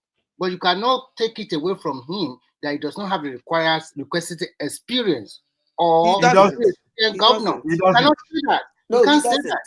He has a rich resume no, too. he doesn't have the experience that to is be your the opinion. that you are a banker doesn't give you the experience He doesn't. to become This guy a was a commercial governor, banker. You don't use a central commercial bank banker to governor. run No, the CBN. he You don't doesn't use a have the commercial banker experience. to run the CBN. He doesn't. He doesn't. He didn't work in CBN. He doesn't. It's a hard fact. It's just like when you say a nurse, because a nurse works in the hospital is qualified to be a surgeon. That is exactly what you are saying. Do you know Ola Vincent, the former CBN governor of Nigeria? Can you tell us whether he worked in CBN before they make him a CBN governor? So many of them. That's why your Nigerian currency is dying now. Because they put ridiculous people there. We are not talking. Oh God, man! Yeah. I think you guys just. Remy, yes, those names you are calling are Soludo, idiots that find themselves that place. That's why Naira is struggling. Did Professor Soludo work in the CBN before? It's not a matter of working in the CBN, but you are putting someone that is likely going to be partial. You are putting. You don't put a competitor. I just gave you an example. When Sanusi was a CBN governor, when he was with First Bank, he was called the marketing other banks. Now you now put someone that was the marketing other banks as the CBN. That's conflict of interest. So you don't do that. And this guy, he must have had a law that he has done in Zenith Bank. The person that you should not even let in touch with your monitoring arena, you now put him there. It took a competent. I'm sorry to say, a competent executive to do that. Ola, can I make this statement, please? Everybody, please. Can everybody agree with me? If the changing of the currency was politically motivated, then don't you agree with me that anything Emefiele does has been defeated if it is politically motivated? Even though if he has a good intention, Madam Sita said something earlier on. He gave a condition, he gave a reason why the money was changed, that people were stacking money. Are you telling me the new note now people will not stack the same money? So that is my argument. I totally agree with Madam Sita. Let me respond to what I'm trying to say. First and foremost, I'm not here to support Emefiele. I'm not all these things you have said about him, you are all right. But listen, let me finish. What I'm trying to say is this: when you want to appoint someone to a position, they have to look at his resume and say whether this person really qualified for this position or not. You might have your own opinion that they can bring anybody from anywhere, maybe is a financial expert or whatever. But at the same time, Jonathan that appointed him during Jonathan era, we did not hear something like this. And when we talk here, some people say Jonathan as a president was the best time for Nigeria. And after Jonathan, Buhari came in. And during Buhari regime, they started doing his own shit. What I'm trying to say is that if you can say that all what he's trying to do are condemnable, but don't take away his educational and experience. Don't take it away. Remy, I'm trying to say, don't take it away. Just like you, Ola here. You like no. Let me finish. Let me after me you come. Please, I beg you. You, Ola here. You talk about your experience in electrical electronic engineering. You also talk about your experience in software development and web application. And you are proud of it. You are proud of your education. What I'm trying to say is that nobody can take that one away from you. Now, in the actual practice, if you do not perform very well in the position given to you, then we can condemn you. But from what you have learned and from your experience over the years, we shouldn't take it away from anybody. That's what I'm trying to say. Thank you. Barrister Remy, I tell you, qualifying for a job is more than your academic qualification. That's what about your experience? What about your experience? Wait now. When you go for interviews, sometimes they focus more on your moral or your personality. Now, you may be the best inventor in the world. If you lack the right team spirit, no manager wants you to destroy his team. Because sometimes you can have an average person put together in a team and make a great team than to have the best together and they can make the worst team. So don't look at it that way. So qualifying for a position is not about what you brought out of university. You can you can be on the faculty, you can lead your faculty out, you can be anything. But if you lack that character to lead, you understand? It's just like if you say an armed robber, because he worked in a bank before, he has experience, so automatically because of that qualification, is qualified to lead the CBN. No, a Emefiele character. So what you are trying to tell us now that actually you said me I finish it. Emefiele character for Kaba to even agree to even renew his tenure, you know that it was qualified for their purpose, not for the purpose of Nigeria as the custodian of the monetary institution. So apart from that, he was a competitor. You carry a competitor to go and be a regulator. Abba. You understand? So are you taking his achievement as head of Zenith Bank over the years that he didn't do nothing? So is that what you are telling us here? That all what you have commercial bank is not the same as central bank. Listen to my question. Listen to this my question. Are you saying that as a CEO or group managing director of Zenith Bank over the years, all what they are doing are manipulating the book? Listen to the question. You don't want to I want you to listen to my question. I understand you. I said I'm not against you on that. I'm trying to ask you a very simple question. My question is simple. All what the growth we're seeing in Zenith Bank, the branch is all nationwide, and he has been an aim of affair for a long time in Zenith Bank. Are you telling us that all those ones are packaged? Yeah, we are telling you now. You are saying listen. So it's fraud, right? Wait, Farabale. Commercial bank mindset is different from a regulator's mindset. CBN is not for him to chase after profit. If for him to develop the economy, it's a non-profit organization just to regulate, to make sure everything is okay. But someone that is a commercial banker, the mindset is always to make profit. It's just a regular capitalist that want to maximize profits by every crooks and means, just raise money. He carried the same mindset down to CBN. And what he was doing in the bank was exactly what he's doing there. When I tell you that you don't make a commercial, because when you make a commercial banker, the CBN, whatever he did in his former bank, you put him in a position to cover his tracks. You put him in position to favor his former banks. So then, not only that he did that, for example, not only that he did that, he now introduced the most dangerous dimension that we've ever witnessed in the history of the country. You understand?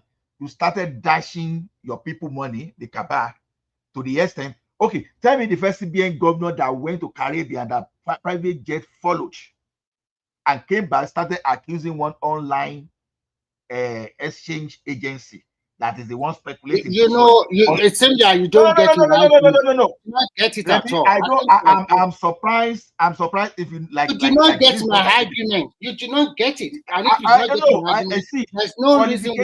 Qualification for CBN position is. I'm not talking about qualification alone. Oh God, man! I think I just right now you are talking. I went to check Cardoso work experience. He also worked in the banking sector, commercial bank, in Merchant Bank. He also worked there. But now that he's the CBN governor, so if you say somebody that work in the commercial bank, he's not qualified. What part of it don't you want you guys do not get, okay, you can continue. Nothing to argue about here, to be frank. Let me tell you, Remy, when we say this guy work in the commercial bank, you should be very careful and understand when we say commercial bank. When you are regarded as even co-owner, be careful. You get to a level that your share is so significant that you are as good as the owner of the same bank. That you are like a co-owner. That's the point. It's just like they say, okay, you have a judge. He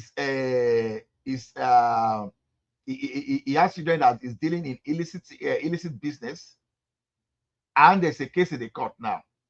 You understand? And involve all those children. And the next thing, you want that person now to preside No, you don't do that. That is the point of you carrying someone that works. So I check Cardoso now. He once started the Citizen Bank in Nigeria. He worked with Citibank, Chase, and all those they are all commercial banks. And today he's a CBN governor. What I'm trying to say is simple. What I'm trying to say is very simple. That achievement from his past experience, you can't take it away from him. In actual appointment, discharging his duties not very well. I accepted totally that he didn't perform very well.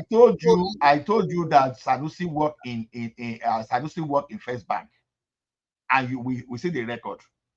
There were two Sanusi. Wait, there were two Sanusi. It's like you are contradicting your position. You are contradicting. Make a point. No. Now there was a Joseph Sanusi, and there was Soludo, and there was Lamido Sanusi as the CBN governor. Go and look at those records. The only person that has been the best so far that I can point to, since I can say, okay, this is the CBN governor, has been Soludo. Why? Give us 2 or 3 reasons why you pick him as the best. Because it was a neutral person. That is the only reason? Are you kidding me? Oh no, I don't. Okay, you are telling me that. Give me concrete reason. Okay. That man is a core economist. And it's a policy. Most things they do around. You are just talking about his qualification, and you tell me what he did during his time that you can just whether about the monetary policy, about whatever he has to do. Tell me something that you are a banker and you are in Nigeria. Probably I don't know whether you are in Nigeria or not during his when he was a CBN governor. Give me 2 or 3 reasons. How many banks were in Nigeria before? Probably, I think, if I remember, about 89. I understand the recapitalization of the bank. Some bank also went under during its recapitalization, in which they are going to do another one at the end of this year or next year. So when they do that, that will be merger and acquisition. So I just want you to give me 2 or 3 reasons why you think this guy is the best CBN governor ever Nigeria ever had. Just give us during his time, he did this, he did that, and everybody. At least everybody here we knows him, and if we agree with you, fine. But telling us just to say he's the best governor just like that. I'm not here to support MFL. I'm not here to, all what he did, especially during Buhari regime, was totally condemnable. But what I'm just trying to say is that sometimes in appointing a person into a position, before you can appoint somebody, you have to look at his work experience. You have to look at his qualification. That's what I'm trying to say. You cannot take him away. Maybe at that particular moment, they thought he's the best among the candidates they shortlisted. And they gave him the position. But you're not coming here that, okay, they should have appointed people that work with commercial bank. All of them work with commercial bank. The present governor also work with commercial bank. Not one. He even founded another commercial bank by himself. That's what I'm trying to say. On that angle, you contradict your position. So you can go ahead. You see, if you will let me talk, you understand. There is a correlation between good fiscal policy and monetary policy. You understand? If your monetary policy is bad, if your fiscal can neutralize it, it's good. But it's even better when the two are good at the same time.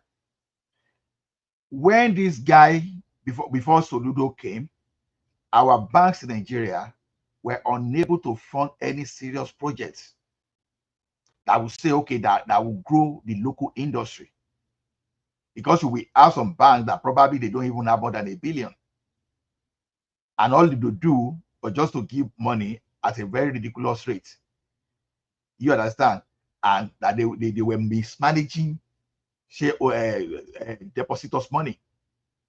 So those were the kind of banks that you will take your money there today and tomorrow you will go there and you won't be able to get your money back.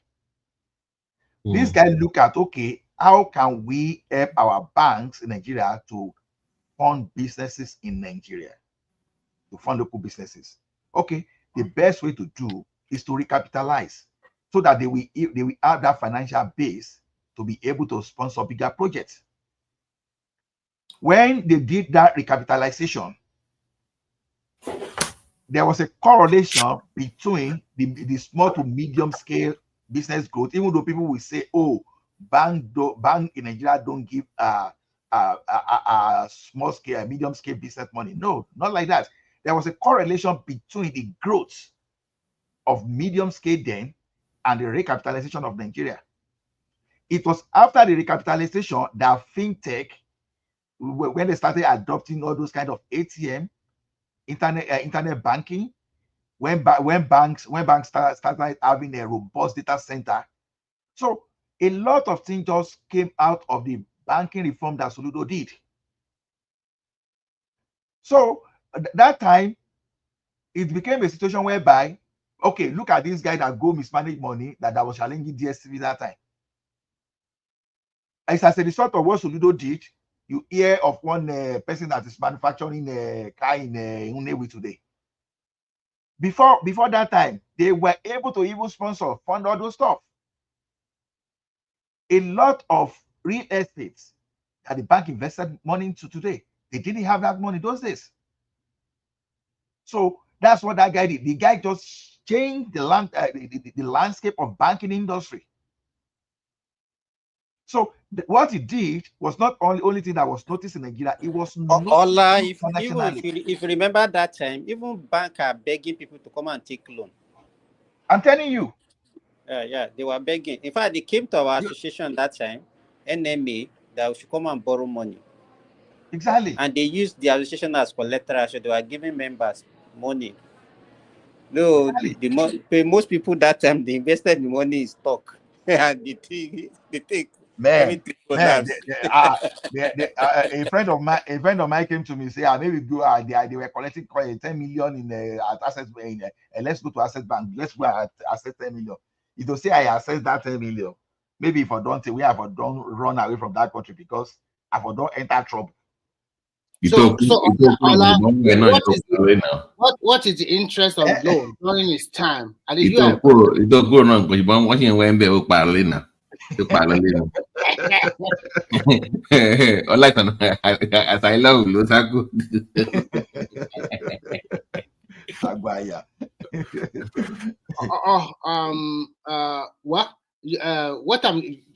don't want to go back to that again because I went ahead and checked some of his achievements. I did not say he underperformed, but we cannot say here is the best CBN governor because we have to look at all those past CBN governors. We also have to look at when. Yeah, I mean, let me tell you one thing. It's under Soludo that we started achieving all this interbank processing. Well, you should also remember that Nigeria was lucky that when during his term, 2004, the telecommunication industry is well rooted at that time. Yeah, this is the way to just rubbish someone achievement. No rubbish it. Come on, don't you accept that because of that? No, Remy, that's a very weak argument. I'm not. What I'm just trying to say is that when you look at the rest of the world, listen. When you look at the rest of the world that time, digital banking was evolving very fast and it's coming to Africa too. And an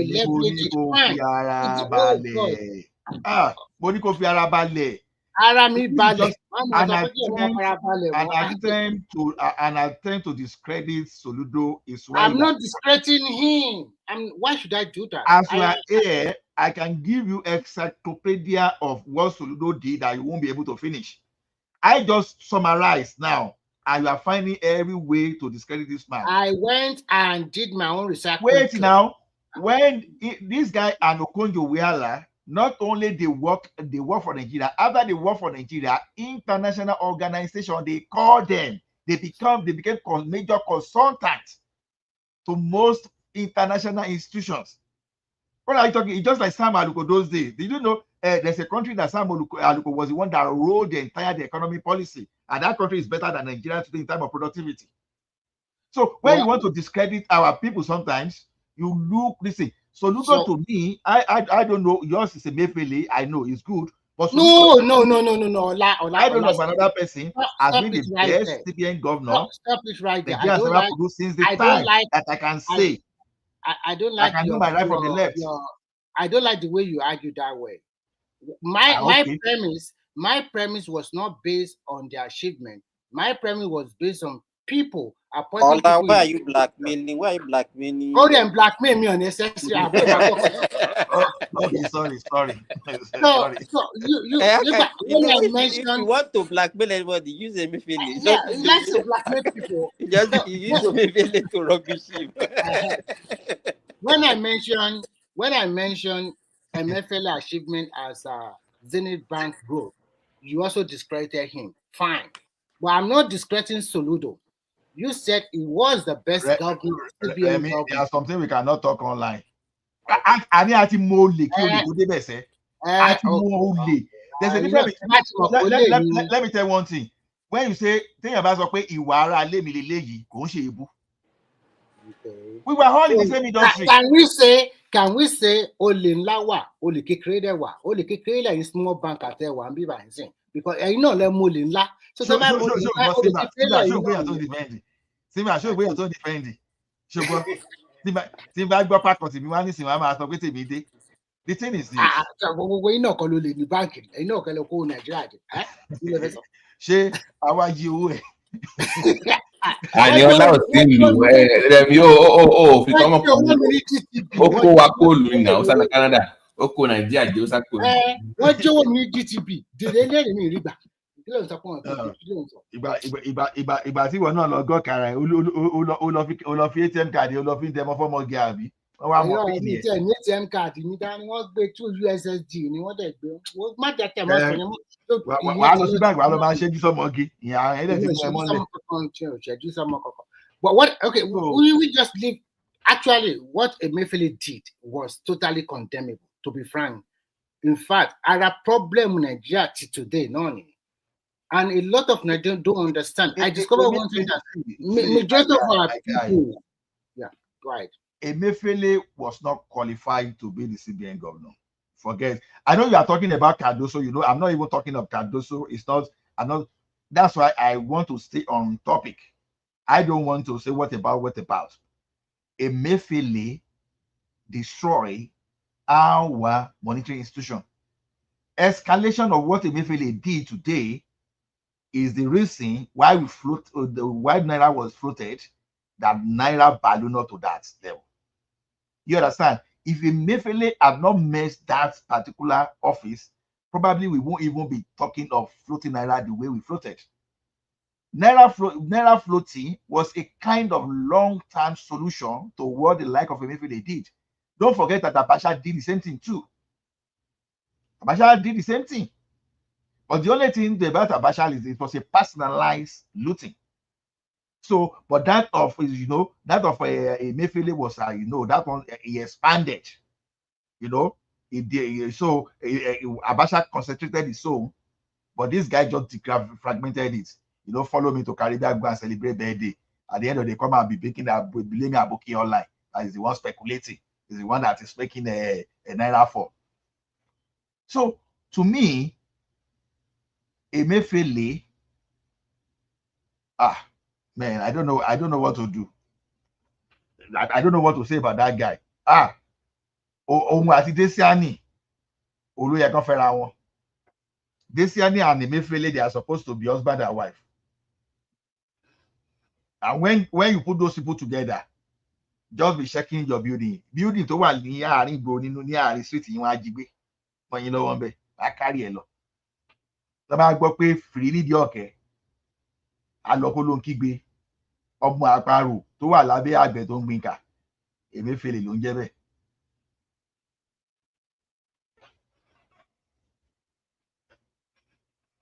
Okay, ó dàgbò ti sún everybody bóyá ká ju kíní sẹ́yìn. No, ẹ ṣe máa jẹ́ ká sọ̀rọ̀ topic of the day. Change to different topic. I think we're tired of the bank. The topic of the day was that Olabayo Adewole of SDP is trying to say that. Investment. No, I'm not doing. I want to. I came up. Like Remy said, I came up because I was hoping that one man will bring Adewole back on the program. Because I have some questions for him to answer. In regards to this actual topic about people, because at the beginning he was welcoming people with welcome people with open arms. Oh, everybody is welcome. it's a party for everyone. Now it's saying that it's not for the homeless politician that were ditched by Tinubu. So I'm like, I think the reason why he's no, you thought they will come to support him to be president. Yeah, right. I think the problem is having is that it's quite glaring that it seems that PDP might not give Atiku that ticket. And Atiku, with all his power, they will muzzle him out from SDP. Which Remy, which honestly for PDP's future is the right decision. Yes, that party can afford another Atiku president on their platform. If they are allowed, they already said that if they allow that on that part, we just split. And they are done. That's the end of PDP then. So I don't blame them for doing that. I don't say that. I'm just saying that Adewole being the face of the SDP. I don't think and another thing that surprised me is that you, Atiku, you still want that PDP ticket, but you're already doing your coalition by yourself. You are the front runner. You are the one dictating the game. You do not even carry that PDP along. That means you yourself, you are thinking that if they don't give you that one, you already started doing your anti-party. Yeah, but Remy, here's the thing. Here's the problem. If Atiku stays in the PDP, I still believe that he's going to find until he wins the that guy. You remember what happened in last primary? I just don't see anybody strong enough to challenge this guy in the PDP in the primaries. I don't name me one person in any prominent individual in the PDP. You know the primary they did the last time. It was a coup against Wike, to be frank. Right, Tamboa. Yeah, and that thing they don't break that party. And if it's coming back again as per 2027, probably at the age of 81, and you still want that party ticket again, I think the party will just disintegrate immediately. But that's the point I'm making. If you want it, you will get it. That's I believe that's strong. You can get it whether by course or because then they will now do solidarity of the Northwest or whatever they are doing like that. And by that time, most people would have moved away. So at the end of the day, nobody's going to carry his cross for him. So I think the best thing for him to do is just, I don't know why Africa men just resign. Just leave it over. You've tried 6 solid times, my God, 6 times. But how do you tie it in with the SDP? I'm trying to understand what they get. Is it that Rufai when they're first? Because the SDP chairman is a close ally of Rufai. They are friends. So they are like, but unfortunately for Rufai and the rest, all the other executives in that place, probably they are pro Adewole or Adewale, what is his name. So no matter what, if you go there, it's going to be a big infighting there too. It's going to foment a lot of crisis. You see that they are friends. But if Atiku is coming, that means, and the guy is from the north, right? That means they have to get rid of his friend. Yes, that means they will get rid of Adewole, what happens. No. I mean the party chairman has to go then in the SDP if Atiku is going to come in, because you can't have a northern party chairman. Are you kidding yourself? What happened in 2023 in PDP? Is it not the party chairman from the north and the presidential candidates also from the north? So they can also do like that. So and this guy that is crying now, blah blah blah blah blah blah blah blah blah. They have already checkmated. Before you know it, they will throw you out. So that what you can do. So you don't allow this kind of people to just come to your party and start dictating to you just like that. Well, he allowed it. Is it not the person talking now? Is changing his voice because you already know that it seems that PDP will not give him. And if he comes to SDP as because somebody said something, they say Rufai is a placeholder for Atiku in SDP. And no matter what, if Atiku knows that he's not going to get it in PDP, bet sure he's going to get that SDP. So the best thing for Adewole is that start shopping for another party if you want to contest again.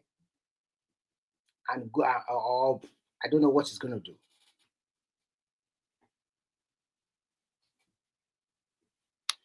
Ola say something now.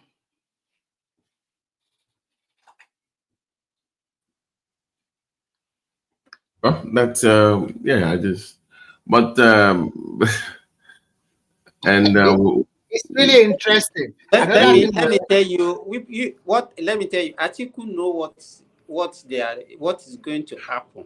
All those consultations that he's doing is already looking for an alternative platform. Yeah.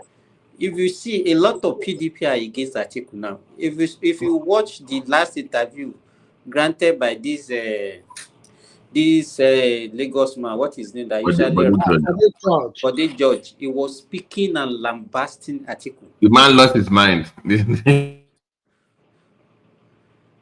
So I think Atiku will defect from PDP to go and look for an alternative platform.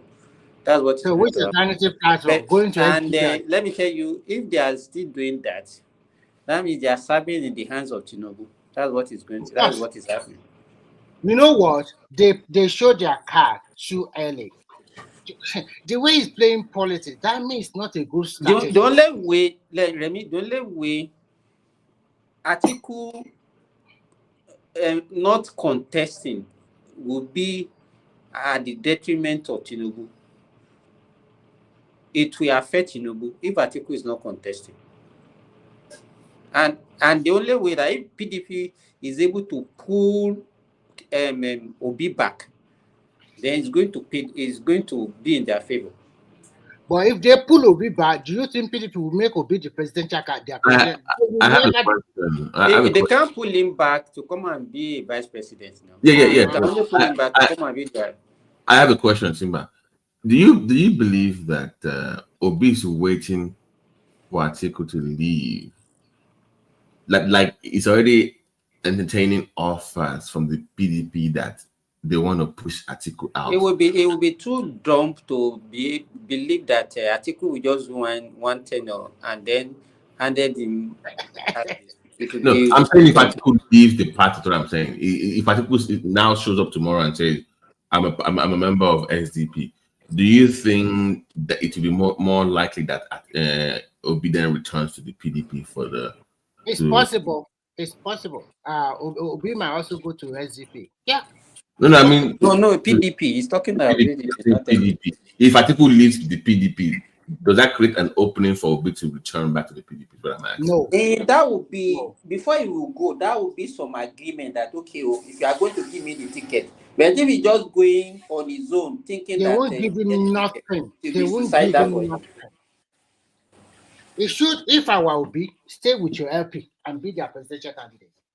If you are going to PDP, PDP will not give you the presidential candidate. They will also not give you the VP slot. Because it will be among all those governors. They will panic that South will get the VP and probably the Northern candidate will get the presidential slot. If you go back there, they will rubbish you more.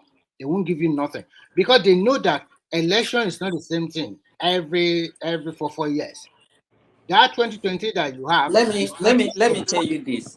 If all these candidates, if they can actually abandon their ambition and get one of them, be it Atiku or Obi or whoever, because Nigerians, the way I see their reaction is like they are tired of Tinubu and they are ready to vote for, in fact, a worse candidate than Tinubu. They just want to get rid of everybody knows the winning ticket to defeat Tinubu. No, you can't say that. Listen, Remy, an Atiku will be ticket will defeat Tinubu. Let's be honest.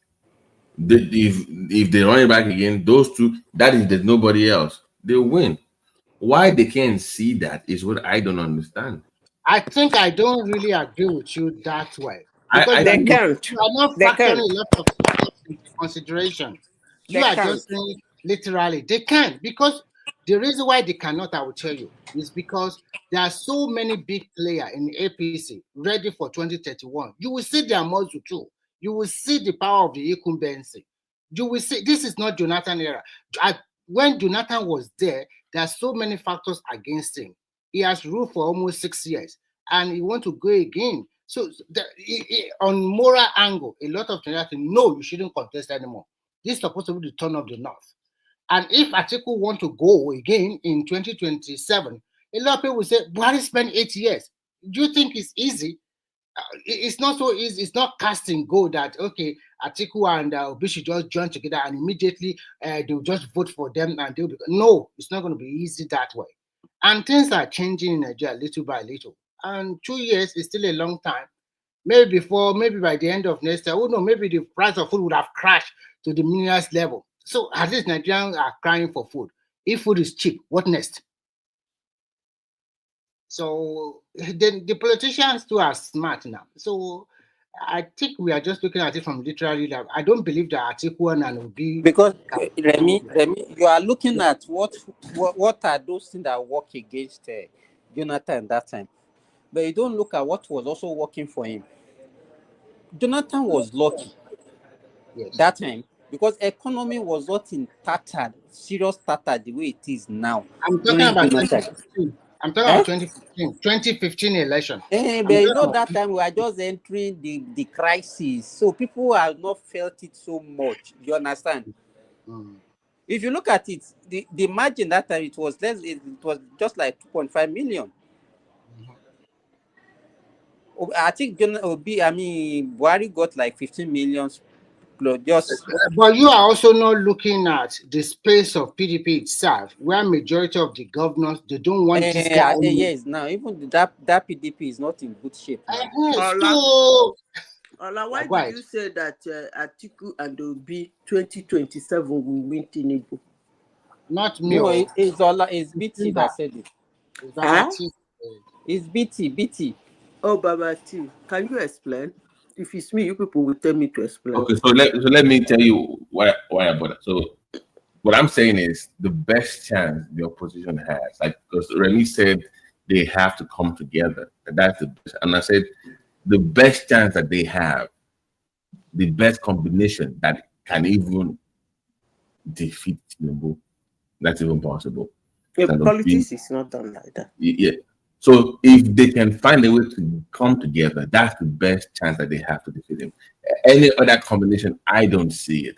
It's the point I was trying to make that for the but unfortunately they are divided. Babati, you mean Atiku and Peter Obi?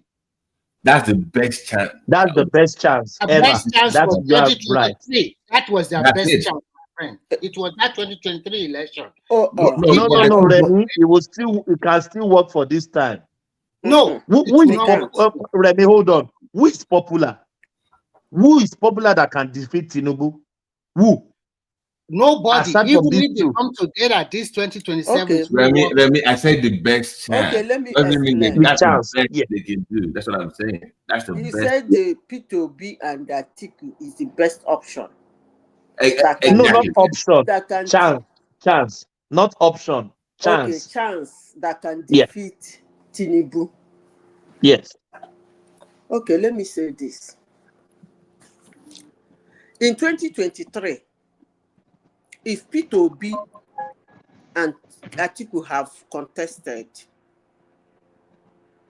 they wouldn't have won. How do you know? If all this G5 is not there, they could have won. Hold on. If PDP, the whole of PDP are together, like Wicked them, Bogo them, all of them together. The G5. Maybe, hold on, maybe they would have given Tinubu run for his money. But one thing you would understand in politics is that your opponent is not just watching you. Nobody knew why PDP scattered in 2023. If they were together as a party, including Wicked them, Okowa them, everybody together as one, and Atiku is the president, it might be very close, but probably they wouldn't have won. Do you know why? Why? APC would have used not don't do finish, not one continue. And it will resonate. Why? Because at that point, Nigerians didn't like Buhari. He left as the most hated. So APC would have used that to run. And people would have been saying, but it's APC that finished with it. But it's not not an amount, is our person. Then Atiku, again, no. They would have given Tinubu run for his money, but it would have been close, but Tinubu would have still won. Now, back to 2027. From the way you people are talking, I think you people are seeing... Zita, to agree with you, there won't be anything like obedience and all those shenanigans that we have. Yes, yes. There won't be. Then, forward to 2027, from the way you people are speaking, I think you people are seeing Obi as a candidate to reckon with, right? Obi is your brother, my sister. Wait, let me don't finish. Don't let obedience come Let for me you. finish. I don't care. Everybody in this platform and outside of this platform knows my stand on Obi. It's not a new thing. But let me say this. When it comes to Obi, I will keep saying it. If you not like, you not believe me. If you not like, you not believe me. The circumstances that gave Obi that 6 million votes is no longer there. I repeat, the circumstances, if it is still there, it is a little bit fizzle, because you see, politicians do a lot of funny things.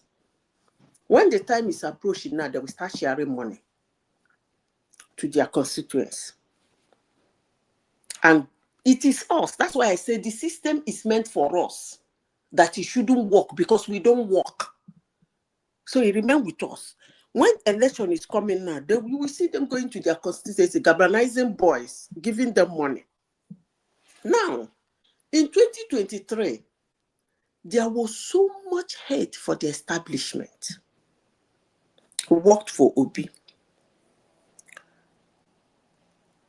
Muslim ticket, he worked for Obi. Madam Misida, sorry for cutting you, but the hatred has built up more now. Hold on, I'm coming to the hatred. Just calm down. Yeah. Calm down.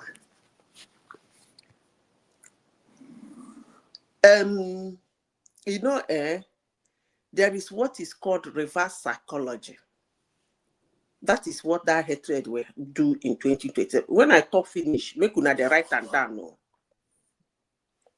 The moment a northerner come out to contest against Tinubu and is galvanizing weight, you will see what they call reverse psychology.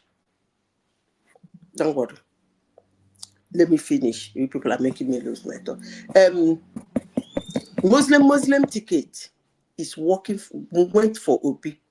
Ethnic bias went for Obi. What is the next thing? Religious. That is the Muslim ticket now. What is the health? They use physical strength went for him. Now, let me start from the bottom. Physical strength. This man has overlived. They thought he would slump and die. He didn't slump and die. He's still alive. Probably will be jumping from one rally to another in 2027. Nobody knows. Nobody is God. But that one has been buried. Muslim ticket. Nigeria, as you people can see, has not been Islamized. Christians are still doing their shenanigans, doing their things in their own corner, doing the shit they have been doing since God knows how long. Nobody is interfering. In fact, Tinubu and Shetima don't even know whether they exist. That one is knocked off. Now, ethnicity is no longer going to work because it's now South. Wike and his conglomeration of gangsters has picked it South-North. It has worked. So that one is knocked out. Then health. Which other one? Health for establishment. Now, that health of establishment, any politician who wants to capitalize on that will be extremely careful. Because if you show I can tell you that most people that voted for Tinubu in 2023 voted them because of what Obi supporters were saying. It angered most people.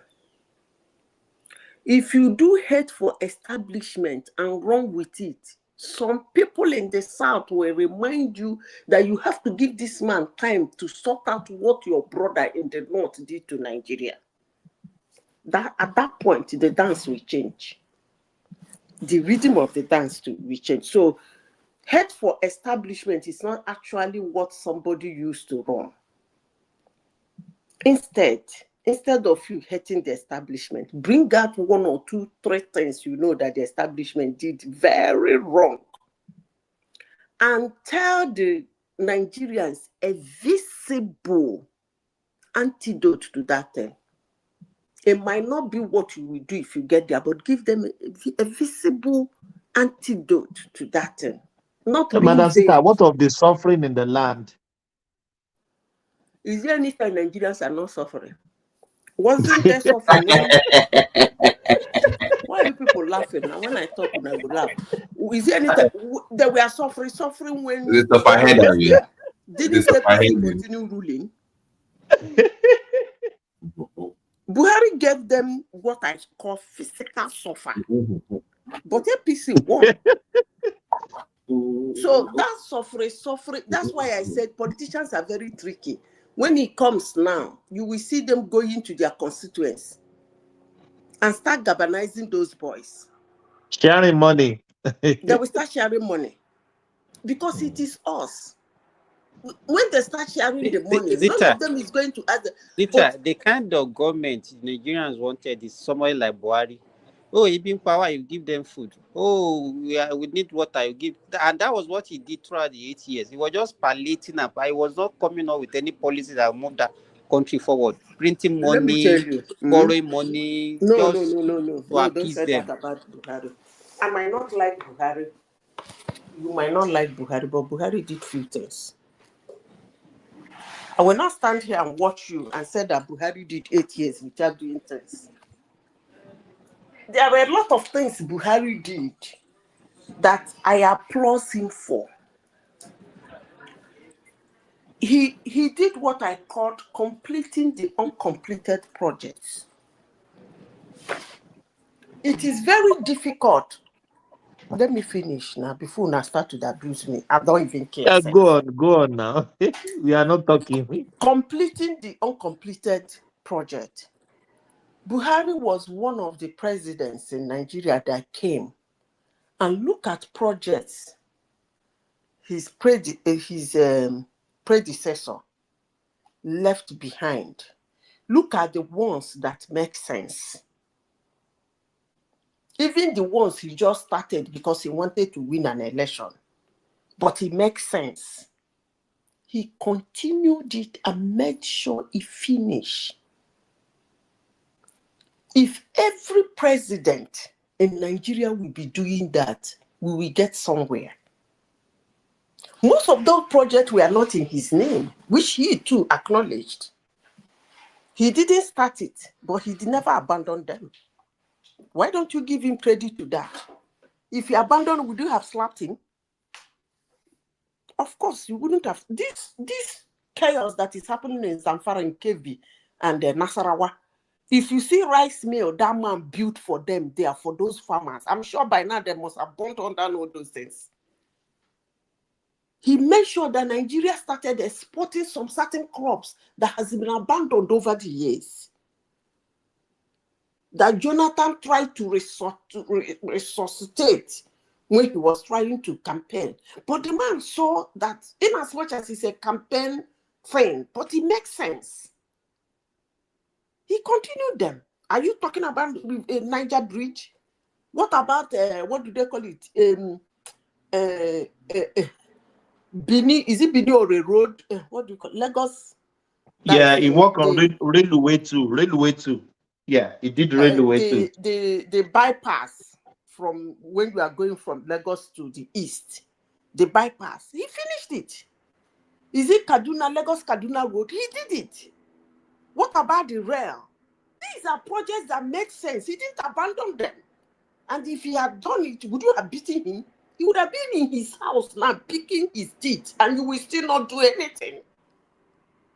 So Buhari wasn't that bad. It's just that towards the end of, I don't know, him and the Nefel, I don't know what they were, as if they were behaving like witches.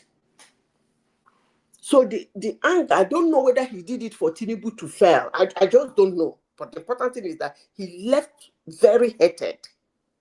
That is the reason. But still, they won. So they still the one. So if anybody is coming to run on anger for establishment, if you run on anger establishment, there's people in the South, people like Wike, that their mouth to run like diarrhea, will remind you that it was Buhari that destroyed the place for 8 years, that it will take this one 8 years to finish it. Madam Sita, in your analysis now, everything that works for Obi then has nearly been defeated by you. Let me say by you, because some people will argue with you. So if they are doing like this, the combination they want to do now, what's still gonna end it? That means they will still fail, isn't it? People don't know what is politics. Okay. I said this yesterday. Some people were abusing me from the comment section. Let me give you people. I want to ask somebody a question. I know that before 2019, most Nigerians didn't know Obi. True or false? Hello. You are right. You are right. Yeah. And I know that, I won't exaggerate, among those Nigerians that never heard about Obi, don't know Obi as at 2019. Meanwhile, he was a governor of a state for 2 years.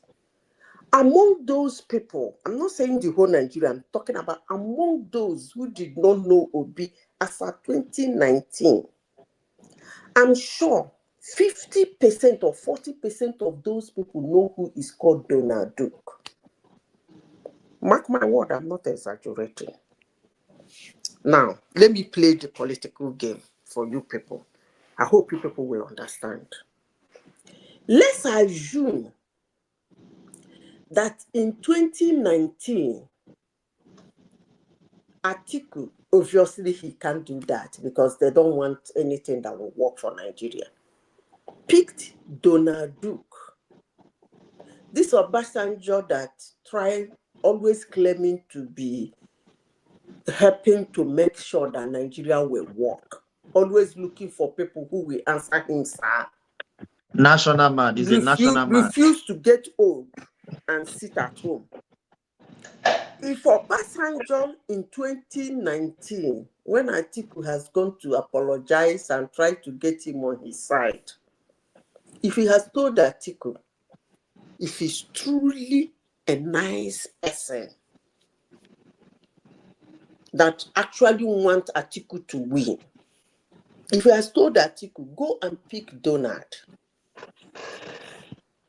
he's somebody that is like Abarushon in Nigeria.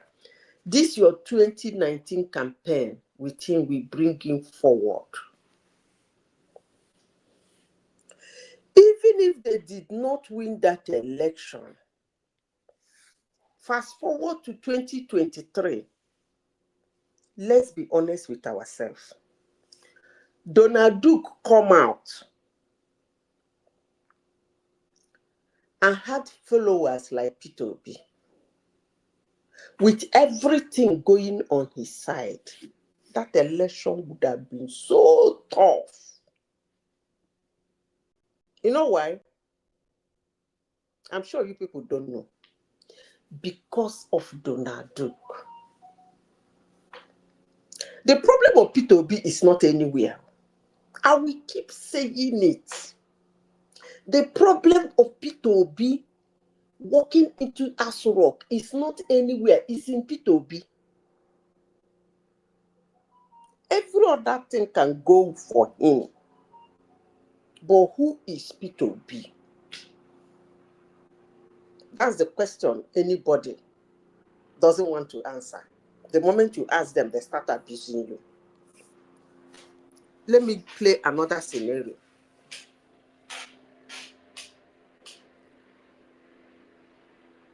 Buhari ran several times, and Atiku has been running several times. How many times has people gone to bring Atiku to contest? Twice. I mean, Gabana is behind him. This is the second time. The first time was in 2019 that he came out. People galvanized everybody. Today, not today. Let's go do it. Everybody was bringing their money, everything. The second time was 2023.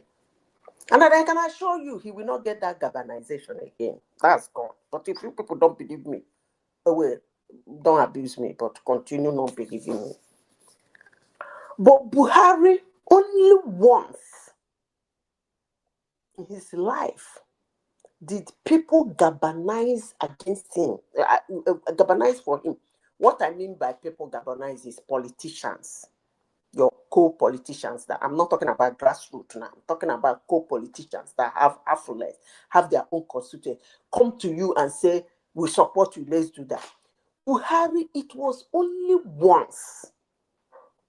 I'm playing a scenario for you people so that you guys will understand how politics work. And he won. Do you know why he won? Because of the man called Buhari. When you finish saying everything, talk everything, who is Buhari? He did this, he did this, he did it. He was the one that did it. He was the one that made us to stand in a straight line. He was the one that was flogging people. Hey, he will make things cheap. He will force people to. That is Buhari. That he went there, he did not perform wonders. That's okay. Although his wife warned us. The wife said, this is civilian regime, not military. He cannot single-handedly take decisions on his own, which is true, but Nigerians don't listen when people talk anyway. They will later abuse you. Everybody was expecting him to perform the wonders he performed when he's the military man. Now, somebody will ask, Zita, what are you saying? What about Atiku? Twice. Heavy galvanization. He lost. Do you know why? Who the heck is Atiku? A man who cannot hold his word. A man who is like a Obono. A man who is slimy, sneaky, cunning. And he's not doing that just to one person. He can do it to anybody. That is Atiku. So now I hope I have presented the picture very well. No, Madam Sita. So who is Peter Obi? You haven't tell us that. You tell us who is Atiku is. And now, at So least what I is don't working? try. What I don't tell you you who are be saying? Buhari. I don't You tell are you saying who something is Peter Obi working against himself. So what is working against him? It's Peter Obi. Himself. Mm-hmm. Nothing is working against him. It's Peter Obi. You see, in life. So, are you saying that? Let's prove further. Are you saying that he does not understand how to handle like the opportunities given to him? Like he doesn't understand what he's doing or how to manage. No, Babati is more than that. It's more than that. Can you dive deeper into what you mean by that? I'm trying to. Okay. Yes, she doesn't want to open up. She can open up. Which one be? Why? We will not call you a witch. Yeah, we will not call you a witch, I promise. See, because of P2B in this platform, I've been called a prostitute. I've been called a witch.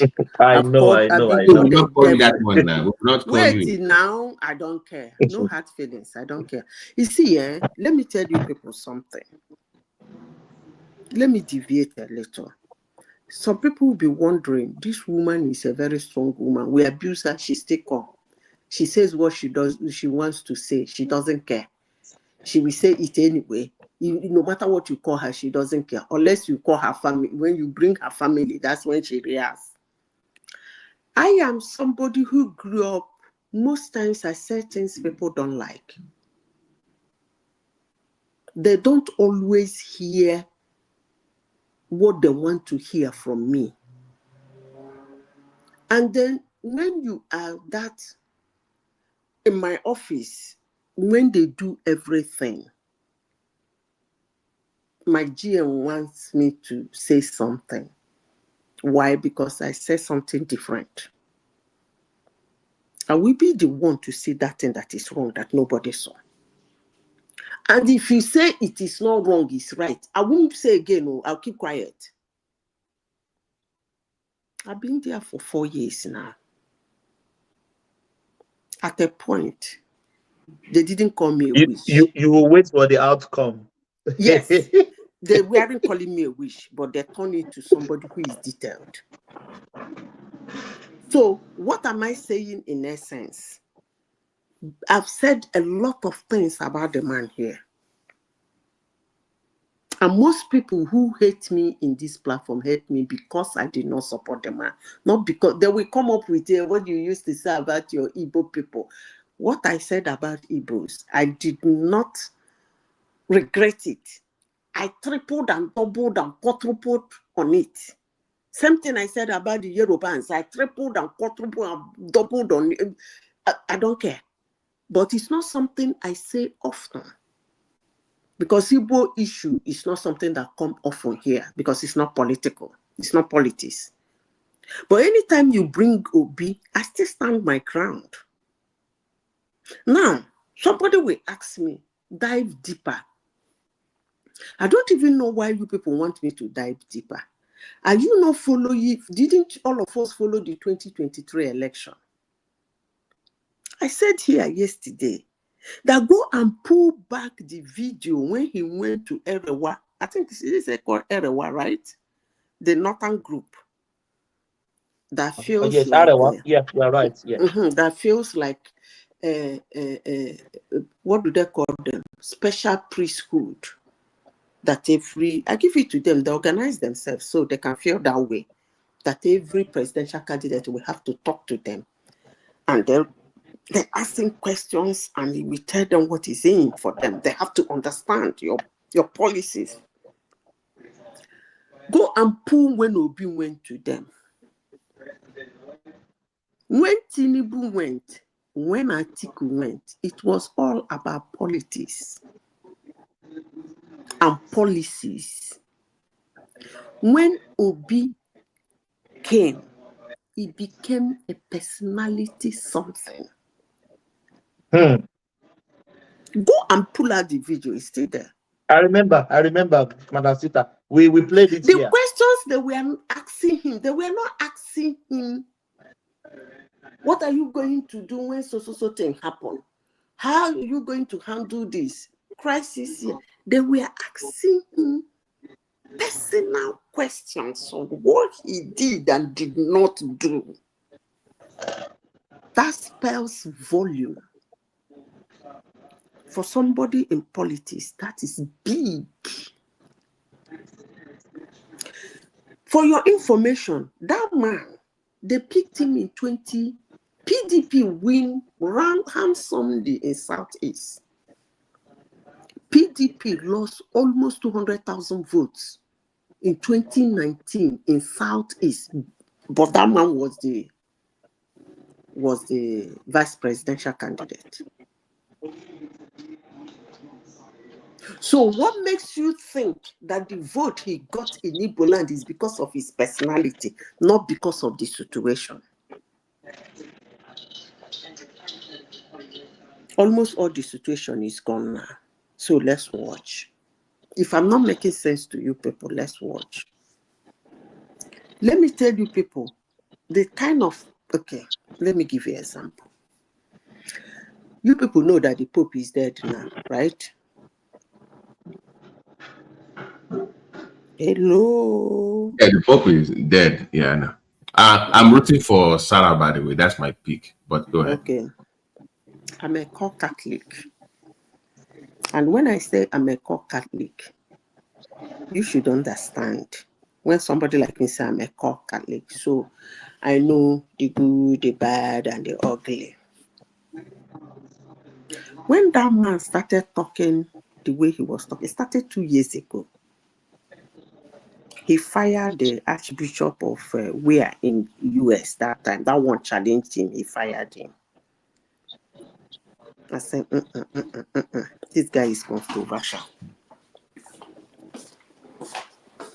That is not in line with the...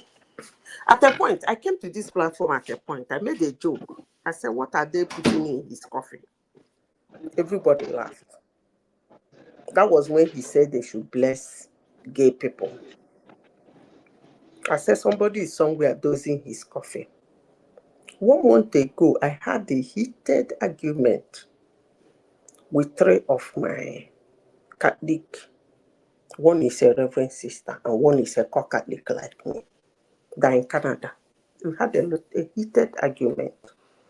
And I told the Reverend sister that I'm surprised that, what did I say? I said they kill. That's the word I use. And they were so mad at me.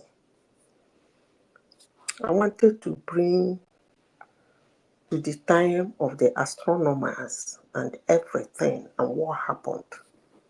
They abused me, had their eye. And I said, but you're in Canada. There was a riot 2 or 3 years ago about children, dead children that were zoomed. Who is in Canada here? Ola is in Canada. That they zoomed in a cathedral. It caused riot. And this Pope came out and apologized. I don't know how they ended that matter. You can Google it. So I said he's controversial. And I said they go buy him. These people abused me. Oh. Then he fell ill. Pneumonia, double pneumonia, triple pneumonia. Before he fell ill, they told him to resign. He said he's not going anywhere. Go and read it too. I'm not saying it of my own. I'm saying from the intel, from what we read. So are you suggesting that they want to... Wait, I didn't suggest anything. I'm telling you the kind of things I say. I don't know where you go. Okay. Go I'm telling you the kind of things I say that put me into trouble. Okay? I'm not suggesting anything, please. These are the kind of things I say that get me into trouble at the end of the day. So you are always in trouble now, Madam Sita. And now people, some of my cousins and friends, sometimes they don't talk to me for months. Then they will come back and start talking to me. So when I call them, they won't pick my call. So I now said, when he said it, I said, these people are not relenting, no. Okay, let me tell you people, I'm not exaggerating, I'm not saying anything, no, but let me give you a tip of the iceberg. Common sense. Somebody is sick and is in the hospital. You write a resignation letter and come and give him to sign. What is the meaning of that? You people didn't know that? Okay. If you people didn't know that, didn't you people know that when he was in the hospital, they were doing parade on how to bury him? Of course, you people saw that one. Okay. It was just poor prognosis now. Okay. Common sense. Somebody is sick, is in the hospital. The first thing you do is to write resignation letter. Resignation when you tell them to resign, when they say it's not going anywhere. If fall sick, you go write and tell them say sign. They say no, they sign. You go outside, they do parade. They practice how to bury him. For your information, that man took a salute on Easter Sunday. You people all saw him. And they eventually died of irrevocable heart attack. Where?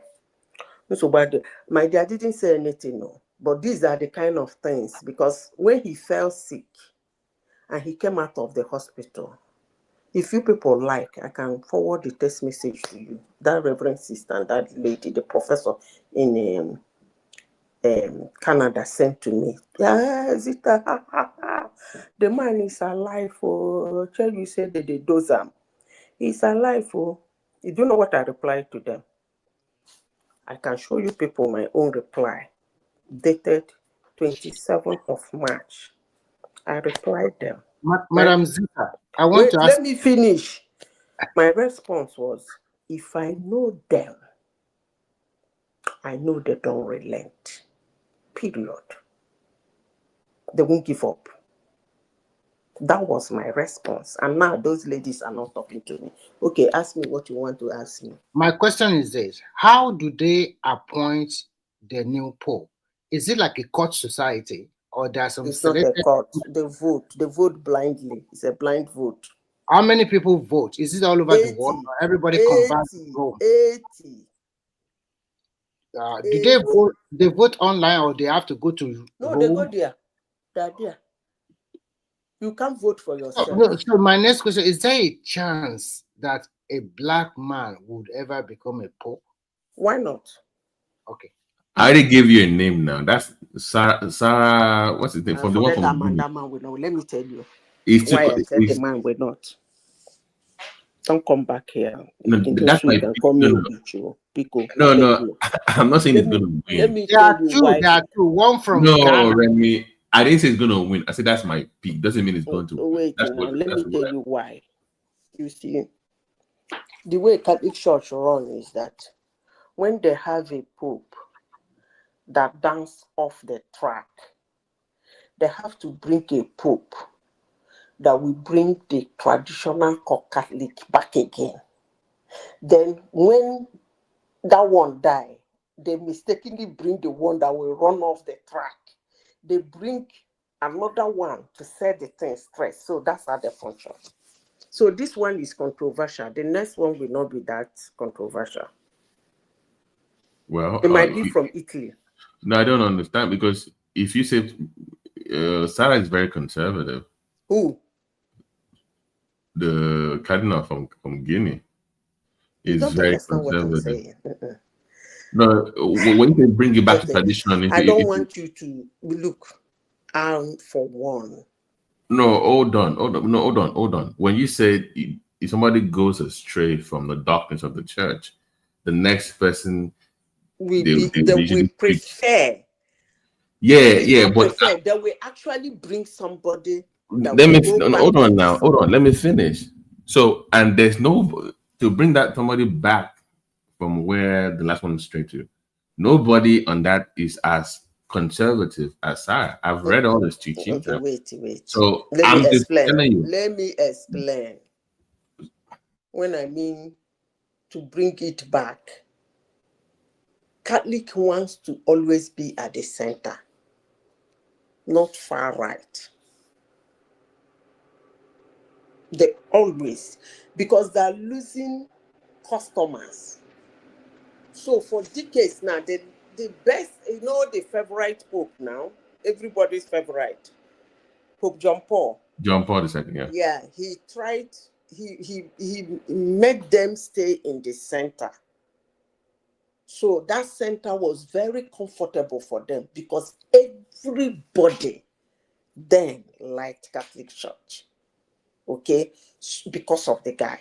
So after him, they brought the one that resigned was kind of far right.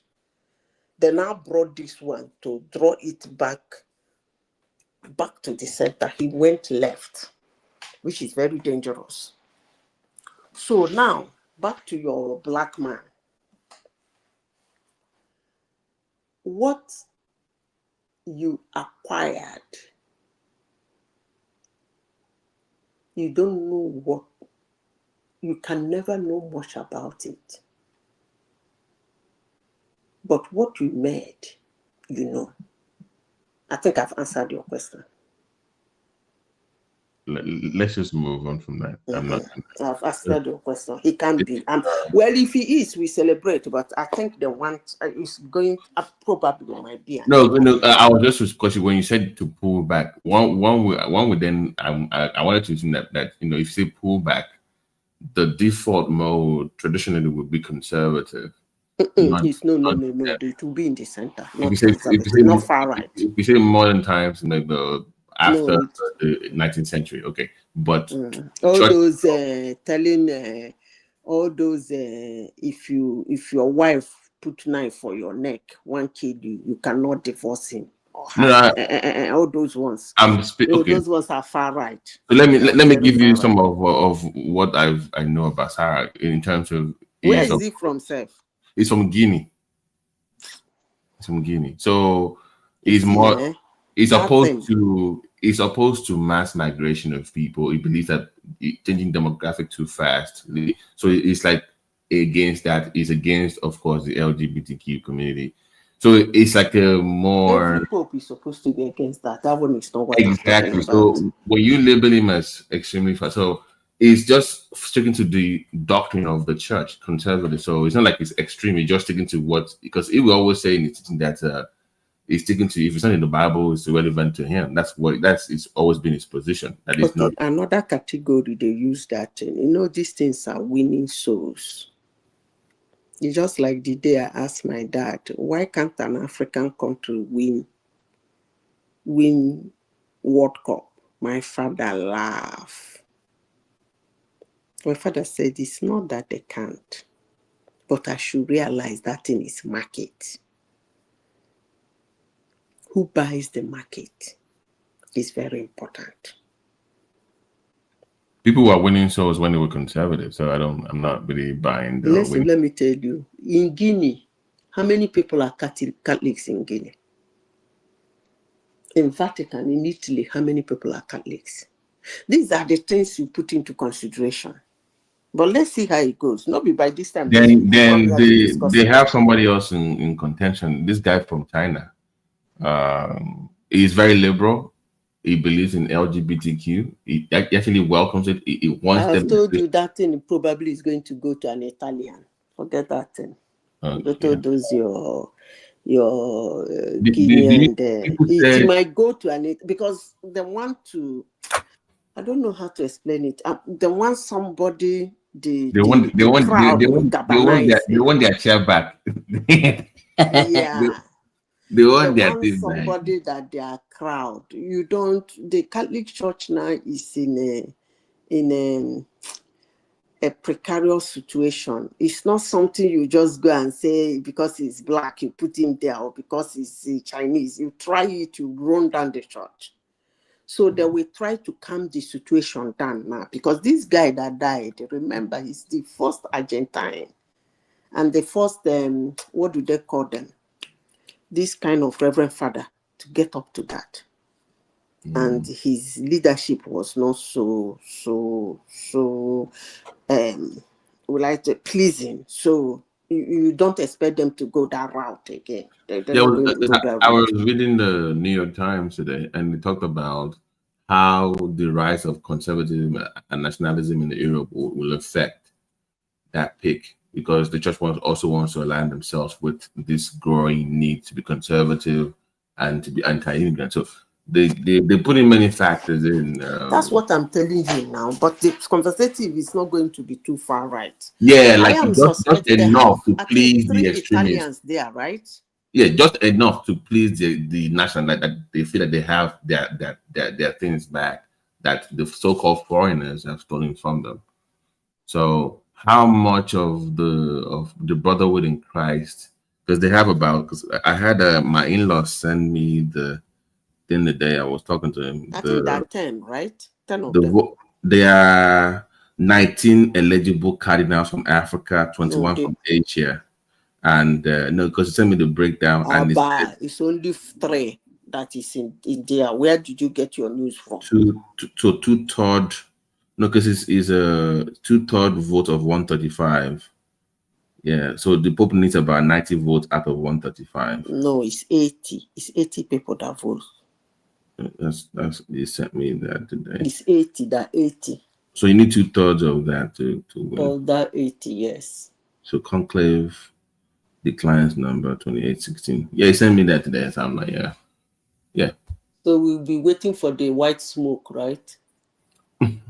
All that. I think they call it bamboo, but that is self. But as a former, who asked that question? Is Simba? He has left. We did it in secondary school. Though. They told us it's a blind vote. They don't talk to each other. They don't speak to each other. You can't vote for yourself. the one thing I always like about the Orthodox Church. I was born in the Catholic hospital. I was an altar boy when I was younger in the Catholic Church. I compared to the Pentecostal ministry. I mean, they were more impactful to society. I mean, they have their own flaws. Don't get me wrong, but in healthcare, education, even till now, the impact is there in my hometown, and they help so many people. And that's why I might not agree with the doctrine. I might not be a member of that anymore. I understand that at the time they really did a lot of work to help people. Somebody just came. Let the person speak. Maybe he came to say something. I don't have Midwest. Midwest. Oh yeah, I can see you now. Hey, Midwest. I don't. Go ahead, man. I didn't see that. Or Mild West, not Midwest. Mild West. Hello. I think because you changed the topic to some. He can say what he wants. It's very easy. Mild West. Benin is the best. Is the best kingdom in the great Benin Kingdom Empire. Yeah, go. We know once you're from Benin, once you bring up kingdom, you know how that But I want to talk about Enugu State Governor. I think he's doing maybe pretty good job over there. The guy don't join APC already now. The way the guy they move now, No, because he knew Tinubu before. Probably not. I love it's a water project though.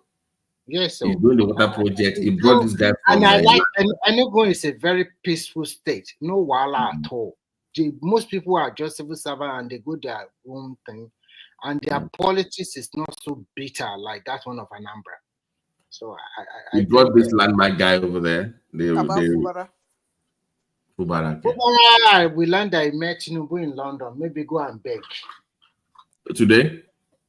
Yeah, in the news. It's all over the news. When Tinubu was in London, he went and he met him there in London.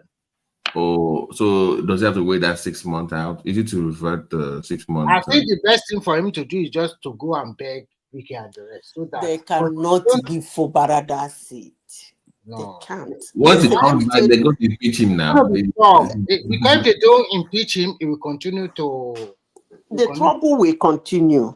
Do you know his problem? Is approaching. He is too indecisive once he makes a deal with you, he does not stick to agreement. He is easily influenced. Yes. How can you make a deal like an individual? Kubara. He's not a human being now. Who wants to keep such a politician with that kind of money? And then you can't stick to an agreement. It's too. One day you say yes, one day you say no. What kind of man is this? He won't be there. He won't be there. Forget it. So even if it's begging now, how do you know when he gets back there, he will not go back to his old ways again? Can you guarantee that? He will go back, no matter what happens. It will go back. When they give him a little space, he will go back to it. So the best thing for them to say, just impeach him. Let him just go. Let them impeach him. They have enough to impeach him. It's enough. How can you give Dash 300 million just like that? Is that the way they are spending Nigerian money? We are in deep shit. And this is a man that is campaigning that we can say he should be giving him money. You see? These are 300 million. Just don't pay attention like to. But that you're quarreling with the ex-governor because he's asking you for money. And then you gave unknown people 300 million. Do you think we can ever recover that money from NBA? They will have shared it now among themselves. No, if he gave it in the name of the state, they should get it back. That's what he did now, is he gave it as a gift. Not from his personal money now, it's River State money. He said it's a gift. And that conference was supposed to be held in Port Harcourt, but they moved it to Enugu. So why is he giving them money if it's supposed to be held in Port Harcourt? Is it not to arrange place for them and pay their hotel? Yeah, but they moved it to Enugu. They moved it to Enugu. And when Enugu man gave them 200 million. 300, not 200. They moved and it the Enugu man gave them how much? That one did not, I don't know. Maybe did not give them nothing. But I don't know whatever. By the way, sorry to segue away. Did you guys read the story about Traore Ibrahim? They say another. Are the propaganda too much? The guy is doing a lot of propaganda there. Yeah. No, I'm asking because you want to assassinate him every week, every day. Do you know? I read one that was quite funny. They said they gave somebody $5 million to go and buy him. That is who now? Took the money to him. Said, I would have paid you, but see the $5 million. He put it on the table. Which kind? This kind? That guy is just, he's too young, he's too petty. Yes. He's too petty. He just galvanizing people. They be telling, and then when you look at the place he's ruling, the place is still in shambles. He's entering the 3rd year now. The place is still nothing new. Every day, Ibrahim Traore cover nose like person who has coronavirus. They walk about. He go invite. I hear say the Ghana man, the abuser, saying they load good for Putin. They have cargo airplane that comes to load the good. Every day with the Ghanaian man. By the time he perpetrates himself in power for the next 40 years and treating them, and nobody should complain. I beg, tell us the story. You say he did what again? What's the story? They want to buy no, because he had a press conference, and you remember the AFCON guy, the African, the American general, the black guy that is the Afro Commando, whatever it's called, was talking about Libya, and they exposed how they took out Gaddafi and the plans they have for Africa, which wasn't too pleasing. It was terrible.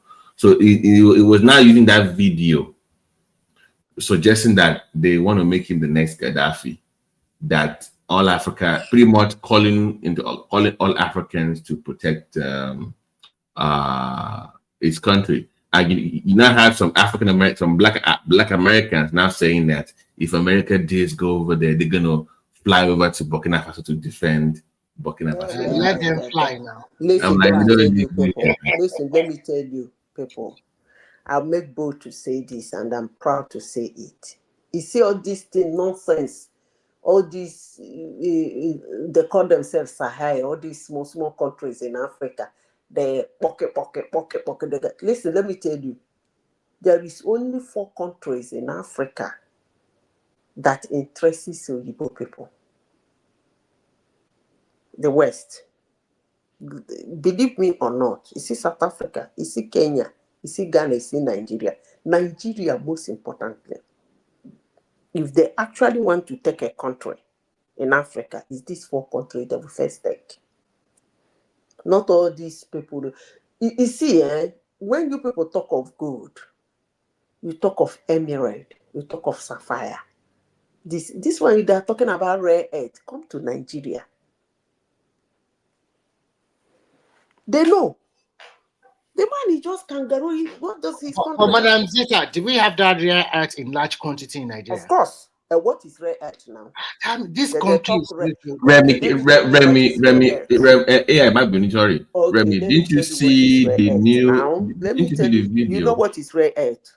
Yeah, of course I know now. They use it for all these laptop, phone, and every even for ammunitions and whatever. They say Nigeria has 23. Did you watch the video that Nigeria and South Africa signed a deal in mining? Nigeria have what? Nigeria and SS signed the mining deal, I think a few days ago.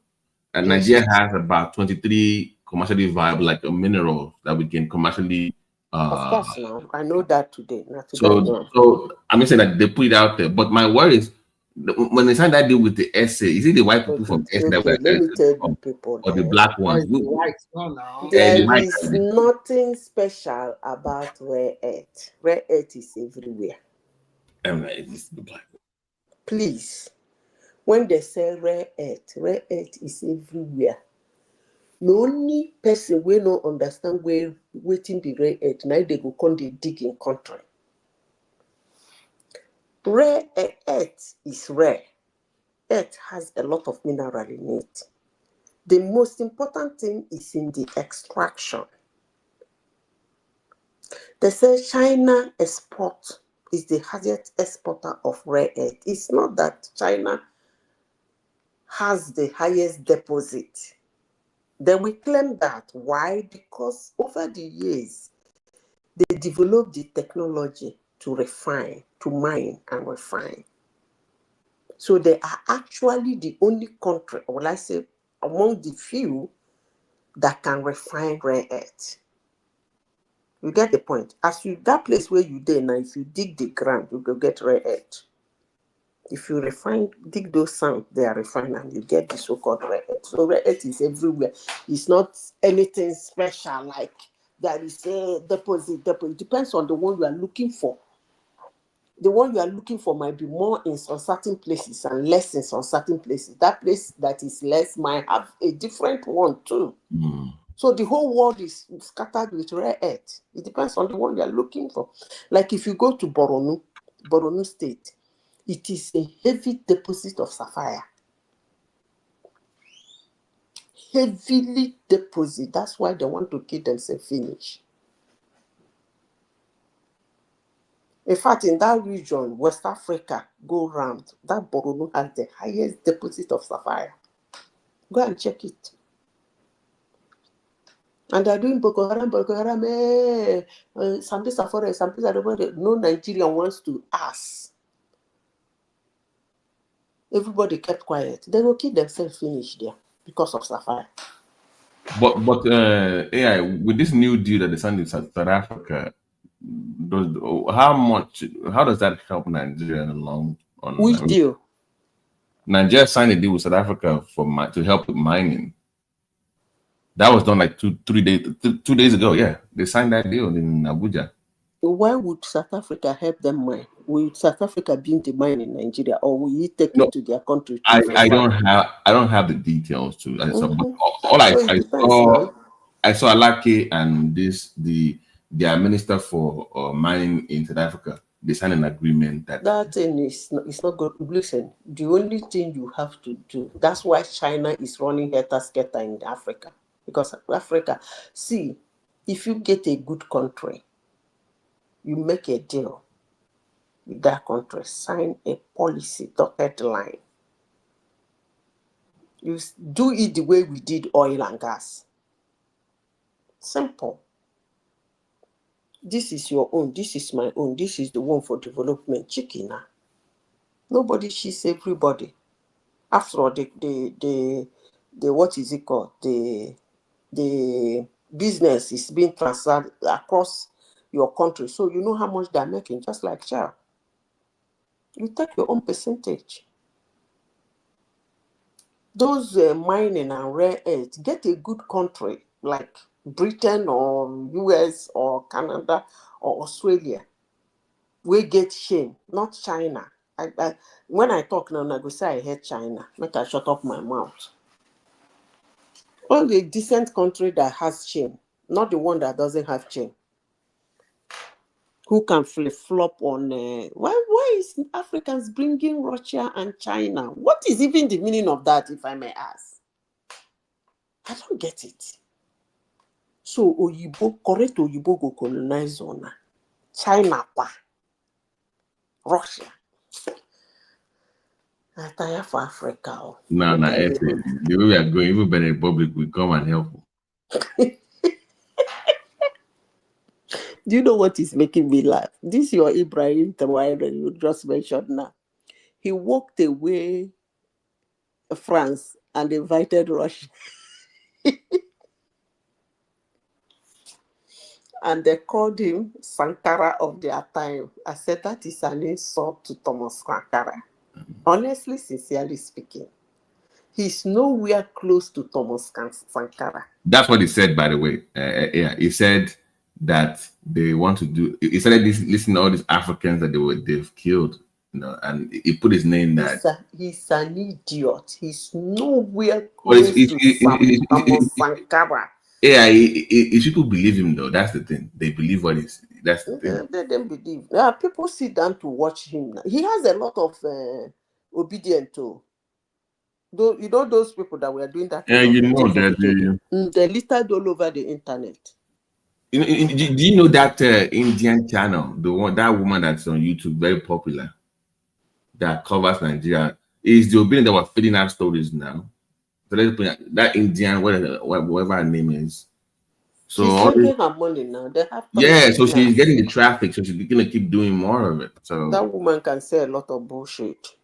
I'm like, where is she even getting all these stories with no investigation on Twitter? No. Let me tell you. Okay, let me give you an example now. Like the tariff that is going on in the United States. I don't even know how human brain work. The same thing they did in elections. That's the same thing they're doing with this tariff. They're putting fear in everybody. Hey, you won't see food to buy. Hey, you will suffer. Why is every country that this man tariff says United States citizens will suffer? Where did they start hearing? Stupidity is a very bad thing. He tariff China. China say US citizens will buy things very expensive and they will suffer.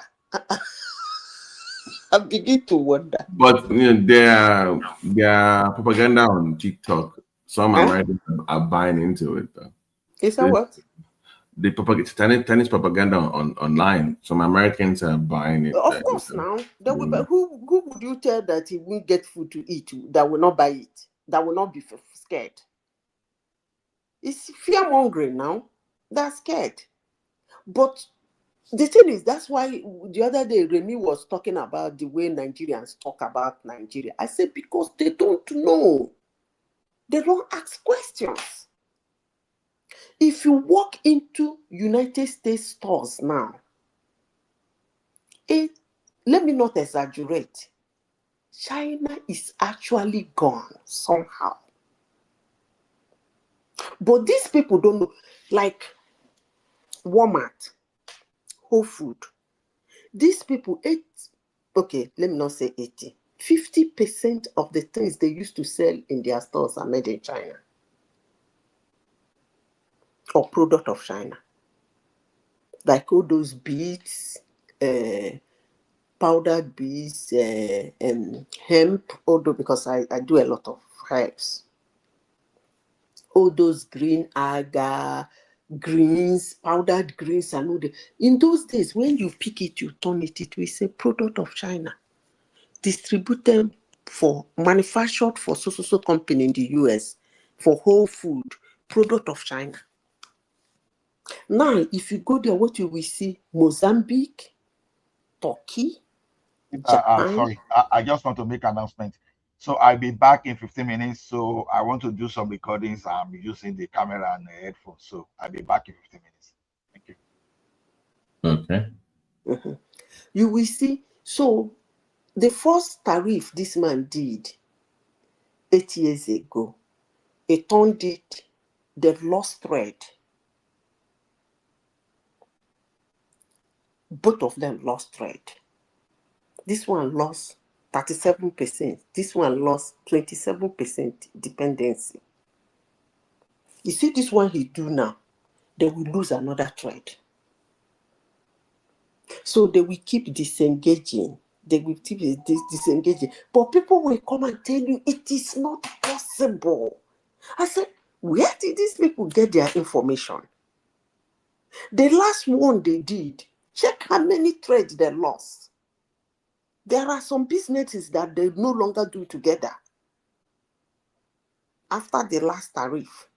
And it's happening again.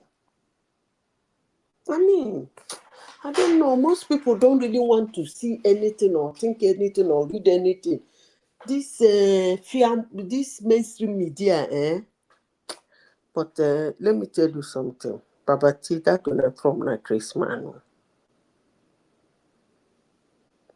Hello? Yeah, which one? Ooh. I said Trump na Chris man. Well, maybe that's what the country needs for now. I mean, I'm telling you, that man, Jehovah. I mean, if the thing is, whatever he's doing or he's planning to do, he better work out. If he works out, it becomes one of the best presidents ever. The best thing I told him when he was campaigning that the moment he win that election, he should fire Powell. Whatever means he can use to fire that guy should be fired. Because that guy is working for China. China is a very terrible country. It's not a country somebody brings into them. If we see the way India is avoiding China,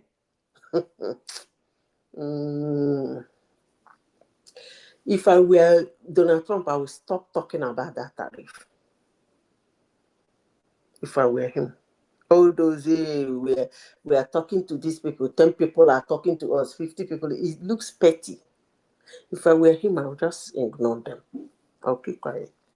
If you ask me, say, well, we're making deals. We are trying to sort it out. When we sort it out, we'll let you. You will know. We are working on it. Period. Instead of 80 countries, 50 countries, it makes it look good. The more he talks, the more the fear-mongering. Everybody will be, I mean, I don't understand. But let me tell you something. Tariffs. Why did you say make sure it works? No, for his presidency and for the country, like whatever this trade war is all about. I mean, if it turns out well for America, I think he wants a better deal for America. The rate he thinks it's unfair. Let me tell you, you see, most people don't know economics. When this thing started, I came here to laugh at them. They abused me. When I use the word, they abuse me because when I say some certain things, they just disagree. They disagree with insults. 2 countries are fighting. He quarantines China. How do you know it's working? He's sitting down in the Oval Office.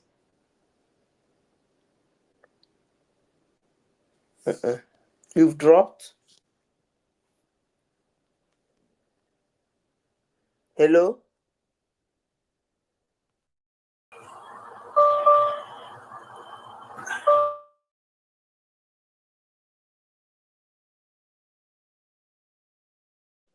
Hello?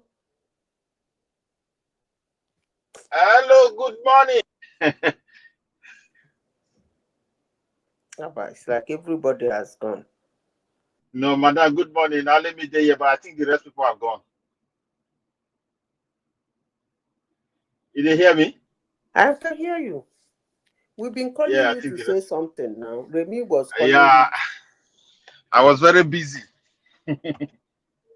No, Allah. Okay. You can say what you want to say now. I don't even get anything to say. I don't listen well. Thank you. No, Allah. Remy, are you still there? Remy don't enter jungle. Prince, it's like we have to close now. Everybody has left. Yeah.